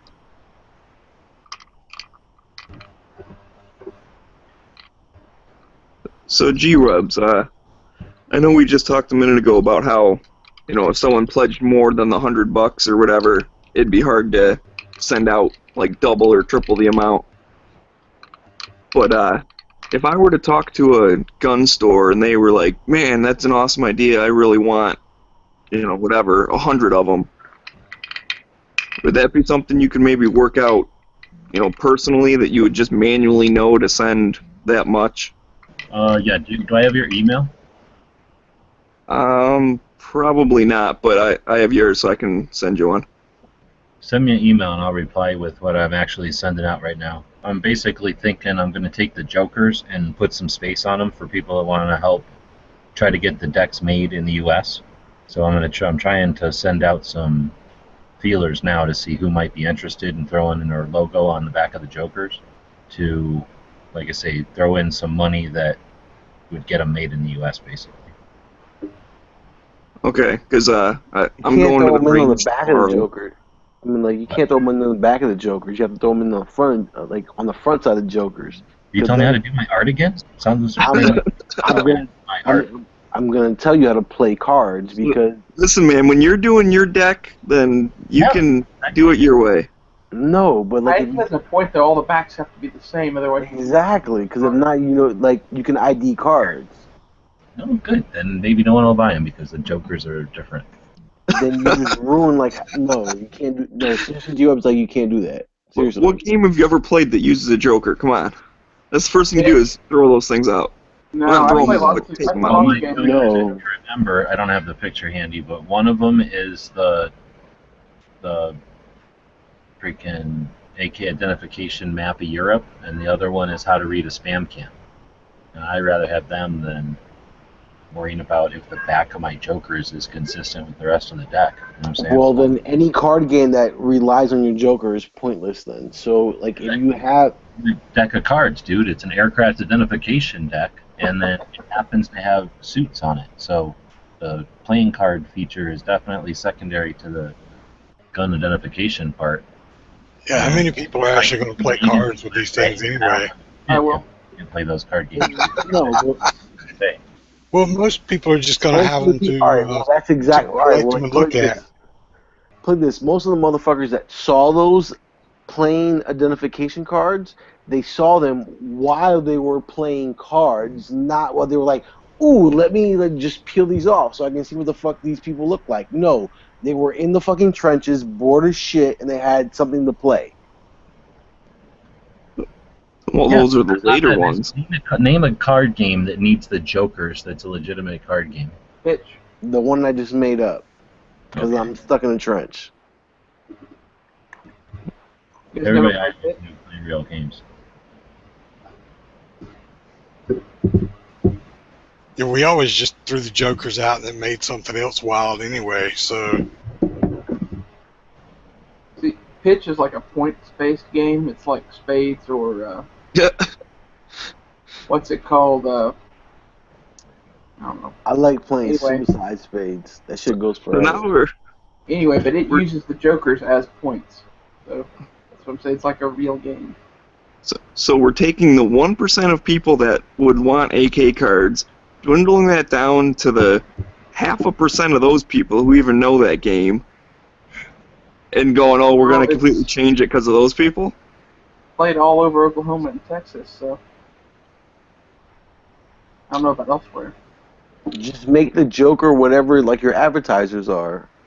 You sell your advertiser sell your advertisers to the highest bidder and just make the inside of the Joker card that. Or you could make the back of all the decks where the advertiser goes. Put 4 of them in there. Put 4 different logos in there. Boom. Why not make the back of every card the advertiser? Make them those oversized cards and then sell the edges. We're not selling the edge until Friday. I'm gonna put dates on. Now I'm putting dates on these cards. It's gonna be like a NASCAR deck. Nope, just dates. Big ass 2015 right on there. Upside down. I've been trying to get Yankee back live on this chat. He has 2015 written on his goddamn patch. Have you seen that shit? Who's seen that shit?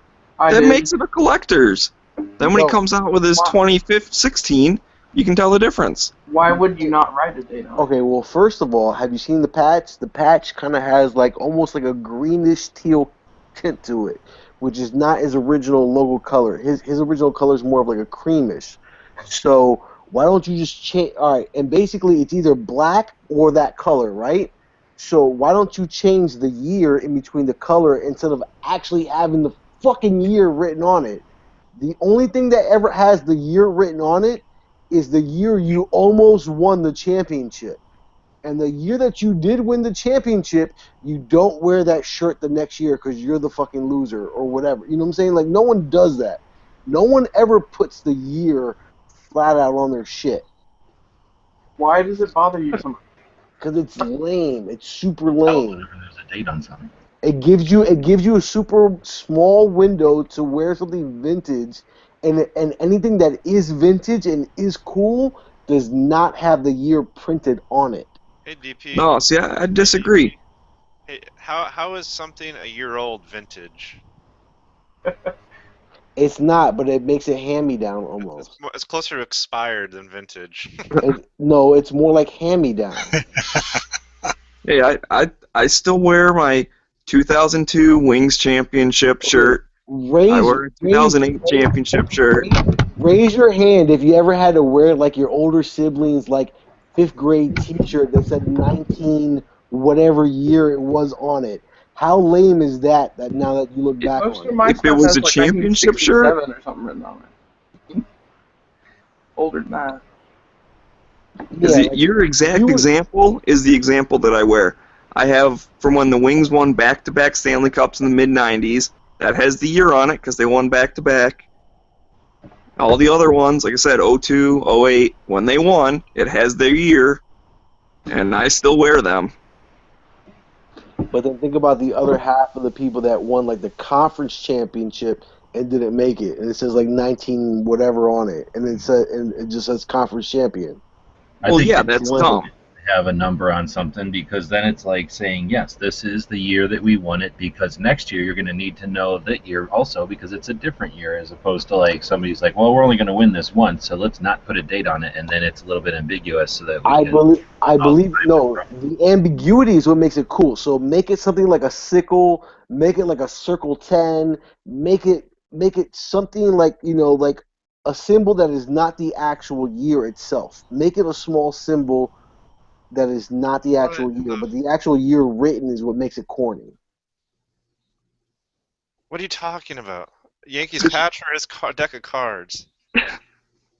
Yankees patch now. Yankees patch, bro. I was just giving them shit. I'm not putting dates on the cards. Yeah, I'm just saying. You better not put dates on the cards. Exactly. Your cards are fucking perfect the way you. No, actually, the date is in the like my fake NSN number or whatever it's called, in the package, like it's supposed to be on the identification. Yeah, dude, I have fucking things with NSN codes that were like just issued to me that were like 10 years old. That's normal. All right, so like I think it's cool to be able to tell the year of something based off like its VIN number, where it's like, you know, like the N means 7 and the Q means 13, and you have to look that up, and that means something versus made in 1975. You know what I'm saying? Like that to me is lame. So you hate 1911s? What about old movies where they be like made in MCMMCIIV? Yeah, no, like Roman numeral letters. That's kind of that's poshish. But you know, just I'm glad you're not in charge of anything, DP. What are you talking about? You'd be like you'd be on your crown, your throne with your gold crown. You just be declaring stuff like. No, yeah, like that's see that straw that girl's got in her soda. That straw's stupid. I declare that straw is. I'm not declaring it. I'm just saying that's lame. I'm telling you. I declare you do not wear the color blue on Thursdays. I don't like blue on Thursdays. Who said that? Yeah. Well, it's just like I just say you couldn't. Just know that I'm gonna make fun of you if you do. Yeah, the world by DP. I'm going to start using hashtag 30s on everything 2014. That's whack. So what's crazy is the first 8K deck, it had 532 shares on the Facebook. This new one already has 1816. 18. Wow. I'm surprised it hasn't already met its goal, to be honest with you. It's weird. It must be like late on the East Coast because it kind of like I've been watching it because it's close, but it's like stalled. And I figured, what's the point of saying anything? I was gonna say like, hey, wow, second day, great, but then it's about to max, so I might as well wait until it hits, and then I'll go, wow, it happened. Anyway, it sort of sat here for the last hour or so. It's been weird. It's after 2 o'clock on the East Coast, so you'll probably start seeing some dead time. But it's interesting because like something like a Fund Me type thing is totally different than Instagram, where it's like Instagram, it's like your lifespan is very short, so it's like you have a 2-hour window or a 4-hour window really, where like you spike, and then after that you have nothing. So it's kind of kept alive by what goes on social media. That's not entirely true. I mean, if you get to where it's really going, you can go for like 2 days, maybe max on Instagram. It depends if somebody if somebody big finds you late, then yes, that does crawl on. I mean, you got uppers in there. Those aren't guns. Uppers. Well, those 3 uppers, one of them's waiting on lower, and the other 2 lowers are on top of that box next to them. They just haven't been put together yet. No serialized part, no pistola. I can't believe you even Instagrammed that picture. It's awesome. I reposted it. What are you gonna do? Oh. That's distracting me talking about my uppers. But think about it. It's not just an upper. It's a fucking rack of uppers. It's, you know what I'm saying? So hate all you want. It's not just an upper. Oh, I don't like your upper. It has the year on it, but it's a rack of uppers. Anyway, this picture was getting likes up for like 4 days from it. I don't think anyone ever reposted it that I saw besides you. Hey, don't put your date on any knife. Don't put a date on any of your knives. DP doesn't like it. Okay, time out. No, time out. Chris, when was the last time you wore a shirt? That was not historical. I wore one today. Dude, that's the thing. I remember, what do you call it, concert shirts were like all the rage back in the day with the young kids. And they'd say like so-and-so concert, so-and-so date, so-and-so location, and then you wore it around like... Repeat that again. I remember. And how old are you? I remember. Okay, so... I have a dream. We'll start from the beginning. I remember. One day, we'll have dates on everything. Yeah, just because kids haven't done nothing yet, so they don't got nothing to remember, doesn't mean that you do stuff like the kids would do it. Hashtag dates on everything. What the hell did I just walk into? Discussion, another date discussion. Marco's stream of consciousness? I don't know. Alright, Huck, you as a craftsman... You see that t-shirt right there? It's got a date on it. Does that make you mad? No, that doesn't upset me. Hey, Huck, you as a craftsman, do you make something different to, like to make it differential, or do you put a date on it to say, oh, this is different? I don't know what you're saying, but I put a date on almost everything I make. God. Every single serial number ends in the year, the date of the year. Hey Huck, do you like Iron Maiden or Judas? But is that on the inside? Or on the outside? It's on the outside, right next to my signature. Well, what bands do you like, Huck? Just give me a band. Tool.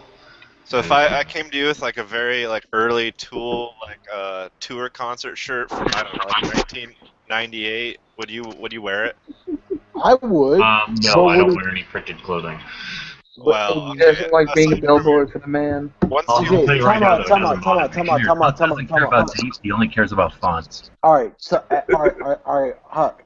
If the shirt said 1998 Tool on it, or if it was just a 1998 Tool T-shirt that was super faded, like the way it's supposed to be, would you rather have the one with the date on it or the one without the date on it? What? What? I don't care. I don't wear printed T-shirts anyway. No, it doesn't matter. It doesn't matter. Huck doesn't wear shirts like that, so never mind. It doesn't matter. You're wrong, Marco. You're weird. That's What all about this shirt? 2014? That's Was that even a year? That's lame. See, that's what I'm saying. So, like, put this, like when it's 30 years old, it's great. But when it's in the it's whacked. Like you have your first 30-year window fucking sucks. Well, so you're telling me T-shirts are like wine? We have to let them age before they become like palatable? I'm gonna tell you this, please. Like if you wear a T-shirt that says 2013 right now, you look dumb. I'll tell you this right now. I'll end this discussion. There is no putting limits or barriers on somebody else's personal style or taste. Bingo.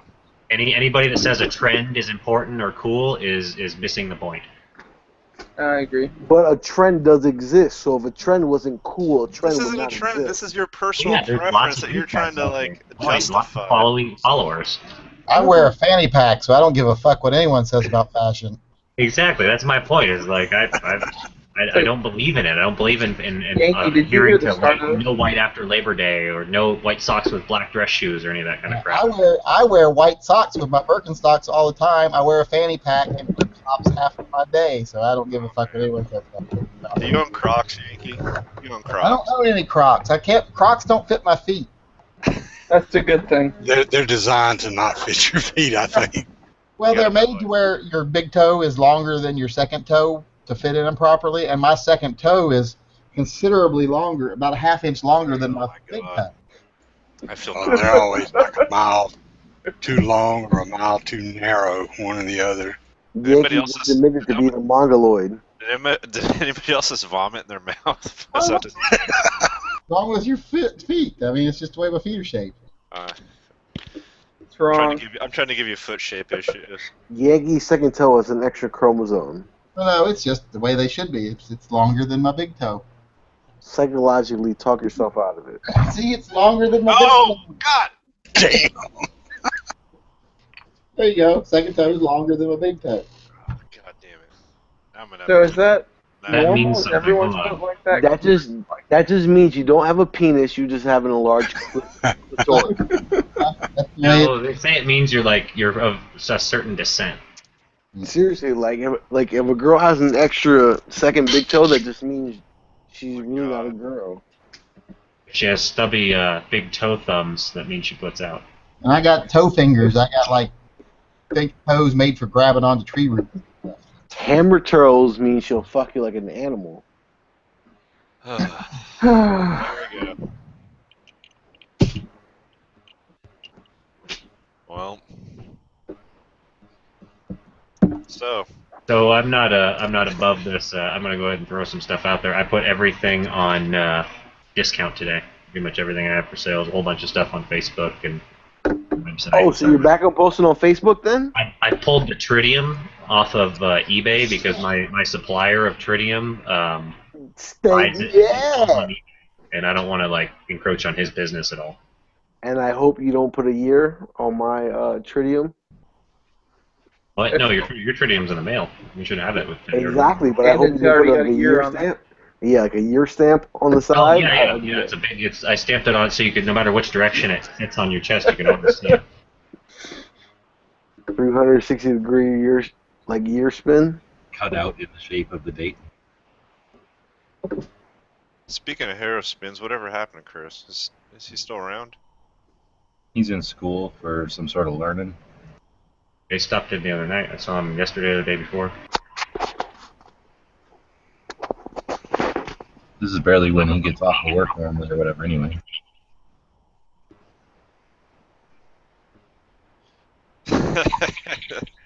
Smaggy's just rubbing it in. He's like, fuck you, Marco. I'm digging through my dirty laundry to find all the ones I have dates. I only have a few with dates on them I can think of off the top of my head. Exactly. Would you stop sounding like Dano? It's confusing me. Seriously. It's not Dano, it's young Dano. Young Dano. All you have to do is scorch the earth. I put this. That's what Put this. No one will ever say that having a differentiation in between design or color is way cooler. That's what Dano sounded like before his dreams and hopes got crushed. That's what's going on with Smeggy.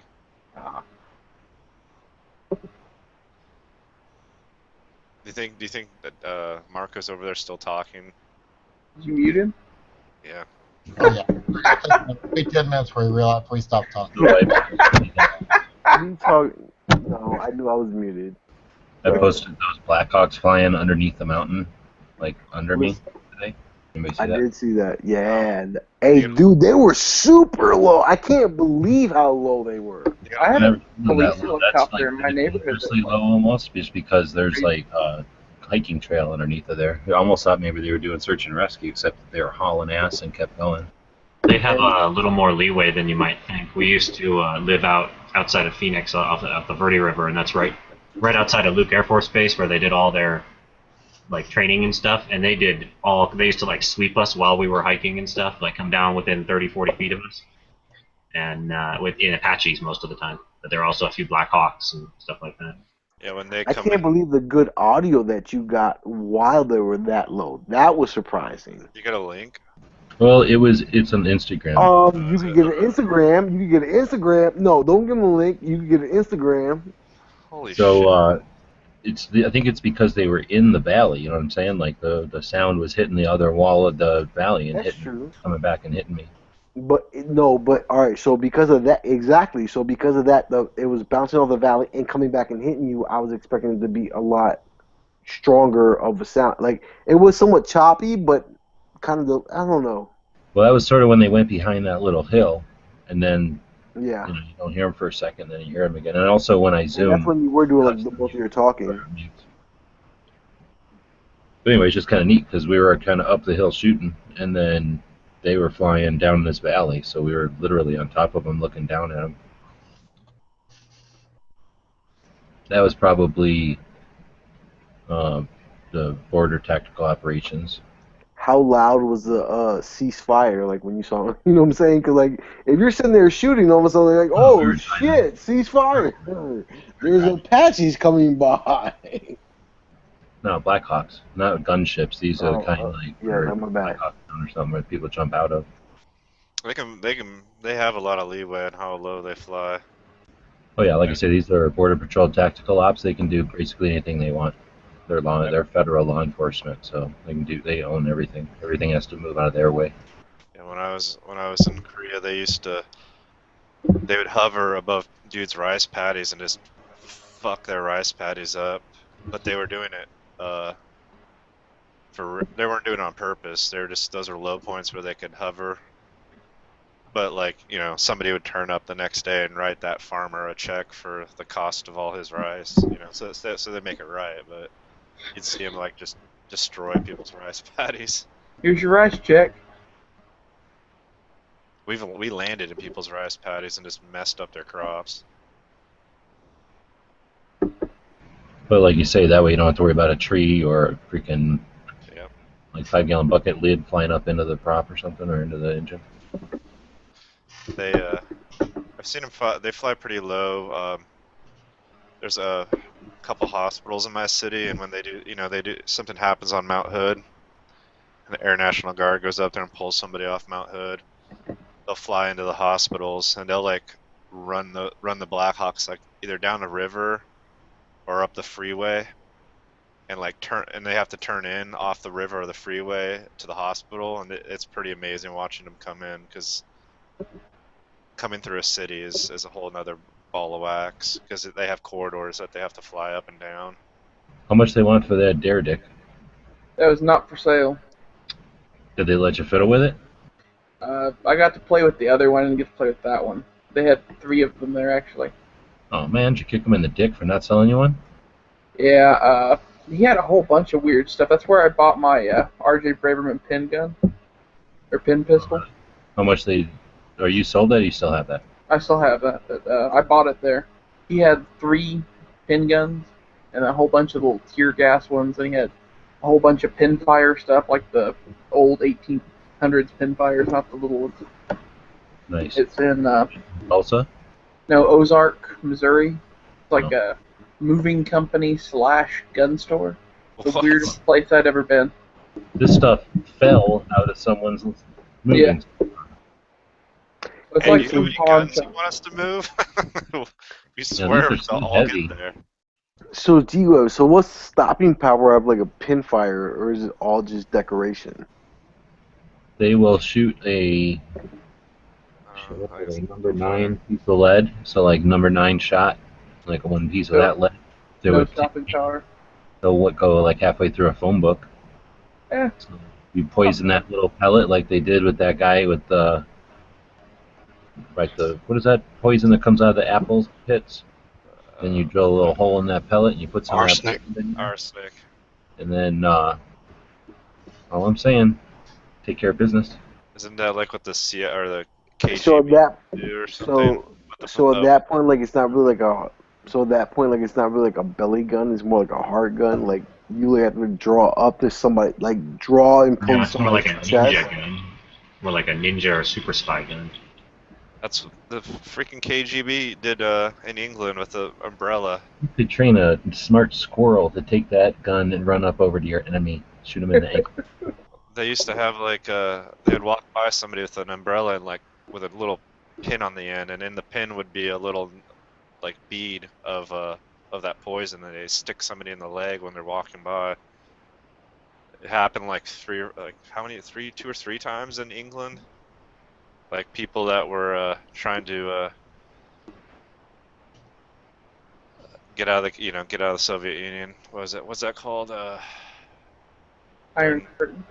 No, when you're trying to Defect. defect. Thank you. Yeah, they're trying to defect, and KGB would come after them and kill them before they could defect.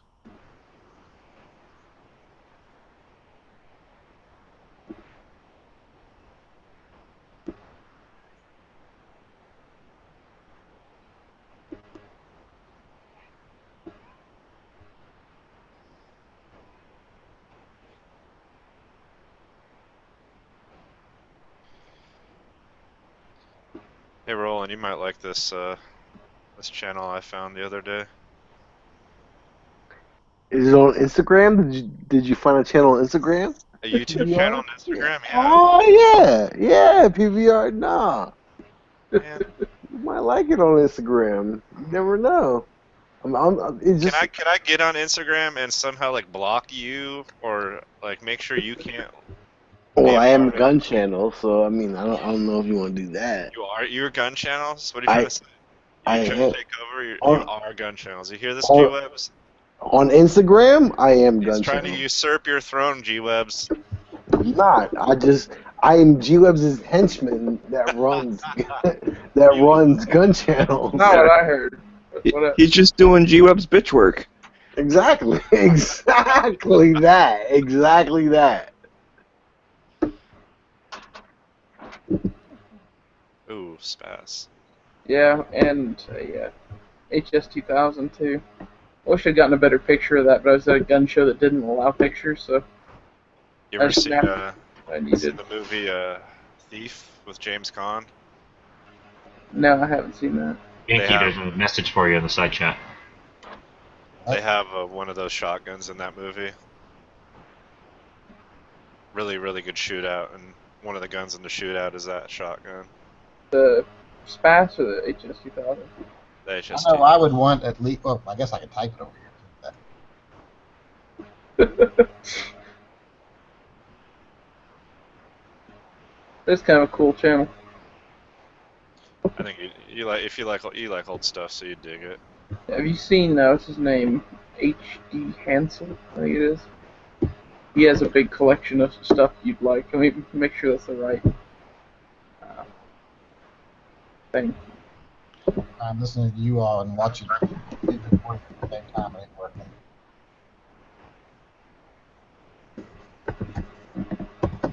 These guys are trying to do a high-end historical firearms, kind of like Forgotten Weapons, but looks like a little more refined. Their fucking photos are beautiful though. I think they have an Instagram. They have something. I know they have a Facebook page. They probably have Instagram photos like they're taking. Yeah. I've always thought that Forgotten Weapons is kind of underutilized. I mean, he has a lot of followers, but he doesn't post that much, I don't think. He does some awesome videos, though. Yeah, he does. When he does one. And you might like this also. That link also, Huck, if you like Forgotten Weapons. Their Facebook page for this channel is awesome too. I'm looking to see if they have an Instagram. What channel is that? I put a link in the side. It's called CN Arsenal. CN Arsenal. Okay. Check this guy out, DB. His videos aren't that good, but I think you'll appreciate his collection. It's massive. Yeah, this dude too. If you look behind him in the videos, there's just an entire wall with just racks of rifles. It's pretty impressive. Wow, holy shit. Are you looking at the guy I sent you? Yeah, I like his assault rifle collection. Yeah, just that alone, and that's not even that's the tip of the iceberg. That is flipping outstanding.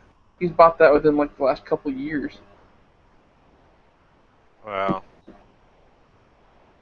I know a couple of guys that have done that in the last like 5 years. They've bought more than I'll ever own, Yeah. or would ever want to own.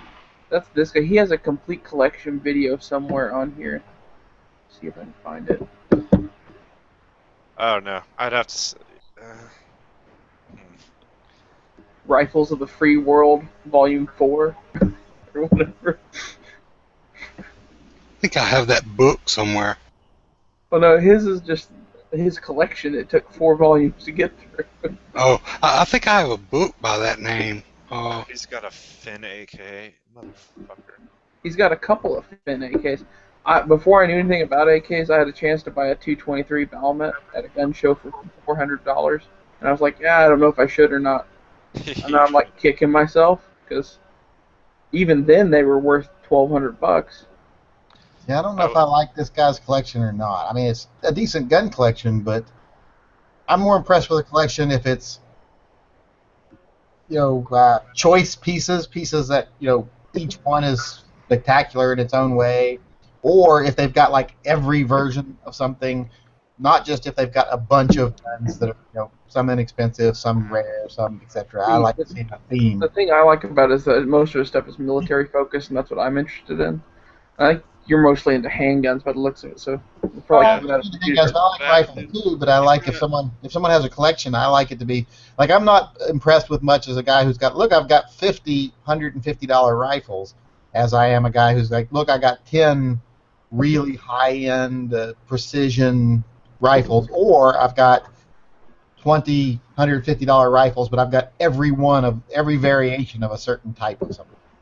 I think any collection can always be appreciated if it's properly displayed. So even if you have a collection of high points, if you have in the right backing and the right setup, anyone can appreciate a Why don't you and Dano form the "You have to have your collection my way" club? Is that a real STG-44? That's one of the PTR ones that they made like 50 of or whatever. So I didn't mean to cut you off, G-Web, sorry. Oh no, he meant to do it, G-Webs. Yeah, I hear you. You're all against people that have their collections just laying around. All have to keep their. So this is my rifle collection.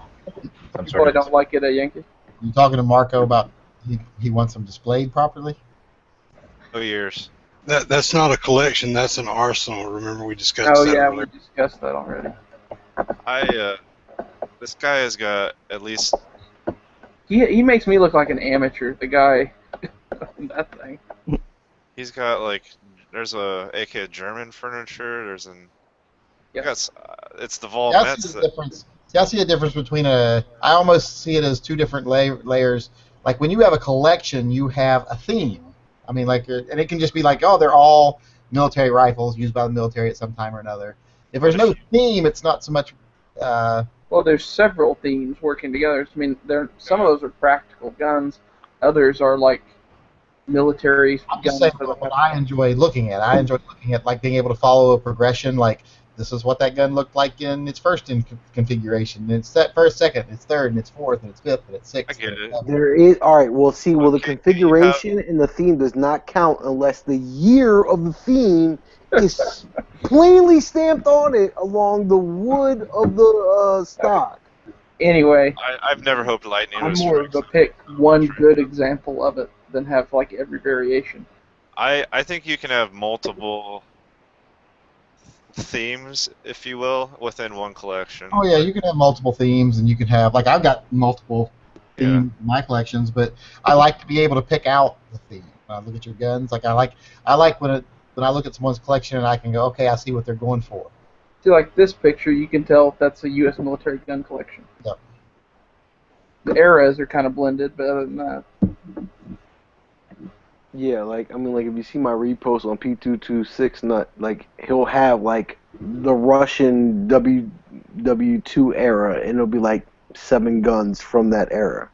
And if someone's got like 90 guns and 45 of them are the same type of Nagant, just the exact same one, I'm like, that's not so much a gun collector as it is a gun hoarder. Yeah.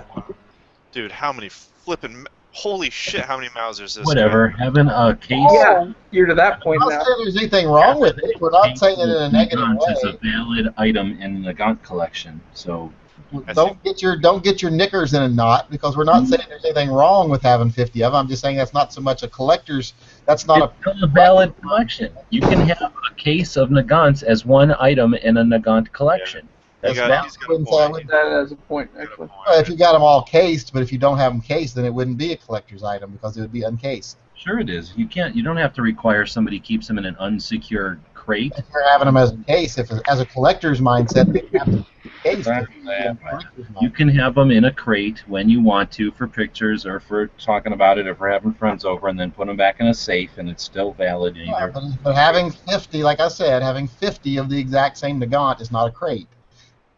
See, this is as good as a Nagant collection as I could get, and there's only 2 Nagants in the whole thing. It's just like a Russian collection more than anything. And we're not saying there's anything wrong with being a gun hoarder. No one has to have a collection in mind when they gather as many guns as they want to have. No one has to have a collector's mindset. I'm saying I enjoy collections where I can actually see the thing.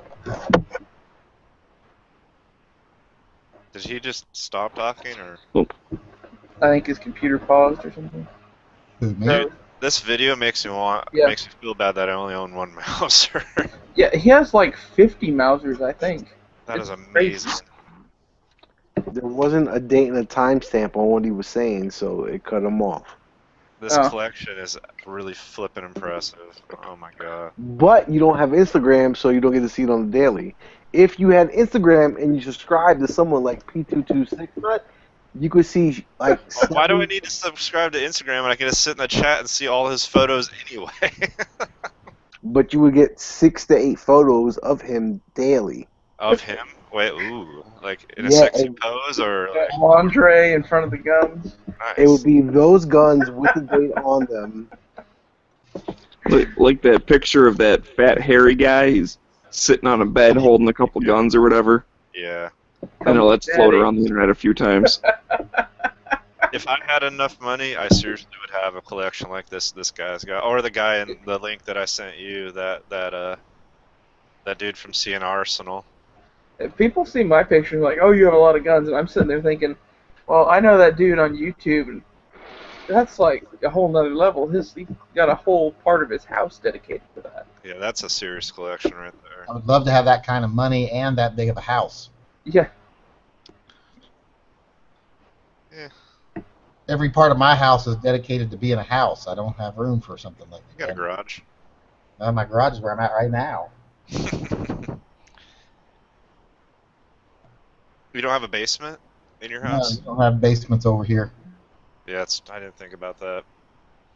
That's weird. It's a Are weird you guys Are you guys under sea level, or is it just too expensive to dig underground like how it is in Arizona? It's a suburban thing. They didn't build the houses in the suburbs with basements. No, and plus we're right on the river, so our water level is really high. So. Well, see, like around here, like all right, so like all like the new construction around here, like it's all above ground because it's obviously cheaper.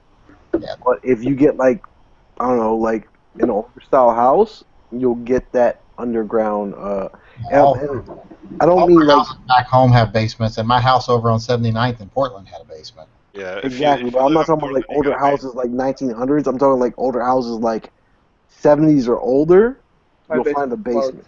What if there's a what if there's a date on the house? What then? As long as it's on the deed and not on the fucking front of the house. What was that? My house had a number on the front of it. How else would the mailman know where to fucking come? What's that a picture of? What? Exactly. The case? Yeah, that's a 45. Someone brought in a gun to the local gun shop and had it hot and managed to plug the fucking case. What in the name of... You see how the 45 didn't even pierce the case, It didn't even though? pierce the case, and it didn't even break the glass, I don't think. Shows you how weak the 45 is. Yeah, let me shoot you with one. Yeah, he should have been having a 9mm. It would have went right through it like butter. Level 3? I play this. Everybody get your 45s. We're gonna take I was alright, so Should have been a 357. Should have been a 357 Magnum. It would have killed everybody in there. Yeah, looks like I don't even own a 45, but I will go out and buy one right now if I can shoot at you, Marco. Just a little. Okay. We'll get it on Instagram.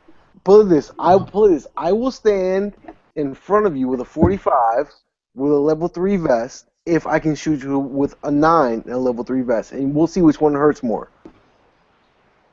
We'll both keel over, but you tell me which one hurts more. He gets to shoot you with a 45, though, right? Yeah, but I get to go first. No, same time, bro. Same time. No, I get to go first. Same time. Like, oops! I swear that wasn't where I was aiming. I didn't know the vest didn't cover your dick. Sorry, man. We'll just tell never enough ammo. We'll just tell Matt he's Muslim, and Matt will shoot him in the dick. Is that Matt's new policy? Yep. Yeah. Muslims in the dick. Dude, We're going to make him a bumper sticker that says "Shooting Muslims in the dick" since 2015. I don't think that's a new policy. I just think it's been cooking inside of him for a while. It finally just came out. Exactly. It's been boiling inside of him. And I agree. Your appendix carries. I agree with him 100%. When he sees those, he's talking about those videos of those Muslims over in other countries killing children and hurting little kids, and I'm like, yep, I line them up, shoot them in the dick. Well, I have a friend that hates Muslims. It's weird. Like, I post this whenever I want to get hate from the appendix carriers. Seeing as Dearborn is, I'm sorry, go ahead, Smeggy. I was just going to say, seeing as Dearborn is really close to where I live, and that's actually the highest concentration of Muslims outside of the Middle East. Yeah, Dearborn is yeah, like you guys out in the Midwest are ridiculous. Well, it's just the one city, man. They all just go right there. I don't know why, but like, you know, you're driving through the street, all the street signs are like have. It's almost like you feel like you're in Canada. It'll be English and then there's Arabic right underneath, so you know what the hell the thing is. Read a transcript of a interview with some Muslims in Dearborn, and it was freaking crazy, man. They were talking about these were not like extremist or the American hating Muslims or anything, but they were still freaking insane and talking about how they wished that that town had I don't know how Sharia law. Yeah, I'm not sure the pronunciation, but yeah, they were all going nuts about it too. Yeah, the original Ford plant is in Dearborn, right along the Rouge River. I used to work there for a little bit, so I went there a lot.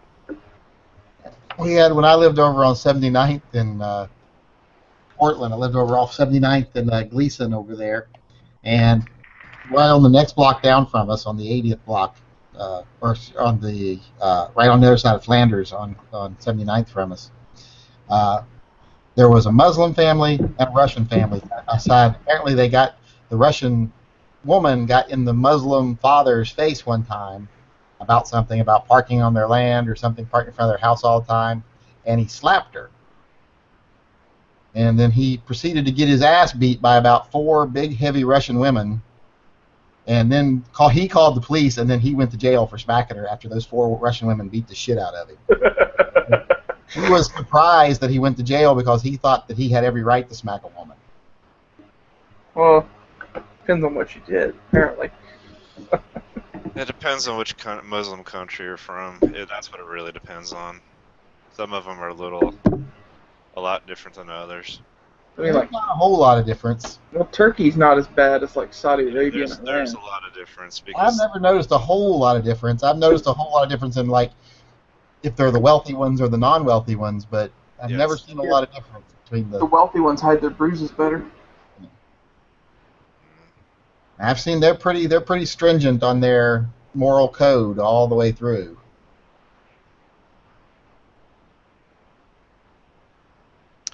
no, not my experience.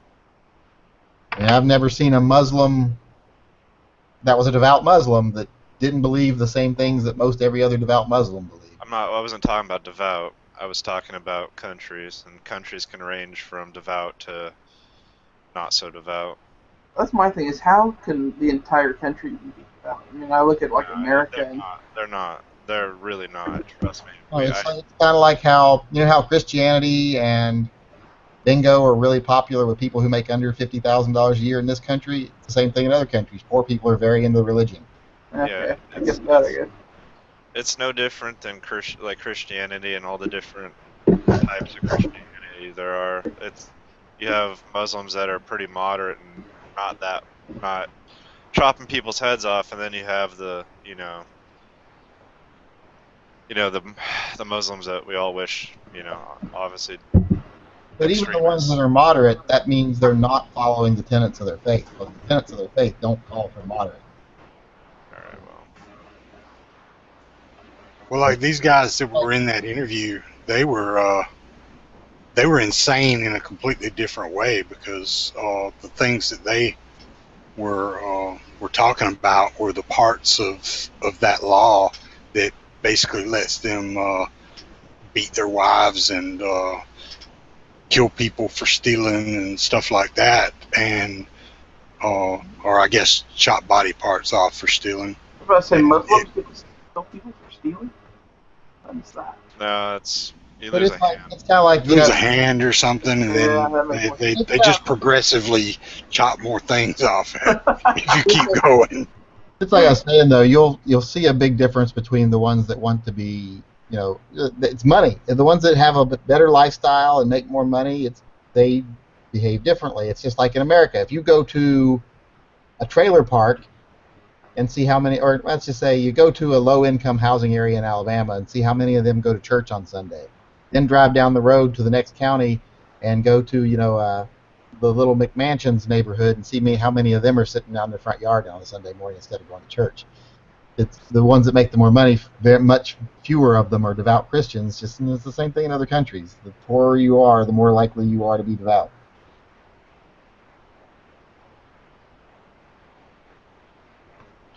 What is that sect of Christianity where they handle the snakes and talk in tongues and They're stuff? Baptists. Baptists. They're primitive Baptists, but they're Not all Baptists. Yeah, it's a Some specific Baptists. thing of primitive Southern Baptists that do that. Westboro's Baptist also, isn't it? No, they don't do that shit. when I was in college, I took religious studies and I got to go to a couple of the snake handling churches. So they're something. I went to a religious high school and then majored in anthropology, so I had a bunch of religion classes. And all at the same time, basically came out of the whole thing atheist stuff. Like, I don't know. Well, I just took comparative religious studies in college because it was one of the courses that would fill my requirement. So Me too. So I took it, but it was interesting to see the different types of religions that all existed in our area, and the snake handlers and the cultists, and it was just all we like Wiccans, all that other kind of stuff. Let's face it, any religion in the extreme is a bad thing. That's. So we should outlaw religions. I don't know about Well, that. I wouldn't say that any religion in the extreme is a bad thing, because some religions are very benign. Oh yeah, because how many druids do you see blowing up people? Yeah. I mean, Well, the extreme end of it, I guess any religion, if you take it to an extreme. What if there's a religion where hot chicks go around sleeping with people? I would want them to be very devout. When was the last time you saw devout Buddhists causing a lot of problems for anybody? Was it World War II? Or what? Well, is Buddhism a religion, or is it a belief system? It's a philosophy / religion. Japanese, right? They were, weren't they Buddhists? Who? Japanese. No, the Buddhists are Taoists. Yeah. All right. Buddhists are pacifists. They won't fight anybody. There are Buddhists in Japan, but most Japanese are not Buddhists. Then what's Shinto? Is Shinto Shinto, that's what I was thinking of. Taoist China. Shinto monks. Shinto is the major religion in Japan. Well, besides Christianity now, I think. They really like Christmas for some reason. I saw the other day that when they were breaking down like all the study, like what it used to be, like what religion are people in the country. Atheism has gone from 7th to 2nd. It's now the 2nd largest religion in the country. The United States is atheism. I consider that a win personally, but I don't know. Just more room in heaven.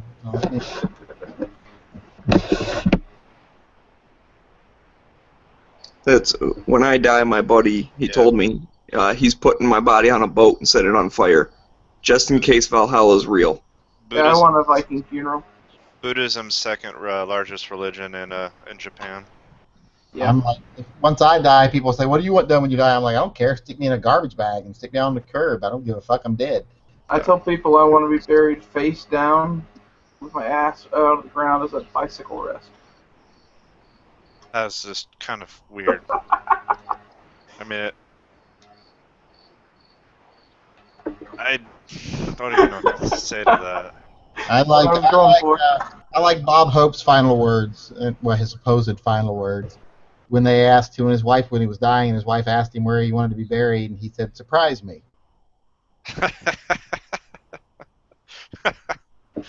Oh, I like that. That's good. He shot out of a cannon out to sea. That'd be fun. Ooh, space burial. There you go. Bob Hope. Bob Hope, yeah.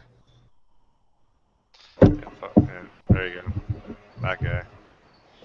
So there's this joke. There's a rich guy, and he says he doesn't want any of his money to go to his wife when he dies. He wants to take it all with him, and he's like a multi-millionaire or whatever. So he dies, and the widow buries him and everything, and her friends are saying, "Did you actually honor his request? And leave all of his money?" She goes, "Well, yeah, I'm not a liar. I'm an honest person, so I wrote him a check."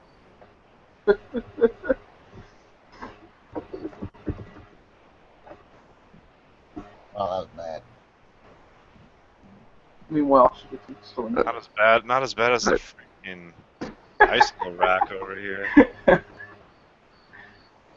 Ooh. I need to freak somebody out. I'm trying to watch American Ninja Warrior at the Miami Finals, and no one's making it past the little freaking balls.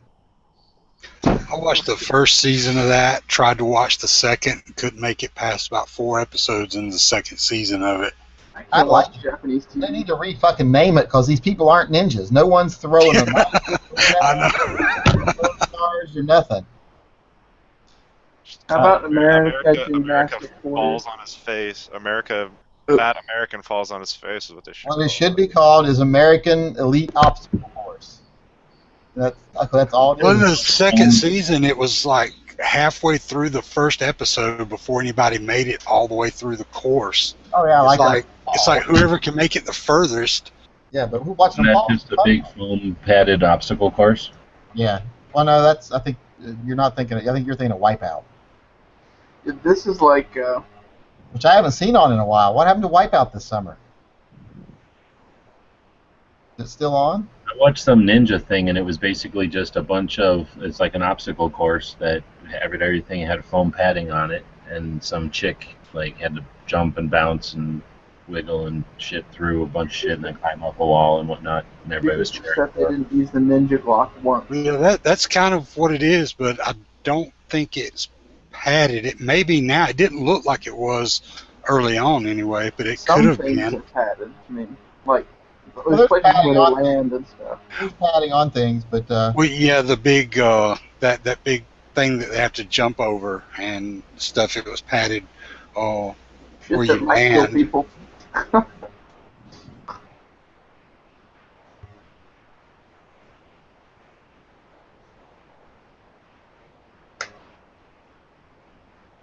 When I was over in Japan and Korea, I used to sometimes in the hotel room I would like sit there and just flip through the channels just to see what's on Asian TV, and there'd always be one of those game shows, and they'd all be progressively more and more like violent and fascinating. Like I remember one, basically the game show, what they were on this like, I don't know how to describe it. The best way I can describe it, it was like a game show basically of the Indiana Jones where he runs away from the giant round boulder.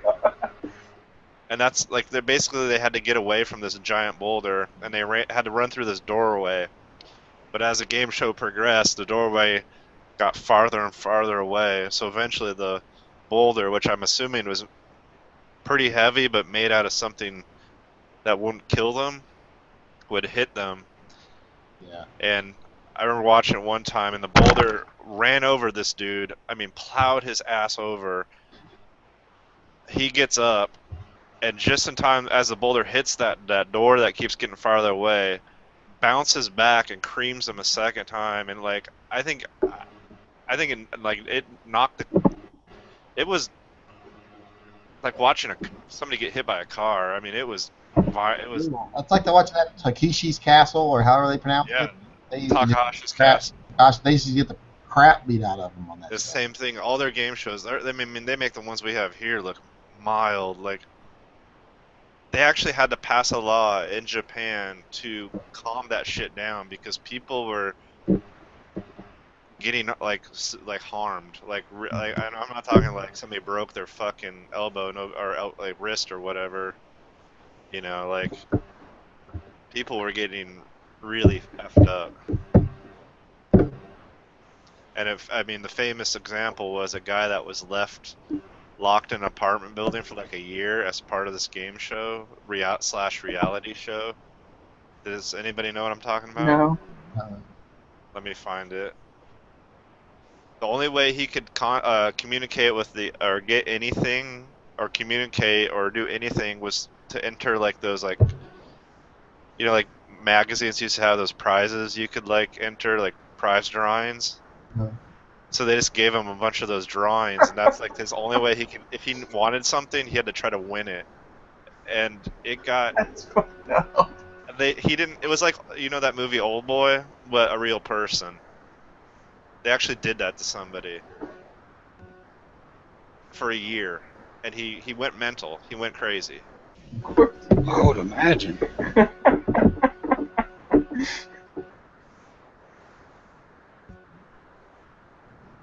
See how many of those you can fill out before you win something. I'm trying to find out when the fuck Wipeout's on. That may have gotten canceled. I think it's got an 8th season for this year, from what I'm seeing. Can't find anything on it.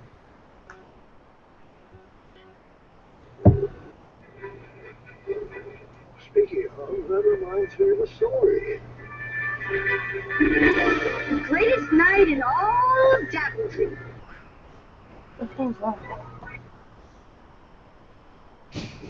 What's that? What photograph are next on Instagram? What? What should be the next picture on Instagram? From you or me?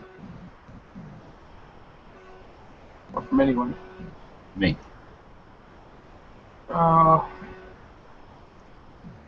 Blunderbuss. East German AKs. Give me those.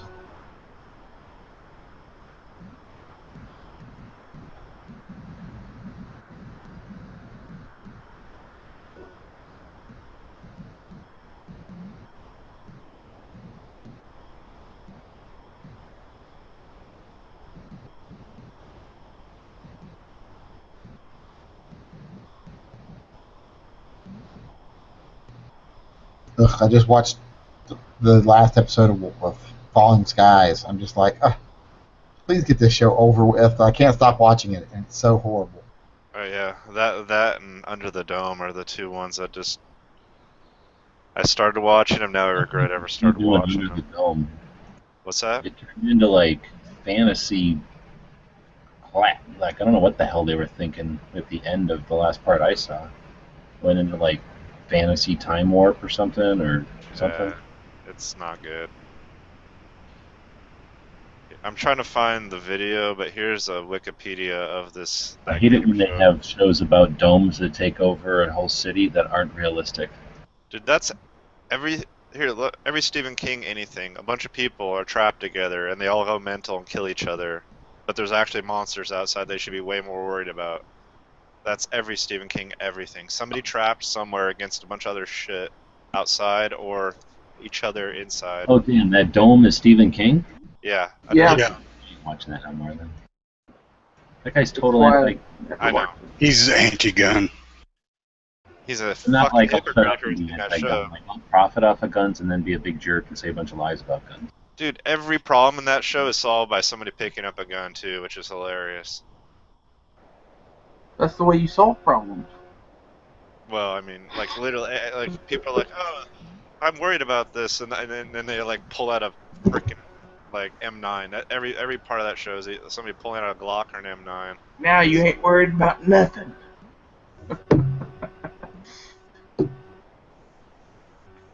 Oh, is this? No, that's not the show. That's true of like all anti-gun people, though. I mean, if you back them into a corner, they'll end up saying, "Well, I'd have a gun," or they'll end up beating someone to death with a baseball bat if you take them down that road. Actually, this is the right link. That link was the wrong one. This is the link to the TV show. And I'm You're trying allowed to to find. it's not the first one. How are we supposed to trust you on this one? I don't know. Trying to find if they have them on YouTube or somewhere. They literally psychologically tortured this dude for a year, and when they thought they were letting him out, I think if I remember correctly, all he wanted to do was go to Korea and get like some Korean food or something. So they took him to Korea and locked him in another apartment. I mean, it's so fucked up. And finally, the authority, like that's when the police got involved and had to step in and be like, "What the fuck are you doing?" Why wouldn't you just break out of the apartment? He couldn't. Mm. I don't know. I don't know. I don't remember watching it ever thinking of that. I just remember watching it and being like, this is like watching a really slow car accident. I cannot stop watching this shit. Would he at least have become like a millionaire if he stayed in there or something? Like, was it worth it to keep going? I don't remember what they promised him. It was like half game show, half reality TV show. But you can see if you look at the other link, there's some photos of him, and he looks like he's just going crazy. And he did go crazy.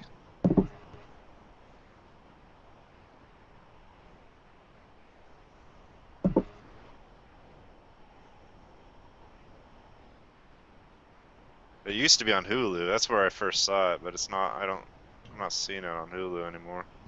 Where the fuck? He looks insane.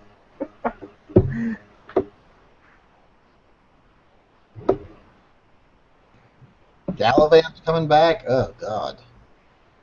That was horrible. Did he not have any clothes? No, they put him in there without any clothes. He didn't have anything. They put him in this apartment with nothing, and he had to like enter these sweepstakes in order to get things to live. I think they gave him enough food to like a little bit of food, and I think and those prize things that you used to have to enter, and like a pen, and that's all he got. The Asians crack me up. That's just, how would you think of that? You like I said, man, their game shows over there are fucking insane. How many of those things did he actually win? At first, he didn't win much, but then he got the hang of it, and he started winning really weird shit. I think there's a part where he wins like a set of car tires, and then he's like, he puts the tires in the middle of the apartment and sits there for like hours pretending he's driving a car. It's just, I can find it on YouTube, but I'm trying to find the whole season somewhere, but I'm not seeing it. So. Because I mean, if they gave him enough food, shit, I would just sleep all day. It's not that hard to sit inside for a while. You think that, but if you're isolated for a long period of time and under pressure or stress, it can have an effect on you psychologically. I don't know. I think I could handle isolation pretty good. Well, I'm not. Yankee's the one that went to school for that kind of stuff, not me. So. What? What are y'all talking about? People that are isolated, like, like, I don't know, like, prisoners are the only people I can think of off the top of my head, but. Yeah, isolation has several different factors to it. I mean, some people thrive in isolation, some people can't handle it, and a lot of it depends on the situation that caused your isolation, whether all your physical needs are met while in isolation, etc. Yeah. I mean, there's some people that seek isolation, but there's very few true hermits. There's very few people ever that seek total and complete isolation. We're not designed for it. Very few Obi-Wan Kenobis out there. No. Well, it's also boredom is what can really get. It's not the being alone it's the boredom, because you're not going to have a lot of. If it's like true isolation, you're going to be isolated from all amenities. I remember once when I was in college, I read a study, and I can't remember much about it. It was part of a case study where they studied like how long people in isolation, how long it takes them to start talking to animals, how long it starts. Then the next stage is talking to inanimate objects, and the next stage is just delusional talking to nothing. There's like usually a timeline that will follow in most people that are in severe isolation. What if you already do those things? I mean, how do they measure that? And I'm starting to think this show ain't coming back, because it says it's been renewed for an 8th season. It's supposed to start this summer. Summer's half fucking over, more than. Which one are you talking about? Wipeout. Oh, yeah, I don't know. And you go to their webpage, and every question is this returning this year? And no one will answer it. But they're still posting shit on their Facebook page. Translation not coming back. They almost got a Romanian AK and a blunderbuss in the same picture. Do that one. Close to a German. I like the MPI-KM. Sweet gun.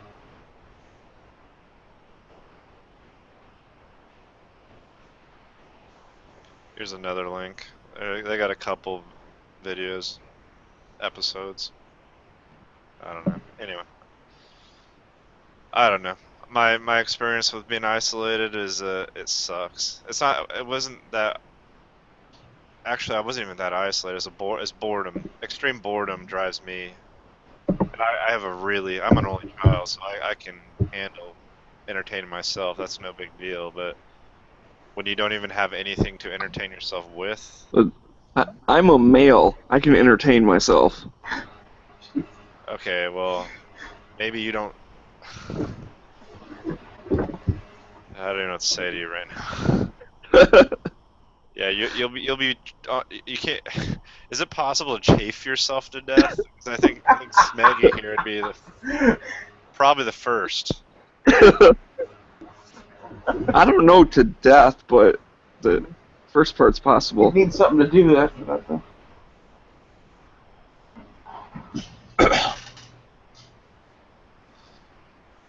Why is Pink Panther talking in the chat but not in here? Are we not good enough for his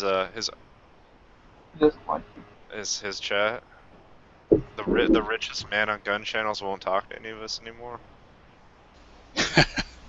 Didn't somebody say he opened it and then had to go somewhere or something? Yeah, he left it open, from what I understood. He's in the lobby. I don't know. That's what he said the other day. He said he works afternoons, so he started up the chat, then went to work. But he's responding to Marco, who's been gone for a bit, so I'm guessing he might not be listening to it live. Oh, I see. Oh, he might be on his phone or something. Yeah, maybe. If you start listening and you hit pause or something, you don't realize you're listening to, I see. delay of like 25 minutes or an hour or whatever. Yeah, that's true. That is a sweet picture, G-Webs. That's all the non-firearms, right?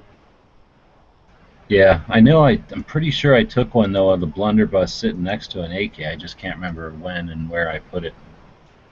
But it's fucking possible theme. it's German ones. What? So what's the theme to that? Oh, the. Well, I just asked them what to post, and since they said a blunderbuss and an East German AK, that's the picture I could come up with fastest that had kind of both guns in it. But there's really no guns in that picture. That's the theme. Or are you talking about my picture? No, it's your picture. That's a gun store. I just think it's cool looking. So their theme is they're all for sale from the same guy who is a gun shop.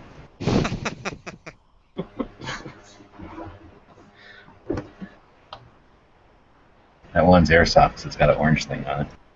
That's actually an IO. They put that little orange sticker so you know it's quality. And by quality, I mean they use welding rod as the pins.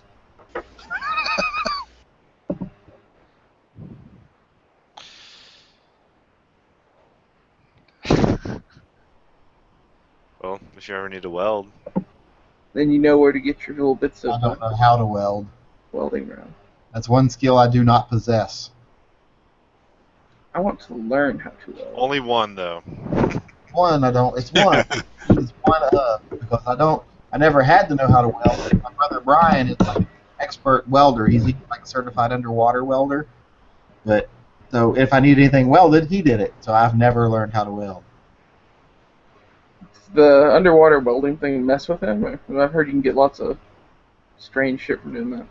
He doesn't do it often. He only does it like if they have an accident or something and he's cut some parts off a barge or. I've seen like Navy welders and shit that like years later have like all sorts of like neurological problems. It's because they were in the Navy. You mean straight it by like massive amounts of money?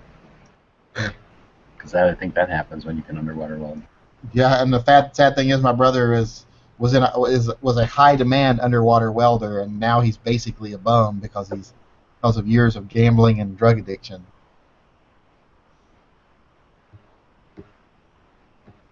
Hard to believe that I'm stable one of my brothers and sisters. That is a scary thought. Well, I got one brother who's pretty stable too. He's in the military. He's a sergeant. Sorry about your homie. Homies. Yeah, I'm gonna dig up on Mountain Dew. You got the loudest fucking phone. Yeah. It is loud. Yeah, Jesus Christ. It's like the phone my grandfather Every had. day, turn your fucking phone down. I gotta be able to hear it. It's in my pocket. Or a lot of time I have it in my little fanny pack, and I gotta be able to hear it because I can't feel it vibrate in the fanny pack, so I gotta be able to hear it.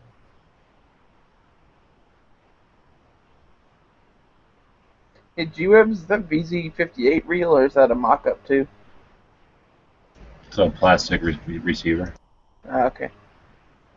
but a real kit.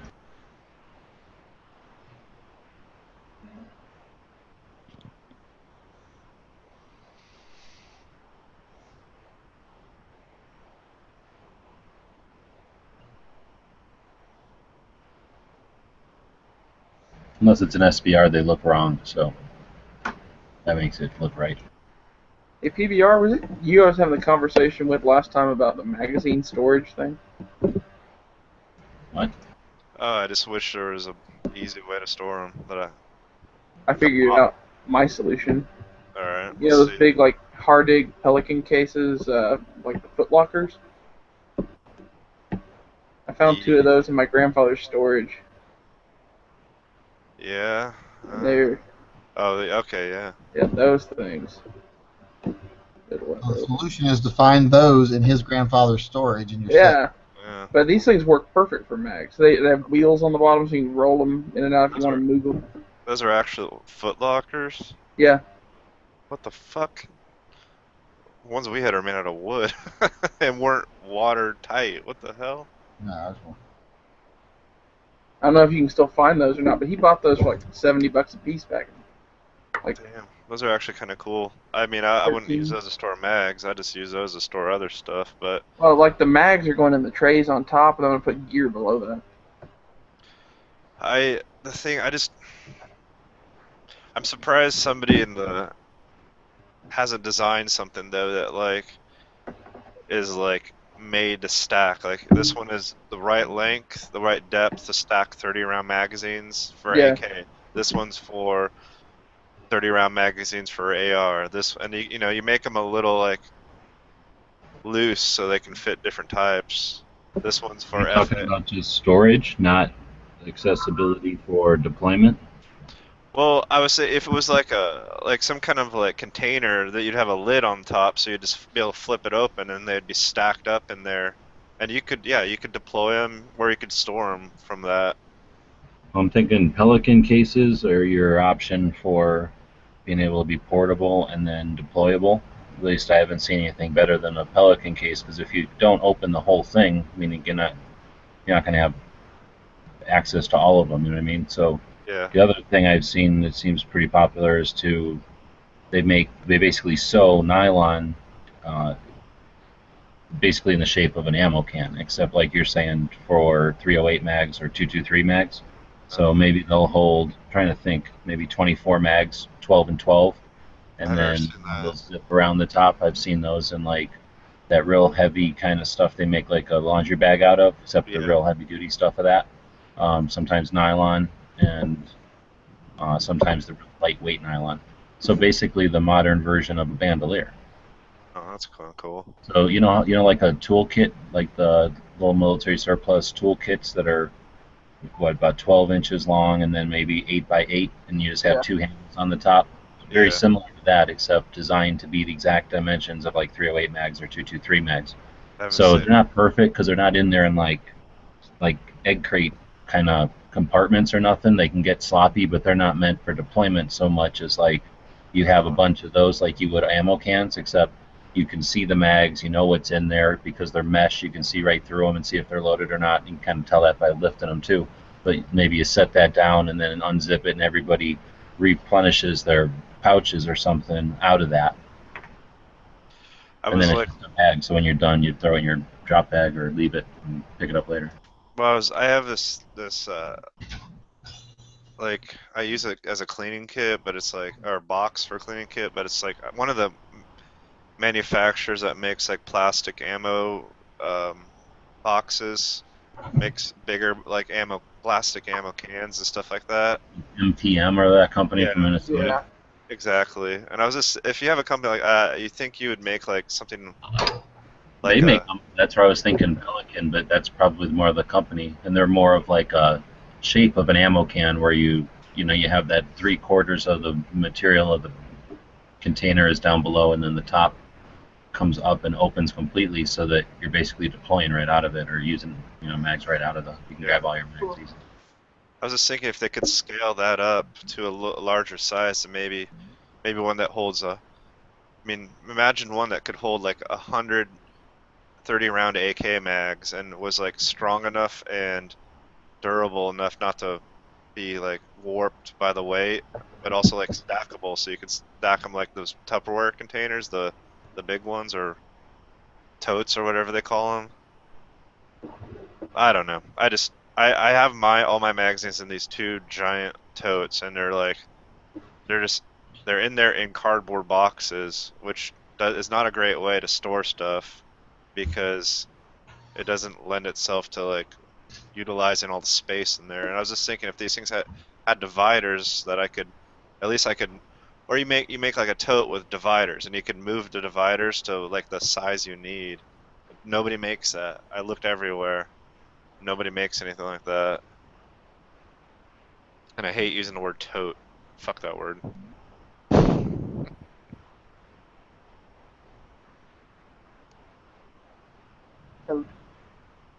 That was where I was. I had 3 like shipping boxes full of magazines. Yeah, I needed something different. I like ammo cans. You like what? Just ammo cans. Yeah, but they're too heavy for what they hold. I mean, I keep. They're heavy, but they're like, you know, you got to throw them in the back of a pickup truck, Red Dawn style. You just throw them back there. That's why I like those things I found, those Pelican foot lockers. I could roll those out to the car and throw those in the back. Pelicans I would be down with if like They were somebody not else was paying for them, because they're like way too much money. Well, that's these. I got them for free. I have Pelican cases, but I'm not gonna buy like Pelican cases for storage. I Like, definitely wouldn't buy them from common. Pelican. You got lucky, dude. But Yeah. for common storage, I can't afford that. And I do have ammo cans, and I keep all my ammunition in ammo cans. And I We even get have- those store like shipping container basically, like really expensive, nice plastic containers of all shapes and sizes from all the various stuff coming off the base down here, all the time, everywhere, like the flea markets, at the That's what I was about to say. Every gun show here.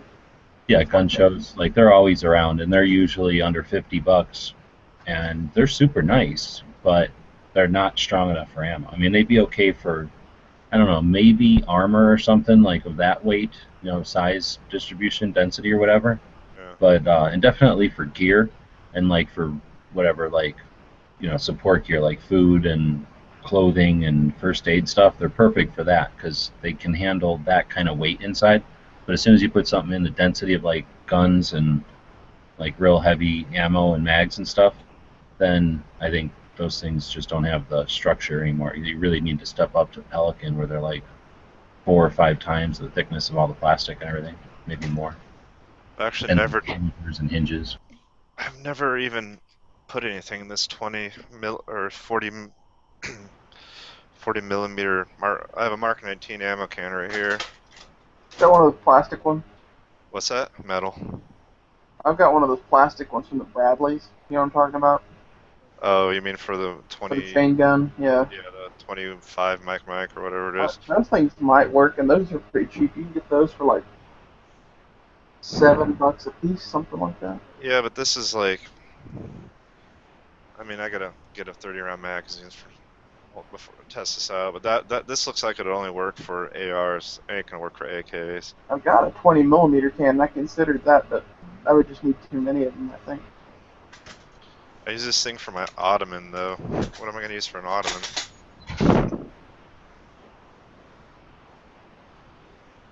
Hashtag not married. Do you have to burp after you say that? I mean, it's like driving it home.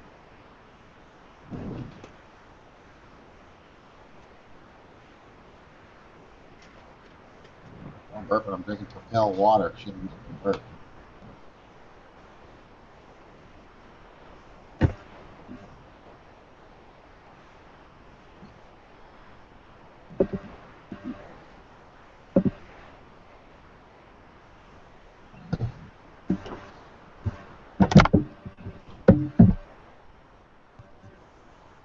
Alright, here we go. Out Smith & Wesson 65 up there. What is it? What's that? Oh, yeah, I found these 2 guns in my grandfather's file cabinet the other day. He died in January, and still finding guns from his collection. I can't really see on my. It's a 357. I'm not sure the model. It looks like a K-frame. It is a K-frame. Was it 66 or 60? Oh, 66. I think it's. Yeah, that's awesome. It's a 65 because it's got the gutter type sight on the top, and Yeah. You want? I can go look at it. Look it up. We do have the internet. What's the automatic? It's a Rock Island 1911. I'm probably just gonna sell that one, but the Smith I'm actually surprising my grandmother with. She thought that we had lost that gun. And that was always her thing she went and shot. The gun's worthless. You should just give it to me. Well, Yeah. So 40 millimeter can works. The pin barrel with recessed cylinders, so I would imagine it's worth a little bit. You're not. The ultimate ain't worth nothing. 40 millimeter can works perfect for AR mags, but it still doesn't work. It's not going to work with AK mags at all. Yeah, and that thing has an action job too. It used to be the highway patrolman that they were friends with, and they had a resort by a lake or something. They bought it off of him. His duty weapon. Make sure it fires reliably, because people love to loosen that little spring tension screw under the grip, or it's so light that the trigger feels like nothing, but then it doesn't fire reliably. Well, this has been shot quite a bit, so I've seen it shoot quite a bit. Never had any light primer strikes or anything like that. Okay. Okay. Will do. It'll be in the mail.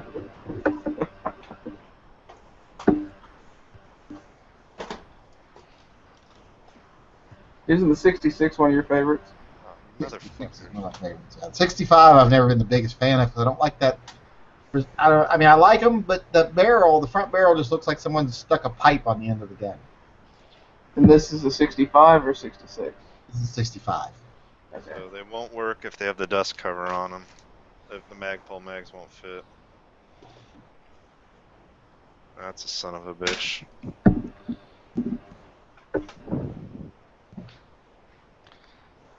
This is 66.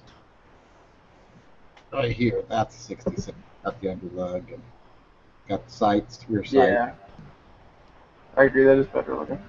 Somebody needs to vent a storage just for magazines. I bet you make $1 million fucking dollars. You should Kickstarter it. I don't. If I had the capabilities, I would, because I found stuff like this is handy up to a certain point, but you need a container to put shit like this in. most of my AK mags are in like weird bandoliers from weird countries and not bandoliers, but pouches and shit. Well, that's a mag pouch and 2 bandoliers. So. Actually, what you showed earlier that you found in your grandfather, like those, I don't know what they're called, but they're Delta Pelican cases. Arctic cases. Yeah, I've been looking for those for a while, well, I haven't been looking hard, but I've been keeping my eyes peeled for some, because those are awesome. When he bought those, I was griping because he bought them and then I had to carry him into his house for him, all the way from the freaking gun show and everything, and I was looking around for something in his garage that I could use to store mags in. I saw those and was like, holy crap, that's like perfect. At least for what I'm wanting to do. Those things are awesome. They're indestructible. I want to put like a earthquake kit in one of those for my house, because I'm kind of debating on doing that too, making one of those them. things are, if they're the real deal, they're pretty much uncrushable, to the point where I've seen like a Humvee like propped up on one of those to like so somebody could get underneath and work on it. They have unit markings on them, so I'm pretty sure they're real deal. The one's on the lid there, and the other one has shit on the side. At least I'm assuming that's what the stamps are there. How the fuck did I have this fucking magazine Jenga going on over here now?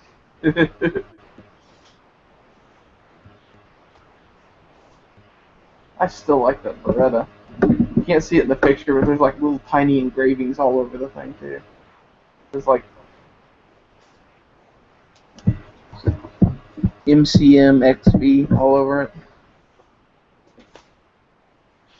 I did find these things from a company called Competitive Edge Dynamics. They're like nylon magazine holders that don't attach to anything. They're not like, they look kind of like Thompson submachine gun pouches from World War II, except they're not actual pouches like you would attach to a belt. They don't have any loops. They're just for keeping your handgun magazines organized. Yeah, California competition wants you to make those too. They're pretty cool. I keep all my Glock mags in them, just the ones I don't have actually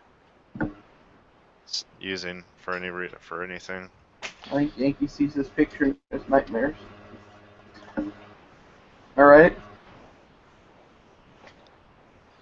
So what's with this gun planking thing you guys have been doing? What are you talking about? Like all those guns rubbing against each other. It's probably like your nightmare. The stacking guns thing people are doing on Instagram now. What the fuck's the point? It's just fun. Back in my day, people never stacked guns. I don't get it. Not the young people these days. I don't understand what they're doing. Back in my day. But what's even sadder than watching the young people do it is watching Stone Guy try to do it. Yes, it is. Since when has a pile of guns not been good enough? Watching the old guy try to see him hit by stacking his guns on his Instagram.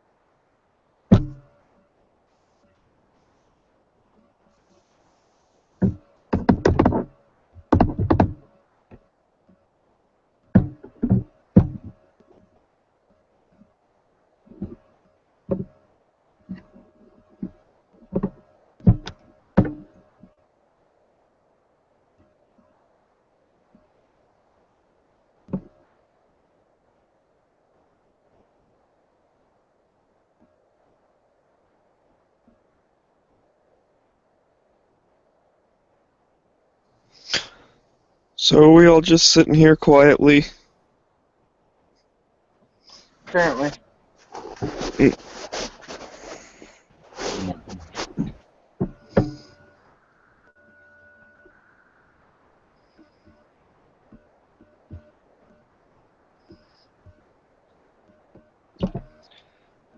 If only there was some type of game we could be watching someone play.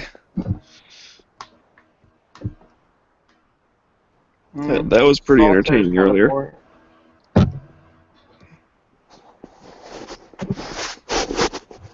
Oh, you mean one of their video games?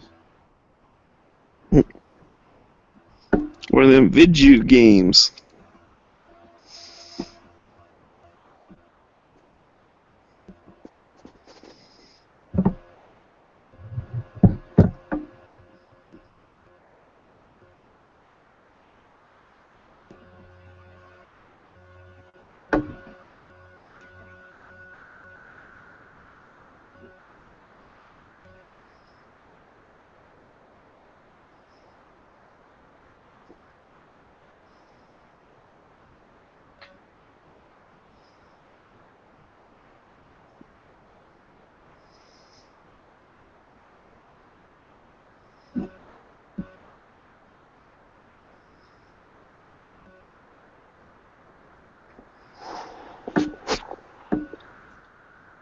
right, guys, I'm gonna get going. I'll catch you later. Yeah, I think I'm probably out of here too. Right on. And I'll send you an email tomorrow when I'm at work. Okay. You mean with what we were talking about? Just throw me the email on this in the internal here if you want. I'll send you the email I was talking about. You know, I don't know how to get to the internal on here. I've been like everyone talks about posting links and stuff. I can't figure out how to see that. Are you on a phone or on a computer? Yeah, phone. So on a phone, what kind of phone? iPhone or the other kind? No, it's an Android. Okay, good. So when you're in the chat and you're looking at like the screen with the pictures and whoever is talking and that kind of shit. Right. On my phone, I can sort of swish from the left to the right. So like if I'm trying to get to the screen over on the left, you kind of brush over the video part to the right. Or sometimes up at the top left, there used to be like an arrow you would push, and then that would bring over like a page from the left that had all the chat on it. Yeah, see, I have the arrow. I tried the swiping thing. That didn't work. So it depends on what update it may be or something, but I've seen something like that. So basically it's just on another page. You just have to figure out, sometimes there's a little icon that represents the like chat, and it'll sometimes like light up when we're typing shit in here or whatever. But anyway, don't worry about it. Just send me an email whenever you get to the computer then. All right. Yeah, because when I hit the little arrow, it goes to a screen that shows like when people are added or when people leave. Yeah, that's basically the same concept. So maybe try going the other way, or when you're in that screen, try doing the thing to swipe left or right. The internal chat is the thing that says whether people want to come or not, isn't it? Yeah. Yeah, but then when you guys add stuff, it never shows up. I didn't do it intentionally. I just was on my phone one day, and I was trying to freaking figure it out, and I just arrived at the internal chat, and I typed in there, "Are people seeing this? Is this live?" And I was in there, and then I figured out that it's sort of always there. You just have on my phone, I just swipe it over from the left. So it's in there somewhere. You'll find it eventually. We're not saying anything in it right now, so I don't know. I think it does show you the past history, though, no matter what, when you show up. Yeah, I just typed something in there, but I know people said they added stuff earlier in this chat, and it didn't show up.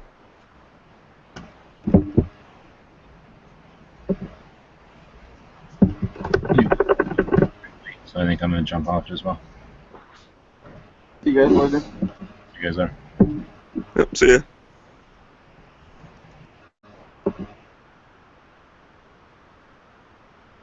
Oh, whatever.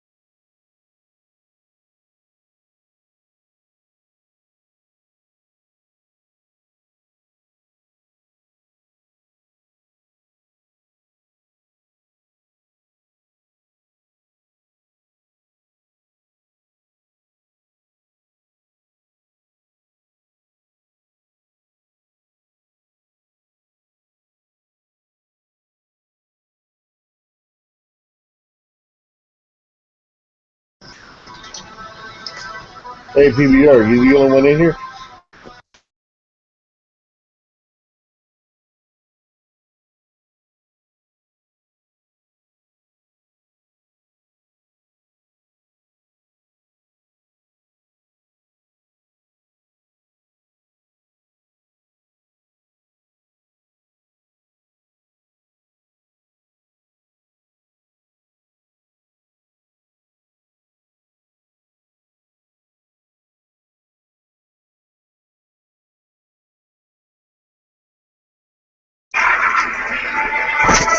Hey, PBR. Is anybody else in here? Thanks, PBR.